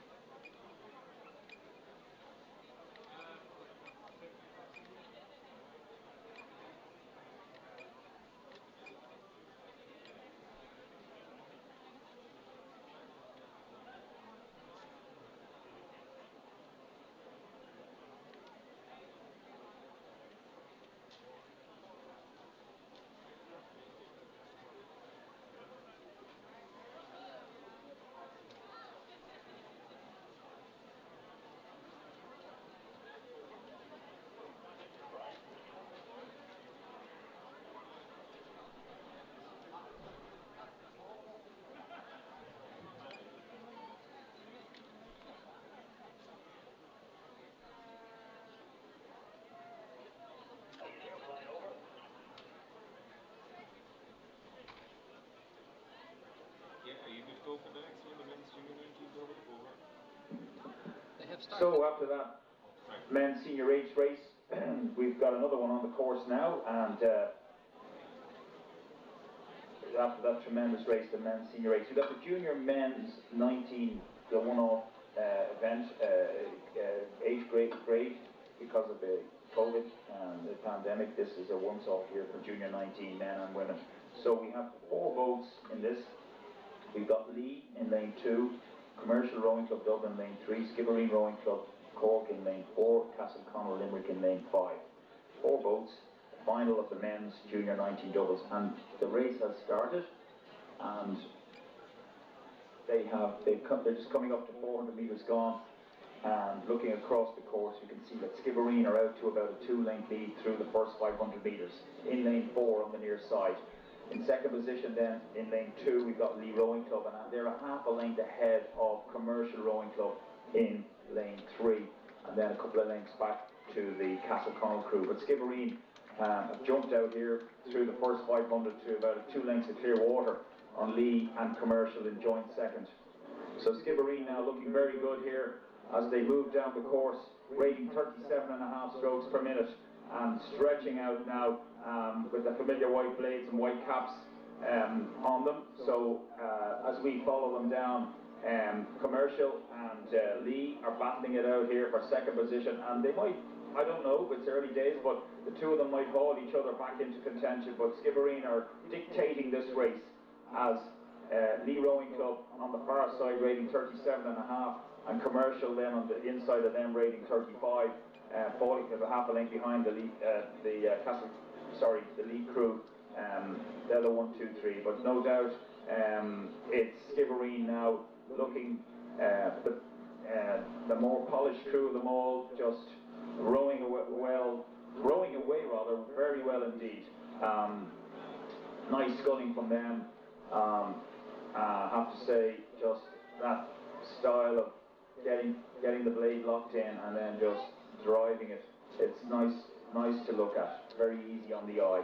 So they're out to about 3 lengths now on the second crew on the far side in lane 2, Lee Rowing Club, and then on their inside Commercial a half a length behind from Dublin in lane 3. So that's the 1, 2, 3. So we're coming up to halfway. Skibbereen continue to lead this men's junior 19 double sculls final. So what a glorious afternoon for the finals, these final few races of the championships, the Irish Championships 2021. So after this race we're going to have the men's junior 18 doubles final, and that should be a good race following down after this one. So these guys who missed out on a championship last year because of no championships because of COVID have the opportunity to be an Irish junior champion with these junior 19 grades for this 1 year only. Hopefully we won't have to have them again. So as we watch them through about 12:50, Skibbereen continue to lead by 2.5 lengths from Lee on the far station, who lead Commercial in third position in lane 3 by a length. That's the 1, 2, 3. Castleconnell in fourth position. So as they come further down, and for those of you watching online, hopefully you're picking this up now nicely, and the drone is above and showing you the spectacular view of Inniscarra Lake at its finest, nice and calm, behaving very well this afternoon. The rain has held off, so that's all good news indeed. So we're coming up to 1,400 metres gone. Men's junior 19 double sculls. It's Skibbereen looking very well for a championship, another championship. Skibbereen outright on top of the list of the most number of championship wins. And this is another one they're going to add to it now. I think it's their third one this weekend of this year's championships. Correct me if I'm wrong, but that will add nicely to the total. But they've gone through 1,500 metres. They're about 4 lengths ahead now of the lead crew, who are outright second and 2 lengths ahead of Commercial. Through 1,600 metres, Skibbereen lead the way home here through 1,650 metres, 1,700 metres in the men's junior 19 double sculls. As they push on home towards the line, they probably have about another 35, 40 strokes to go here, and it's theirs to take, the men's junior 19 double. Skibbereen leading from Lee on the far side, from Commercial on their inside. I'll hand it over to you, Brian, in the finish tower.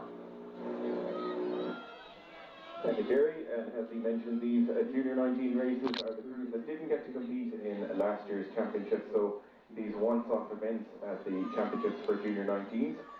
Straight final here between the crews from Lee, Commercial, Skibbereen and Castleconnell. Centre of the course, the Skibbereen crew. Clearwater lead over Lee in second place, Commercial in third, and Castleconnell in fourth. So it's going to be another win here for Skibbereen. We have perfect conditions for sculling here in the last few races of our regatta program over 3 days. And it is going to be the Skibbereen crew still pushing all the way to the line. They're certainly not sitting back on the lead that they have opened up, and it's a Clearwater lead down to the last few strokes for Skibbereen from Lee and Commercial. The men's Junior 19 double scull champions of Ireland. It is going to be Skibbereen crossing the line. A fantastic win there for Skibbereen ahead of the crew from Lee, just coming in second ahead of Commercial, just over a length between them and Castleconnell in fourth. That completes the men's Junior 19 double scull. Well done to Skibbereen. Down now to the last 5 finals as we look at the crews from the men's senior 8 just coming in, congratulating each other. The crew from UCD, another win in the men's senior 8. The crew from Cork in second place, and the composite crew, Shandon and UCC.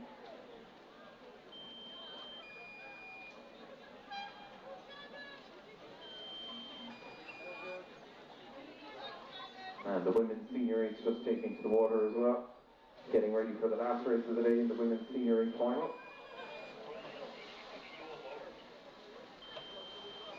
And nice to see the composite crew there from Shandon and UCC making their way over to congratulate Cork on a great race, and of course our winners of the men's senior 8 UCD.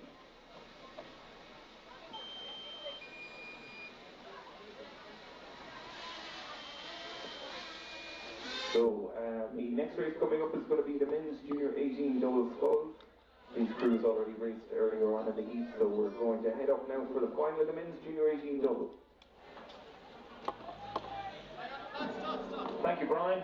Yes, men's junior 18 double sculls final starting very shortly in about 2 minutes' time. And we're up at about 500 out, and we'll try and get up as far as we can to the start as they come down this 2,000 metre course. So we have a lineup as follows. We have New Ross Boat Club in lane 1 on the far station from the enclosure.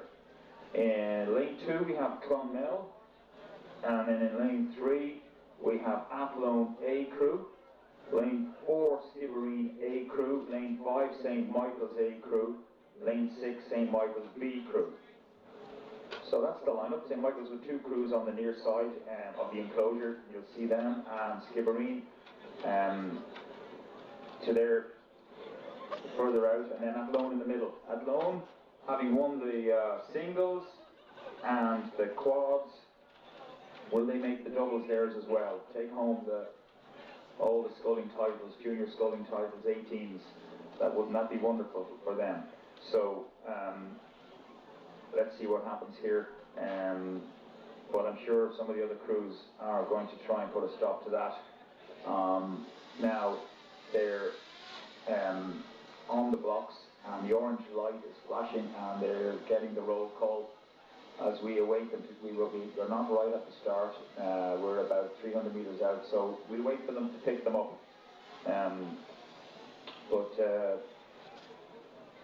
Junior 18 double scull. So they had their heats earlier on this afternoon, and now these are the time trials rather, and these are the 6 fastest crews that have made it through to the final.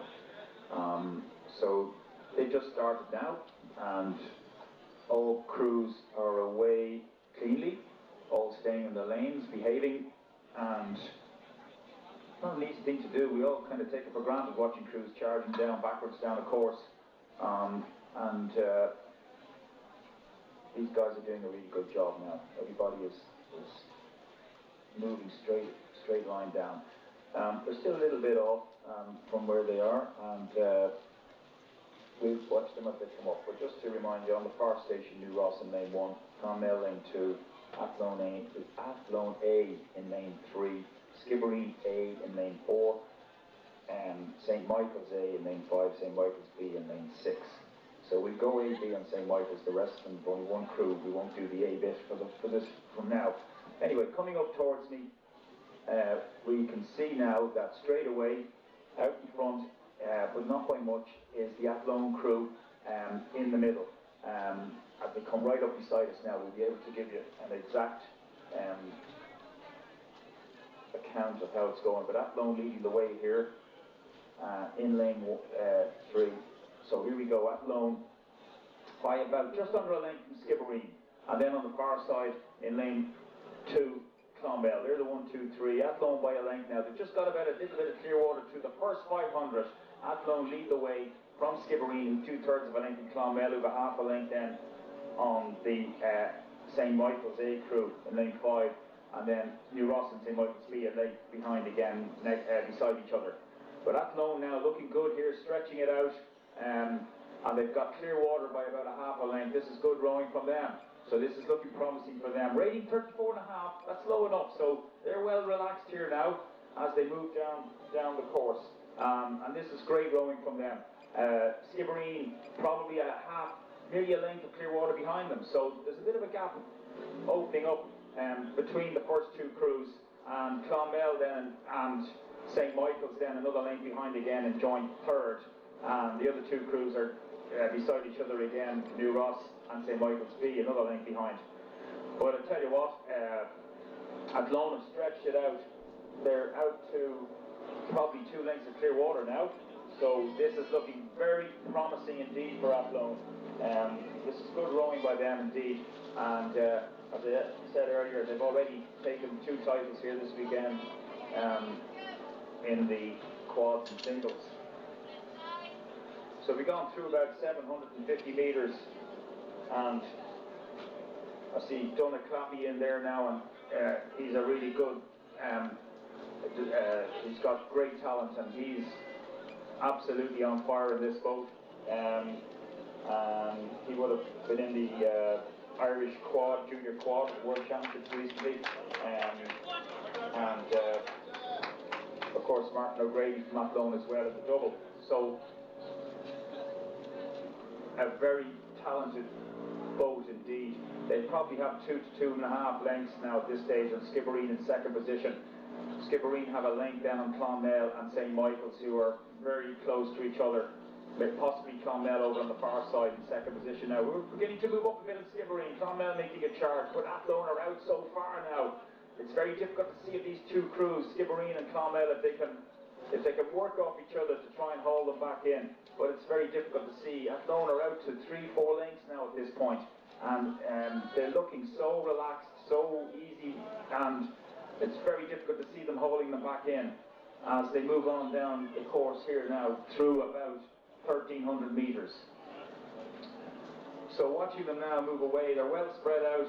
You've got Athlone 4 lengths ahead of Skibbereen, who are about a half a length ahead of, maybe to a length now at this point from Clonmel, and St Michael's just about behind Clonmel. So they're the first 4, with the second St Michael's on the near side and 5th, and New Ross on the far side, and just behind them in 6th position.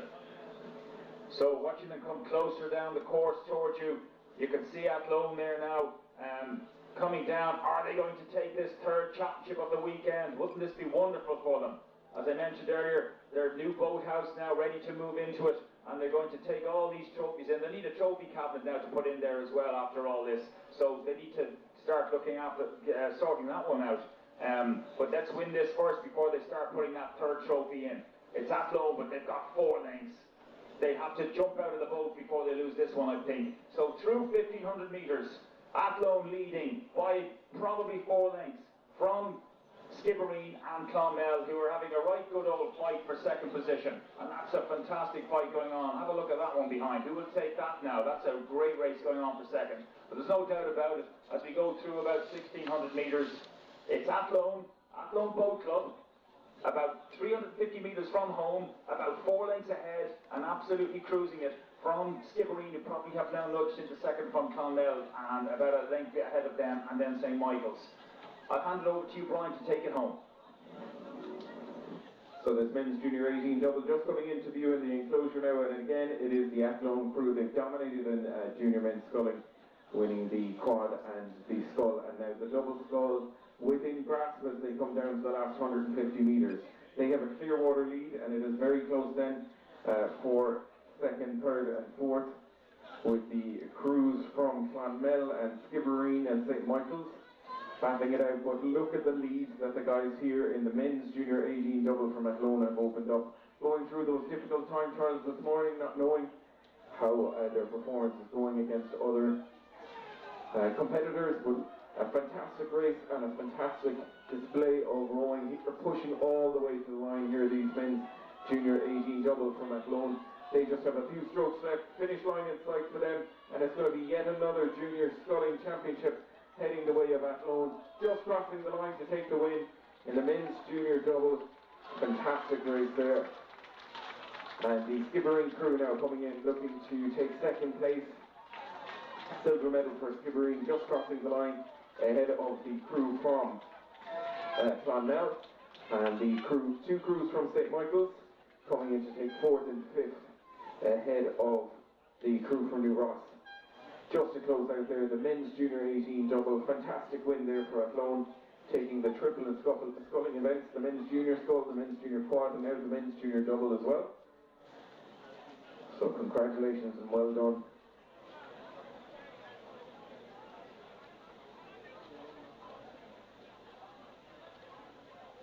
Next up is going to be the final of the men's intermediate 4 between Commercial, Neptune, UL, Trinity and St Joseph's.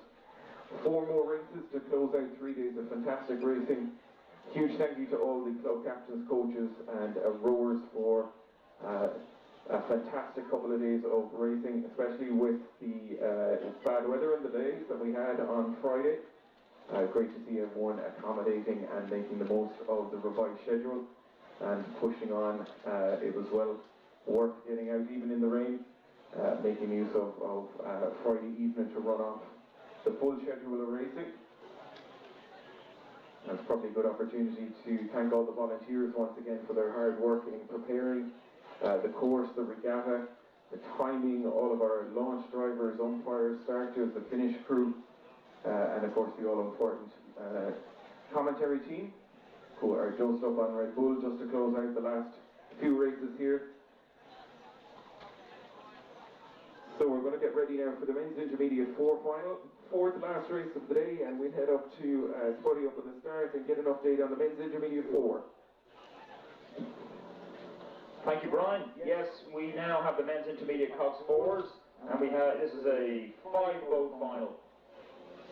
So we have the lineup as follows in lane 2 on the far side.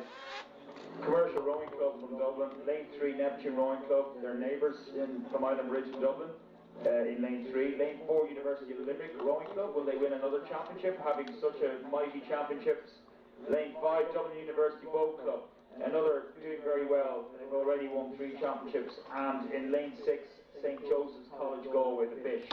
So that's the lineup. In lane 6, St Joseph's will be on the near side over at the boathouse enclosure side.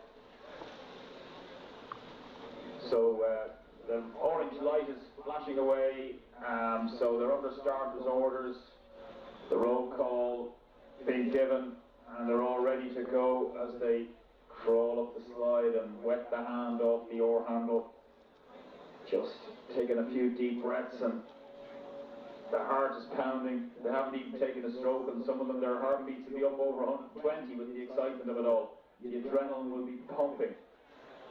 So, such a horrible, fantastic sport, to say in one sentence, describe it.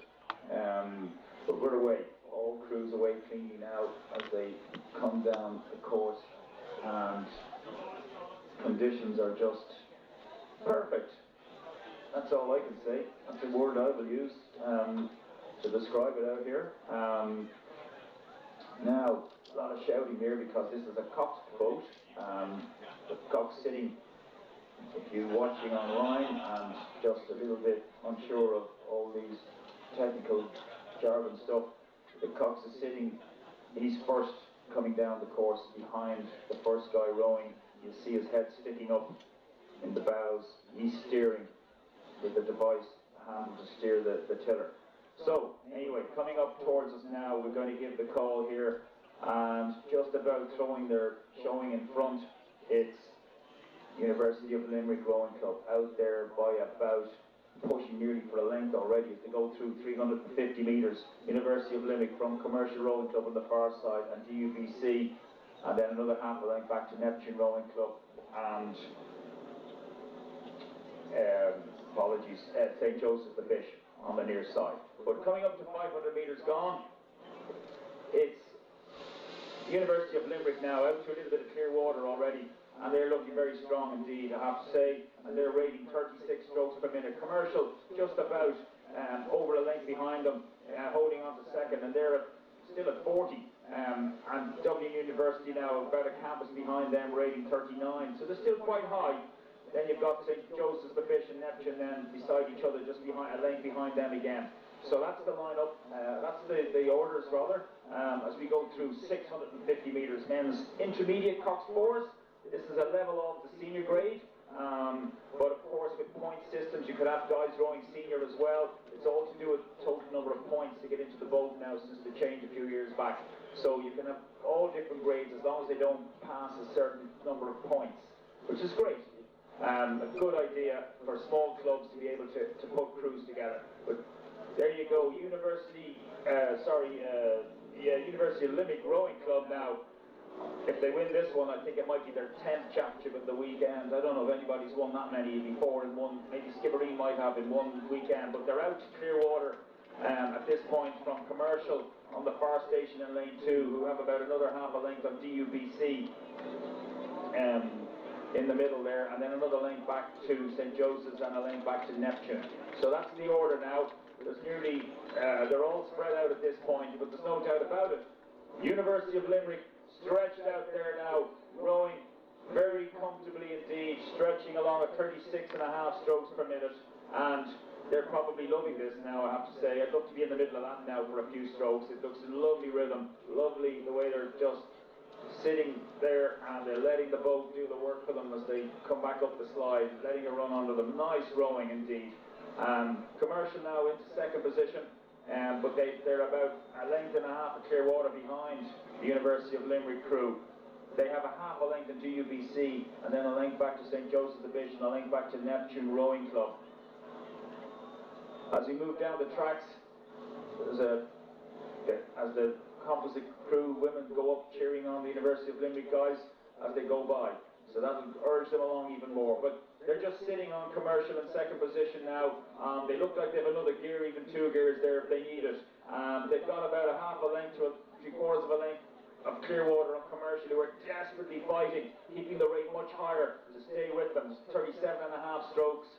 University of Limerick in the lead on probably they're probably rating the same, but it looks a lot more comfortable indeed. So a length and a half between University of Limerick and Commercial, and a half a length back to DUBC, and a length back then to the St. Joseph's crew, and a length and a half back to Neptune. That's the order. Men's intermediate cox 4 final as the coxes urge their crew down. It's always interesting listening to the coxes shouting and roaring when it comes to the cox boats. You kind of forget about the coxes, but they're such a vital part of this, all this operation. But anyway, coming along up to 1,500 metres as we follow it down, University of Limerick continue to lead. Hopefully you get a good vision of this online now as they pan out here. You can see they've got good clear water, probably a length, nearly 2 lengths at this point now on Commercial. DUBC attacking Commercial, trying to stay with them for that second position. But Commercial have it to themselves at the moment. And then a link back to St. Joseph's. But University of Limerick through about 1,650 as it comes closer and closer down towards the finish line into the enclosure. University of Limerick continue to lead with about 350 metres left, 2 lengths on Commercial and DUBC, scrapping for second with St. Joseph's a half a length to a length behind them. Brian, I'll hand it over to you in the tower to take it home. fourth last race of the day, and it is the final of the men's intermediate 4. And how many times this weekend have we said it's UL leading? UL leading the men's intermediate 4 again. Fantastic race for them. They take the lead coming through the 500-metre mark, and they have just continued to open up dominant lead and open water in the men's intermediate 4. In lane 4, UL, centre of the course. They are in control here, still powering on and winding up towards the finish. So yet another championship on the line for the guys from UL. Very close then between the crews from St. Joseph's Trinity and Commercial for second, third and fourth, with Neptune back in 5th place. But it is going to be the UL crew striding it out. They're pushing on every single stroke. They are pushing on here in the men's intermediate 4, being urged on there by their cocks.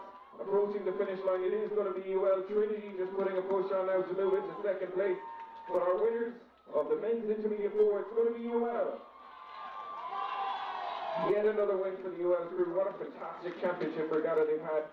And Commercial and Trinity there just pushing each other for the line for second and third, ahead of the crew from St. Joseph's, and Neptune just closing out the men's intermediate 4. Well done and congratulations to the University of Limerick. Fantastic race there in the men's intermediate 4, as the victorious Athlone crew men's junior double are just going off the water and making their way up through the enclosure. Men's junior double champions, round of applause please to the guys from Athlone, doing the triple, junior single, junior quad, junior double. Well done, guys.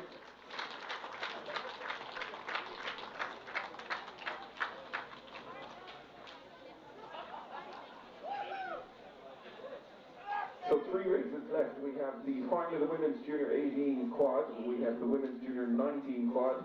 And to close out the regatta program, our last race of the day will be the women's senior 8. So with 3 races left, we're going to head up for the third last race, which is the women's junior 18 quad, and we'll head up for the 6-boat final. The crews already raced in the heats earlier on, so we'll make our way up to Derry at the start for the women's junior 18 quad. Thank you, Brian. Yeah, we're bombing it back up here.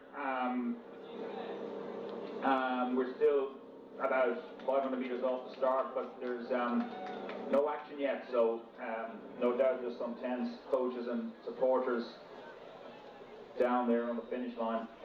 Orange light is flashing now. We're at the 500 metres from the start, and we just nudge up a little bit more to get as close as we can to this race. I think it's going to be a competitive one. Women's junior 18 quads.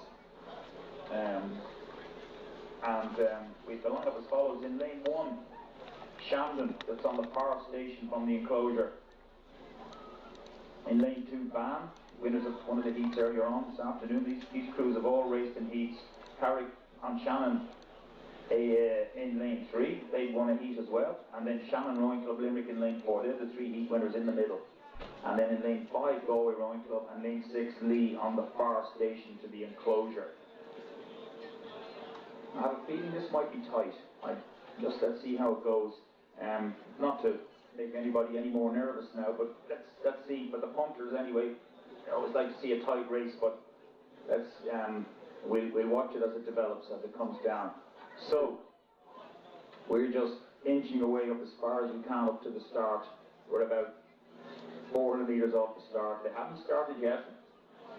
We'll let you know when they're on their way. So here's the roll call now. So here we go in about 15-20 seconds time.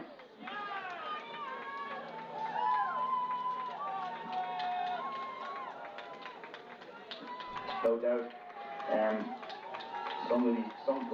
You've got Van, Carrick and Shannon. They'd be the 3 favourites in the middle. And one of these might win it, and it'll be a crazy day for their clubs if any of these take this title home. Anyway, they're away.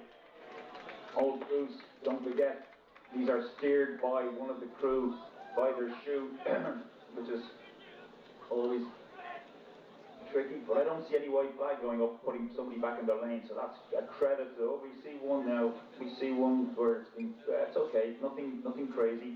Yeah, we're good. Everybody's away pretty straight as they come down towards us, and nobody's broken away too much. I suppose that the crew on the far station, Shandon, if anything, are slightly up, but I can't be sure. And you're going to have to give me another 20-30 seconds before I can give you an absolute certainty as to the positions here. So as they come towards me now, it's Ban who jumped out now. Ban Rowing Club in lane 2. They probably have about a half a length on the lead crew on the near side. So Ban on the far station in lane 2, about a half a length of the lead, and then Carrick and Shannon about a third of a length behind them in lane 4, and then another half a length back to Shandon and Galway Rowing Club, and nothing else then back to Shannon. So that's the way it is now. They spread out a reasonable bit in the first 500, but Ban have stolen a bit of a march here as we move up beside them and ride with their bows. Everybody's steering lovely and straight now, but Ban have stretched out now into the middle of the course stuff and looking very good indeed. They're out to a length on the crew on the near side, Lee crew. So through the 500, Ban go, then Lee a length behind them, and a half a length then behind them we have Shannon, and then another length back to the other two crews, Galway Rowing Club and Shandon and Shannon. So here we go now through 500. Watching Ban now, we're riding along beside them, and they're rating 35.5 strokes. They just about have a length, but Lee are pushing back now. There's a little bit of an overlap again. Lee on the near side rating 37, so a little bit higher than the Ban crew. And then it's 2/3 of a length then back to the crew in lane 4, which is Shannon. Sorry, Shannon now in 3rd position. I might have got that wrong earlier on. Apologies if I did. Shannon Rowing Club in 3rd position. So Ban lead as we follow them here. As we follow them here down the course, we're coming up to about 750 metres gone. Women's Junior 18 quads final. Ban lead the way here. Rowing very well indeed, I have to say. And I watched them in the heat, and I did pick them out as a dark horse along with the Carrick and the Shannon crews, but it's Lee who are in 2nd position on the near side now. Just a little bit over a length behind them. There's still a lot of time for them to come back and attack Ban, Lee on the near side. So they're looking reasonably okay, but it's a length then back to Shannon in lane 4. They're the 1, 2, 3, and then it's a little bit of clear water back to the other 3 at the moment. But so let's watch Ban. Will Ban take this title north this evening? In lane 2, they're out to a length of nearly a length of clear water now. Massive push went in there through the 1,000-metre mark. Obviously that was planned at the halfway point. Well stretched out here now as we watch them move down the course. Ban Rowing Club, great tradition, 38 strokes per minute, so there's a big push going on there at the moment to keep that lead, as Lee desperately tried to attack them on the near side. So they probably have about a half a length, 3/4 of a length of clear water on the lead. So they're the 1, 2, and then a length back to lane 4, Shannon. So that's the 1, 2, 3. Carrick have drifted back to about 2 lengths behind them again now, so they're not featuring now. It's Ban Rowing Club out in front, leading the way. From Lee, I wouldn't discount Lee yet. They're over on the near side to the enclosure in lane 6. So Ban lead the way from Lee. So let's take some rates again as Ban now stretch it out again. 37 strokes a minute. Lee on the near side. They're coming along at 35.5, so a little bit below the Ban crew. Ban are working very hard now. Will they be hunted down by Lee on the near side? Women's Junior 18 quads. Will Ban hold on to this lead? We're through about 1,300 metres here now. We're getting closer and closer down towards that finish line. Ban Rowing Club holding on to that lead at the moment. We've fallen back a good bit now at this point. The crews are stretched right out, and we would have to be careful here. So my commentary now is not as precise as it was a minute or 2 ago, but looking ahead of me, and you're probably watching online the drone and you can see it clearer as well. But Ban continue to lead from Lee on the near side. Will Lee come after them? Will they attack them now as they approach the last 500? Ban continue to lead from Shannon, 1, 2, 3, and then 2 lengths back to Carrick and Shannon. They're the 1, 2, 3, 4. Women's Junior 18 quads. impressed by the standards of all crews, the steering, all that sort of stuff. This is great, well coached, and credit to all the coaches indeed for getting them to this standard, no matter where they finish this afternoon. Well done, take a bow, coaches, and everybody involved in this. So, Ban Rowing Club, as they come closer and closer with about 450 metres to go from Lee, and in fact Shannon now are pushing hard against Lee, but Ban are out there in front. Ryan, I'm going to hand it over to you now, and it's Ban leading from Shannon and Lee in 1, 2, 3.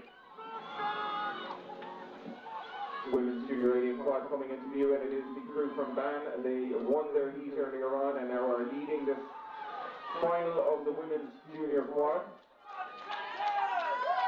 Ahead of the crew from Shannon and Lee. UCD crew just getting presented with their Men's Senior A Championship of Ireland, and the UL Men's Intermediate 4 just coming in off the water. Congratulations to the boys, especially Tom McKeown. Back on the water we have the Women's Junior 18 quad, and it is Ban. Look at that fantastic display from the Ban crew. Huge support here for our winning crews, UCD and UL, as they come in. But it's Ban crew of the Women's Junior 18 quad out in lane 2. They have led from the start. The Shannon crew moving through Lee now in the last 100 metres. Shannon also winner of their heat. But dominating this race in the Women's Junior 18 quad, it is the crew from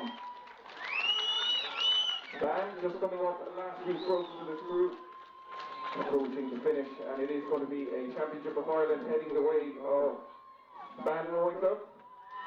And the crew, the Women's Junior 18 quad, just across the line. A fantastic win there for Ban, ahead of the crew from Shannon coming in second place, and the crew from Lee just coming in there in third, or ahead of the crews from Shandon and Paris.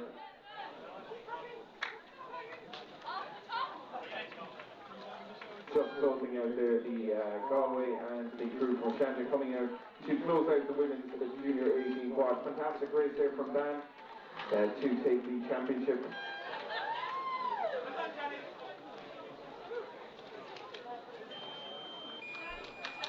So 2 races left on our program to close out the championships. Just a reminder for those that are collecting your prizes, it is the immediate crew and coaches only allowed due to the restrictions down in the enclosure, so we'd appreciate your full support there. There'll be plenty of time for photographs and celebrations once the crews come out of the enclosure.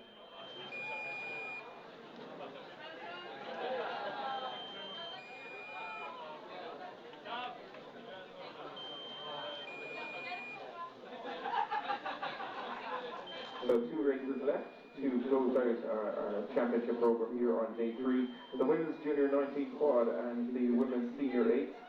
And the Women's Junior 19 quad should be getting ready at the start now. 2 boat races between Commercial and Skibbereen. We're going to hand back up to Jerry at the start for the next race, the Women's Junior 19 quad. Thank you, Brian. This is a two boat race.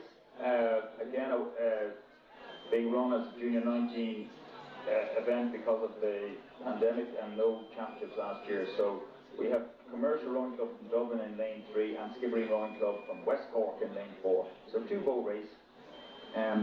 We're just up here halfway up, and we'll pick it up shortly as they come down towards us.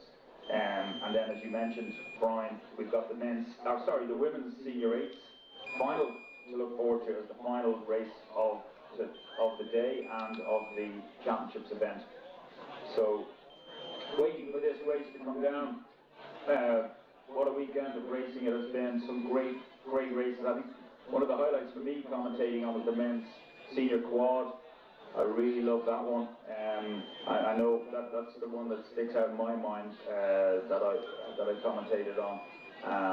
I suppose other notable wins were obviously the number of wins by University of Limerick and University College Cork.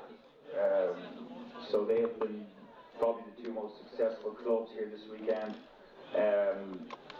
But they have been. So it's just been fantastic all around. And a good scatter of titles all around, clubs winning 1 and 2, and that's great to see. You know, right across, every province has taken a championship or two home. From Coleraine there we saw Ban take, I presume they won that race, I didn't hear it officially. Across Galway, the Fish winning the 8th, the junior men's 8th there, taking it home for the first time in 9 years. UCD winning the men's senior 8s and some women's intermediate and club 8s. So great title, fantastic race on Friday. The men's into singles, I think it's the closest race ever.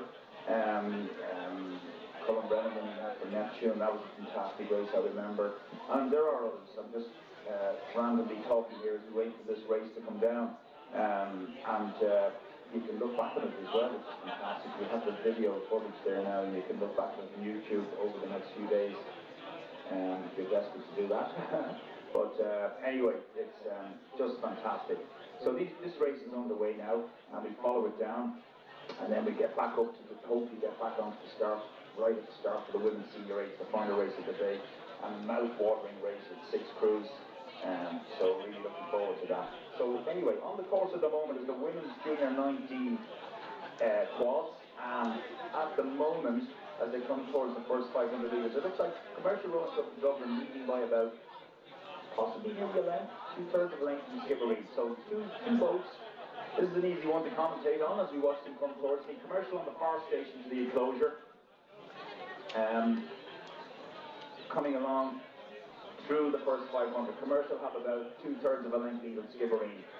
Knowing Skibbereen though, they won't let them get away, and they're holding on to them there. There's a good overlap, so good race so far as we go through 600 metres at the Junior 19 quads.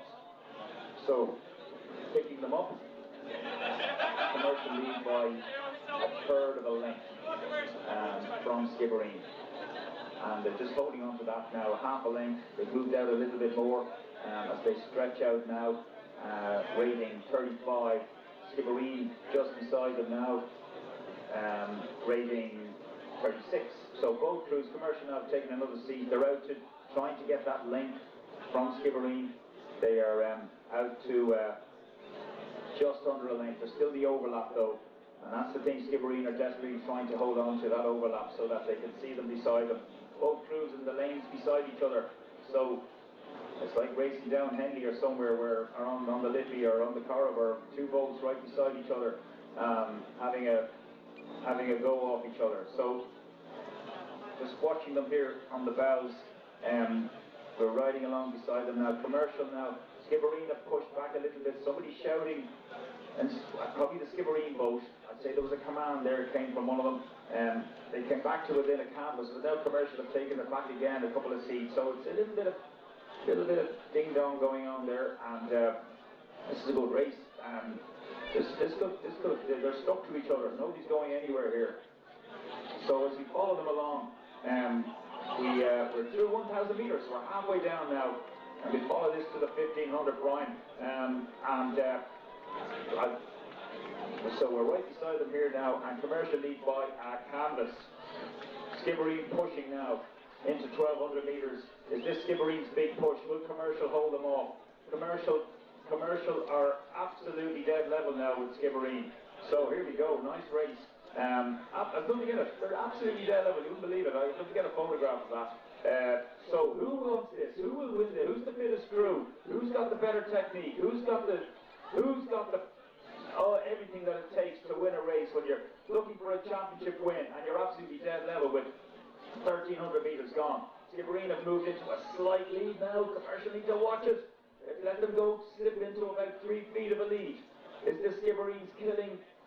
Instinctively trying to just do what they do so well over the years. As we move up alongside them now, we're gone about 1,300 metres, and we're right beside them now. Skibbereen have taken about 1/3 of a length. They're out in front now. They've just gone. This is the first time they've led this race. As we approach 1,350 metres, Skibbereen out to 1/2 a length. Commercial need to dig in deep here now. They need to be brave. They need to be strong, Commercial. They have to show a response here now. Are they going to get away from them? What will happen? The next minute is crucial for Commercial to try and stay with them. And they're not letting them go on that 1/2 a length now. If they can just hold that and then push on again. We've watched them through the 1,500. But it's Skibbereen by nearly 2/3 of a length now. Skibbereen Skibbereen are just driving the legs down a little bit faster. Are they the stronger, the fitter crew? Let's see how we go. Through 1,500 metres. Skibbereen leading the way here. Through 1,500 metres, rating 38. Commercial nearly a length behind now at 41. Commercial, who are absolutely on the 37 and a half. Apologies, that was wrong. So they're both similar. We watched it for 5 or 6 more strokes. It's out to a length now. This Skibbereen have just potted in. They have killed them there in the last minute. So Brian is Skibbereen by a length from Commercial, Junior 19 quads final. Over to you in the tower. Second last race of the day, the men's Junior 19 quads. These Junior 19s not getting to race last year, so we have these once-off events at the championships for 2021. And our second last race of the day, it is between Commercial and Skibbereen. They were very close coming up to the 1,000 metre mark, and the Skibbereen crews have just put on a big push to move out to more than a length lead over the crew from Commercial. Second last race of the day before the women's senior 8, which are just getting on the staples. So another championship in prospect here for the group for Skibbereen. Celebrations in the background for the UCD men's senior 8. As we watch Skibbereen here. Could we ask the UCD 8 to move the boat off the slip, please? So just an announcement there, the UCD 8, you're going to get clamped if you don't move that 8 off the slip. But back on the water, it is the Skibbereen crew, the women's Junior 19 quad. They have opened up a clear water lead here, and they were powering away, keep pushing for the line, as with all of our finals here today. And it is the Skibbereen crew leading from Commercial. Commercial really gave them a race up to about the 1,200 mark, and the Skibbereen crew just changed gear in the women's Junior 19 quad. Finish line in sight for the guys here. Last few strokes for Skibbereen. It's going to be another championship for them, heading the way of County Cork. Let's hope that's the only win that Cork has today. Sorry, I'm from Limerick. And the Commercial crew just coming in there in second place. These want to pick up everything. So that was a fantastic win there for Skibbereen in the women's Junior 19 quad. Well done. Last race of the day, and last day of a fantastic 3 days of racing at the championship. It's going to be the women's senior 8 6-boat race between UCC Shandon, NUIG Galway Composite, UL Ban Composite, Trinity and UCD. And once again, just a reminder, the presentations are just for the winning crews and coaches. Just please, if you can support us with the restrictions that we have to enforce with regard to those so they can be left into the enclosure. The women's crew from Ban, our champions from Ban, just coming in to the enclosure. Their boat is on the slip. They're coming out to say hello and get lots of congratulations from their families and friends. Great win for Ban, a very dominant display in the women's squad, Junior 18 quad. And we're going to head back up now for last race of the day, the women's senior 8 6-boat final up at the start. Thank you, Brian, and it's a bit sad really that it's the last race of a fantastic weekend rowing. But however, it's a mouth-watering race to finish off on the women's senior 8 final. We've got a 6-boat race here. And the lineup is as follows: University College Cork in lane 1 on the far side, Shandon in lane 2. Beside them, then in the middle, it's NUIG Galway Rowing Club Composite. Beside them, University of Limerick Rowing Club Ban Composite. So all sorts of composites coming together here. And then in lane 5, Dublin University Ladies Boat Club. And in lane 6 on the near side, University College Dublin Ladies Boat Club. So orange light is flashing, and the crews are getting the roll call. Women's Senior 8 final, Championship of Ireland, about to start very, very soon. So let's give them a big welcome when they come down there later on for the last race. And in addition to cheering on the women's 8s, make the cheer louder and bigger still for all the helpers out there and all the organisers who voluntarily gave up their time this weekend. So we'll make a massive roar for that last 250 metres, make it for everything, including the senior 8s obviously. And we'll finish up, we'll round off a fantastic weekend. So as we nudge up towards them, we're about 200 metres off the start. Here we go, the roll call is on. We're about to start here. So who would take this one home? Will it stay in Cork? Will it go to Galway? Will it go to Limerick and Van Composite, Dublin University Ladies Boat Club, or UCD. Let's see what happens. And they're all away cleanly now. And looking at them coming towards me, I'm looking at the UCC now on the far side, and they've gone off 44. Beside them, we have Shandon beside them, and they're rating quite high too at 44 as well. Then beside them is NUIG Galway, University of Lindisfarne. They're all up over the 40s, 42 and a half and getting there, NUIG Galway. Dublin University Boat Club, and then UCD on the near side. There's nothing in it here, very little in it. If anything, NUIG Galway Composite are out to about a third of a length, and then the UCC crew on the far side are up with them now. They settled down. That's full of internationals. Afric Kyo, the bronze medalist, stroking it from Tokyo. So Afric is driving them down this course, and Margaret Fremen, of course, the lightweight double, finished 8th and 7th. Aoife Casey and Baptist beside her. So 7 and 6 is the lightweight double. And using one oar here, the sweep oar instead of the double. And then Bemby Hegarty, the bronze medalist, behind her, and Lydia Heaphy. So this is just Tara O'Halloran. This UCC boat is just full of the internationals. But I tell you what, UCG Galway have a canvas on them in second position. So they're leading now in lane 3. University College Galway Rowing Club. Through the first 500, UCG Galway Composite lead by a third of a length from the UCC crew in the black boat on the far side in lane 1. And then it's about a half a length back to UCD on the near side in the yellow Empacker. And very little in it between them then and the Van Composite. And then another half a length back to Shandon. So that's it as we ride with them now. But UCC now desperately trying to just stay with the UCG Galway Composite, who still continue to lead. There's one girl in the boat from Galway Rowing Club in the 4th seat, and the rest are all NUIG. And they're doing a fantastic job here in lane 3.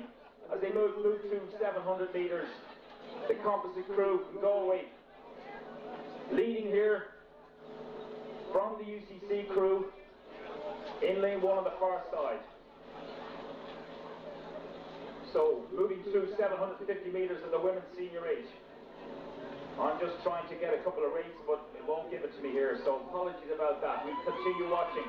NUIG Galway now, out front, but nothing in it hardly now as UCC attack them. UCC, here we go with lane 1 on the far side, in the black boat, in the black Felipe, looking very smooth indeed, dead level with NUIG Galway now. So look at this, dead level, UCC on the far station in lane 1 on the black boat, and NUIG Galway Composite, dead level. These two crews out to a length now from the Van, NUIG Composite, and then another half a length back to UCD, and a length back to GULBC and Shandon in lane 2. So that's it now, but we're going to concentrate on these two now. NUIG Galway have pushed on again. They've got that probably canvas on the UCC Composite. They've rattled them, that's for sure. They're out there just throwing everything at them now, and they've just unsettled them. And they have to keep absolutely attacking with them. Some of these girls used to holding 2 oars, sculling rather than sweep rowing, so a little bit different. You know, you got to think about all this when you're charging down here. But anyway, it's NUIG Galway and UCC, dead level. We're following them here now as they move out to a little bit of clear water from the crew in lane 4. That's the NUIG Galway Composite of a half a length on UCD, and then a length back to GULBC and Shandon. So that's it. We're watching at UCC now, and NUIG Galway, absolutely dead level. So we get a bit of a rate here now on the UCD crew. So they're at 37, NUIG Composite. What are they at? They're at 38, so not much of it there. There's still another kick on from both these crews. We're in the middle part of the course. They'll be thinking about the drive for the line very soon as we approach 1,350 metres. NUIG Composite in lane 3 in the middle of the white boat. You can see it clearly now from the finish. Women's Senior 8 Championship of Ireland final. NUIG Composite boat just falling back a little bit now. Why, just all of a sudden the UCD crew have just pushed down a little bit and they're out to about a third of a length. All of a sudden they jumped. They just jumped. Can NUIG Galway hold on to them? Whoa, I tell you what, UCC now are just moving an inch or two every stroke. You can just see it all of a sudden. They've broken away. Watching this race now as it unfolds towards the 1,500 metre mark. UCC out to half a length now from NUIG. That's it now, but they haven't taken any more. There's still time for the for the composite crew and the white boat to attack again. There's still 500 metres left for them to go at them. Who will take this Women's Senior A title? It's UCC now, a half a length from the Galway composite crew, and they're well out of the rest of the field. We're concentrating this now with about 400 metres to go, the Women's Senior A Championship. UCC raining along there now, starting to raise the stroke for the line. Their legs will be burning, they're thinking about it, they've got to go another 35-40 strokes here. They're out to 2/3 of a length. They're trying to kill off the composite crew, and they're doing a really good job here. All of a sudden, look at this, how those miles are showing. We're out to nearly a length all of a sudden. They're showing their style in the last 300 metres. Brian, I'm going to hand it over to you to take it home. It's for the UCC from the NUIG Galway composite in the women's Senior A final. Last race of the day to close out 3 fantastic days of racing, and it's the Women's Senior A final coming down to the last 150 metres. It's the UCC crew on the far side of the distinctive black boat, centre of the course. The composite crew of NUIG and Galway, they're the 1 and 2. NUIG and Galway now storming finish here, taking the rate right up, and they are putting the pressure on the crew from UCC. It's a 1 and 2. It's between these two crews. In the Women's Senior A, very little can NUIG and Galway. They're winding and pushing. What have got UCC left in the tank in the last few strokes approaching the finish? Just about maybe half a length between the two crews. UCC on the far side, just holding on to the lead that they have opened up. The composite crew of NUIG pushing them all the way to the line. It is going to be a championship win for UCC. UCC from the composite crew of NUIG Galway, and the composite crew UL Band coming in third, ahead of the crew from UCD. And Shandon and the crew from Trinity just closing out there. A fantastic way to close out 3 days of racing. Well done to the crew for UCC, winning the Women's Senior 8 race.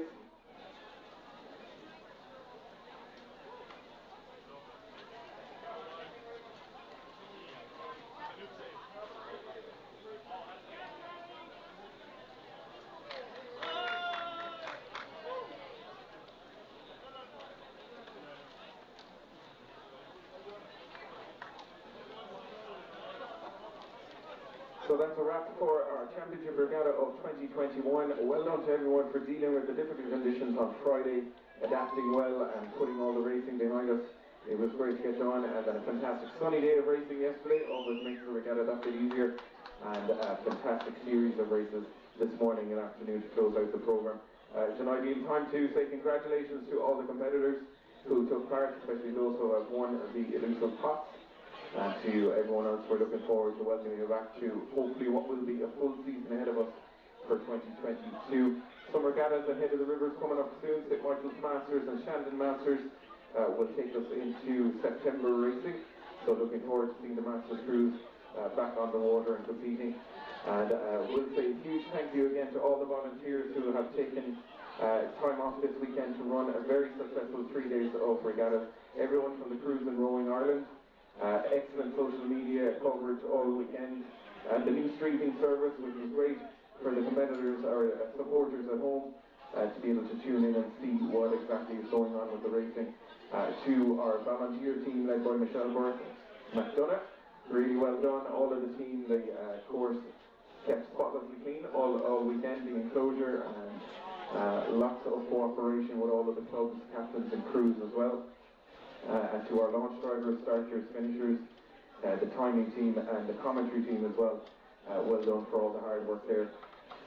And Hannah and Peter from Limerick Boat Club, ably manning the awards tent over there and making all the pots available, and the photo ops as well. So huge thank you to everyone. Very successful regatta. Let's hope that we can get back on track for a normal season ahead. For the 2 Masters regattas coming up, and of course the Head of the River season kicking off then in October.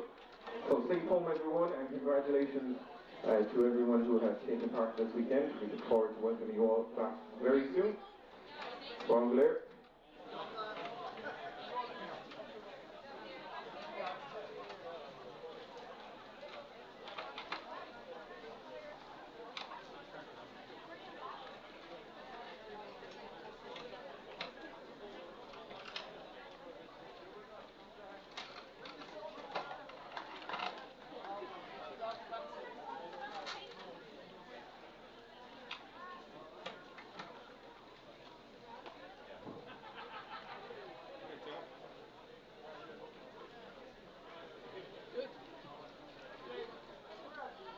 you. Thanks for watching. Hope you've seen everything.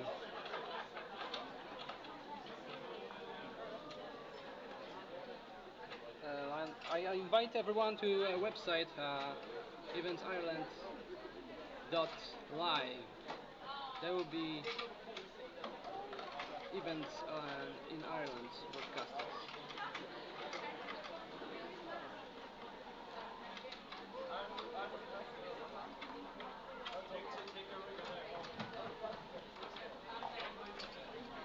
Thank you.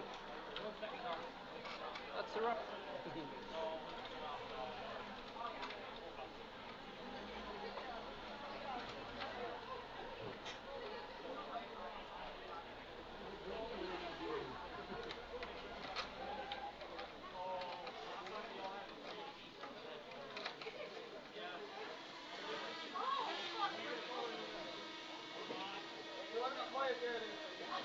Thank you.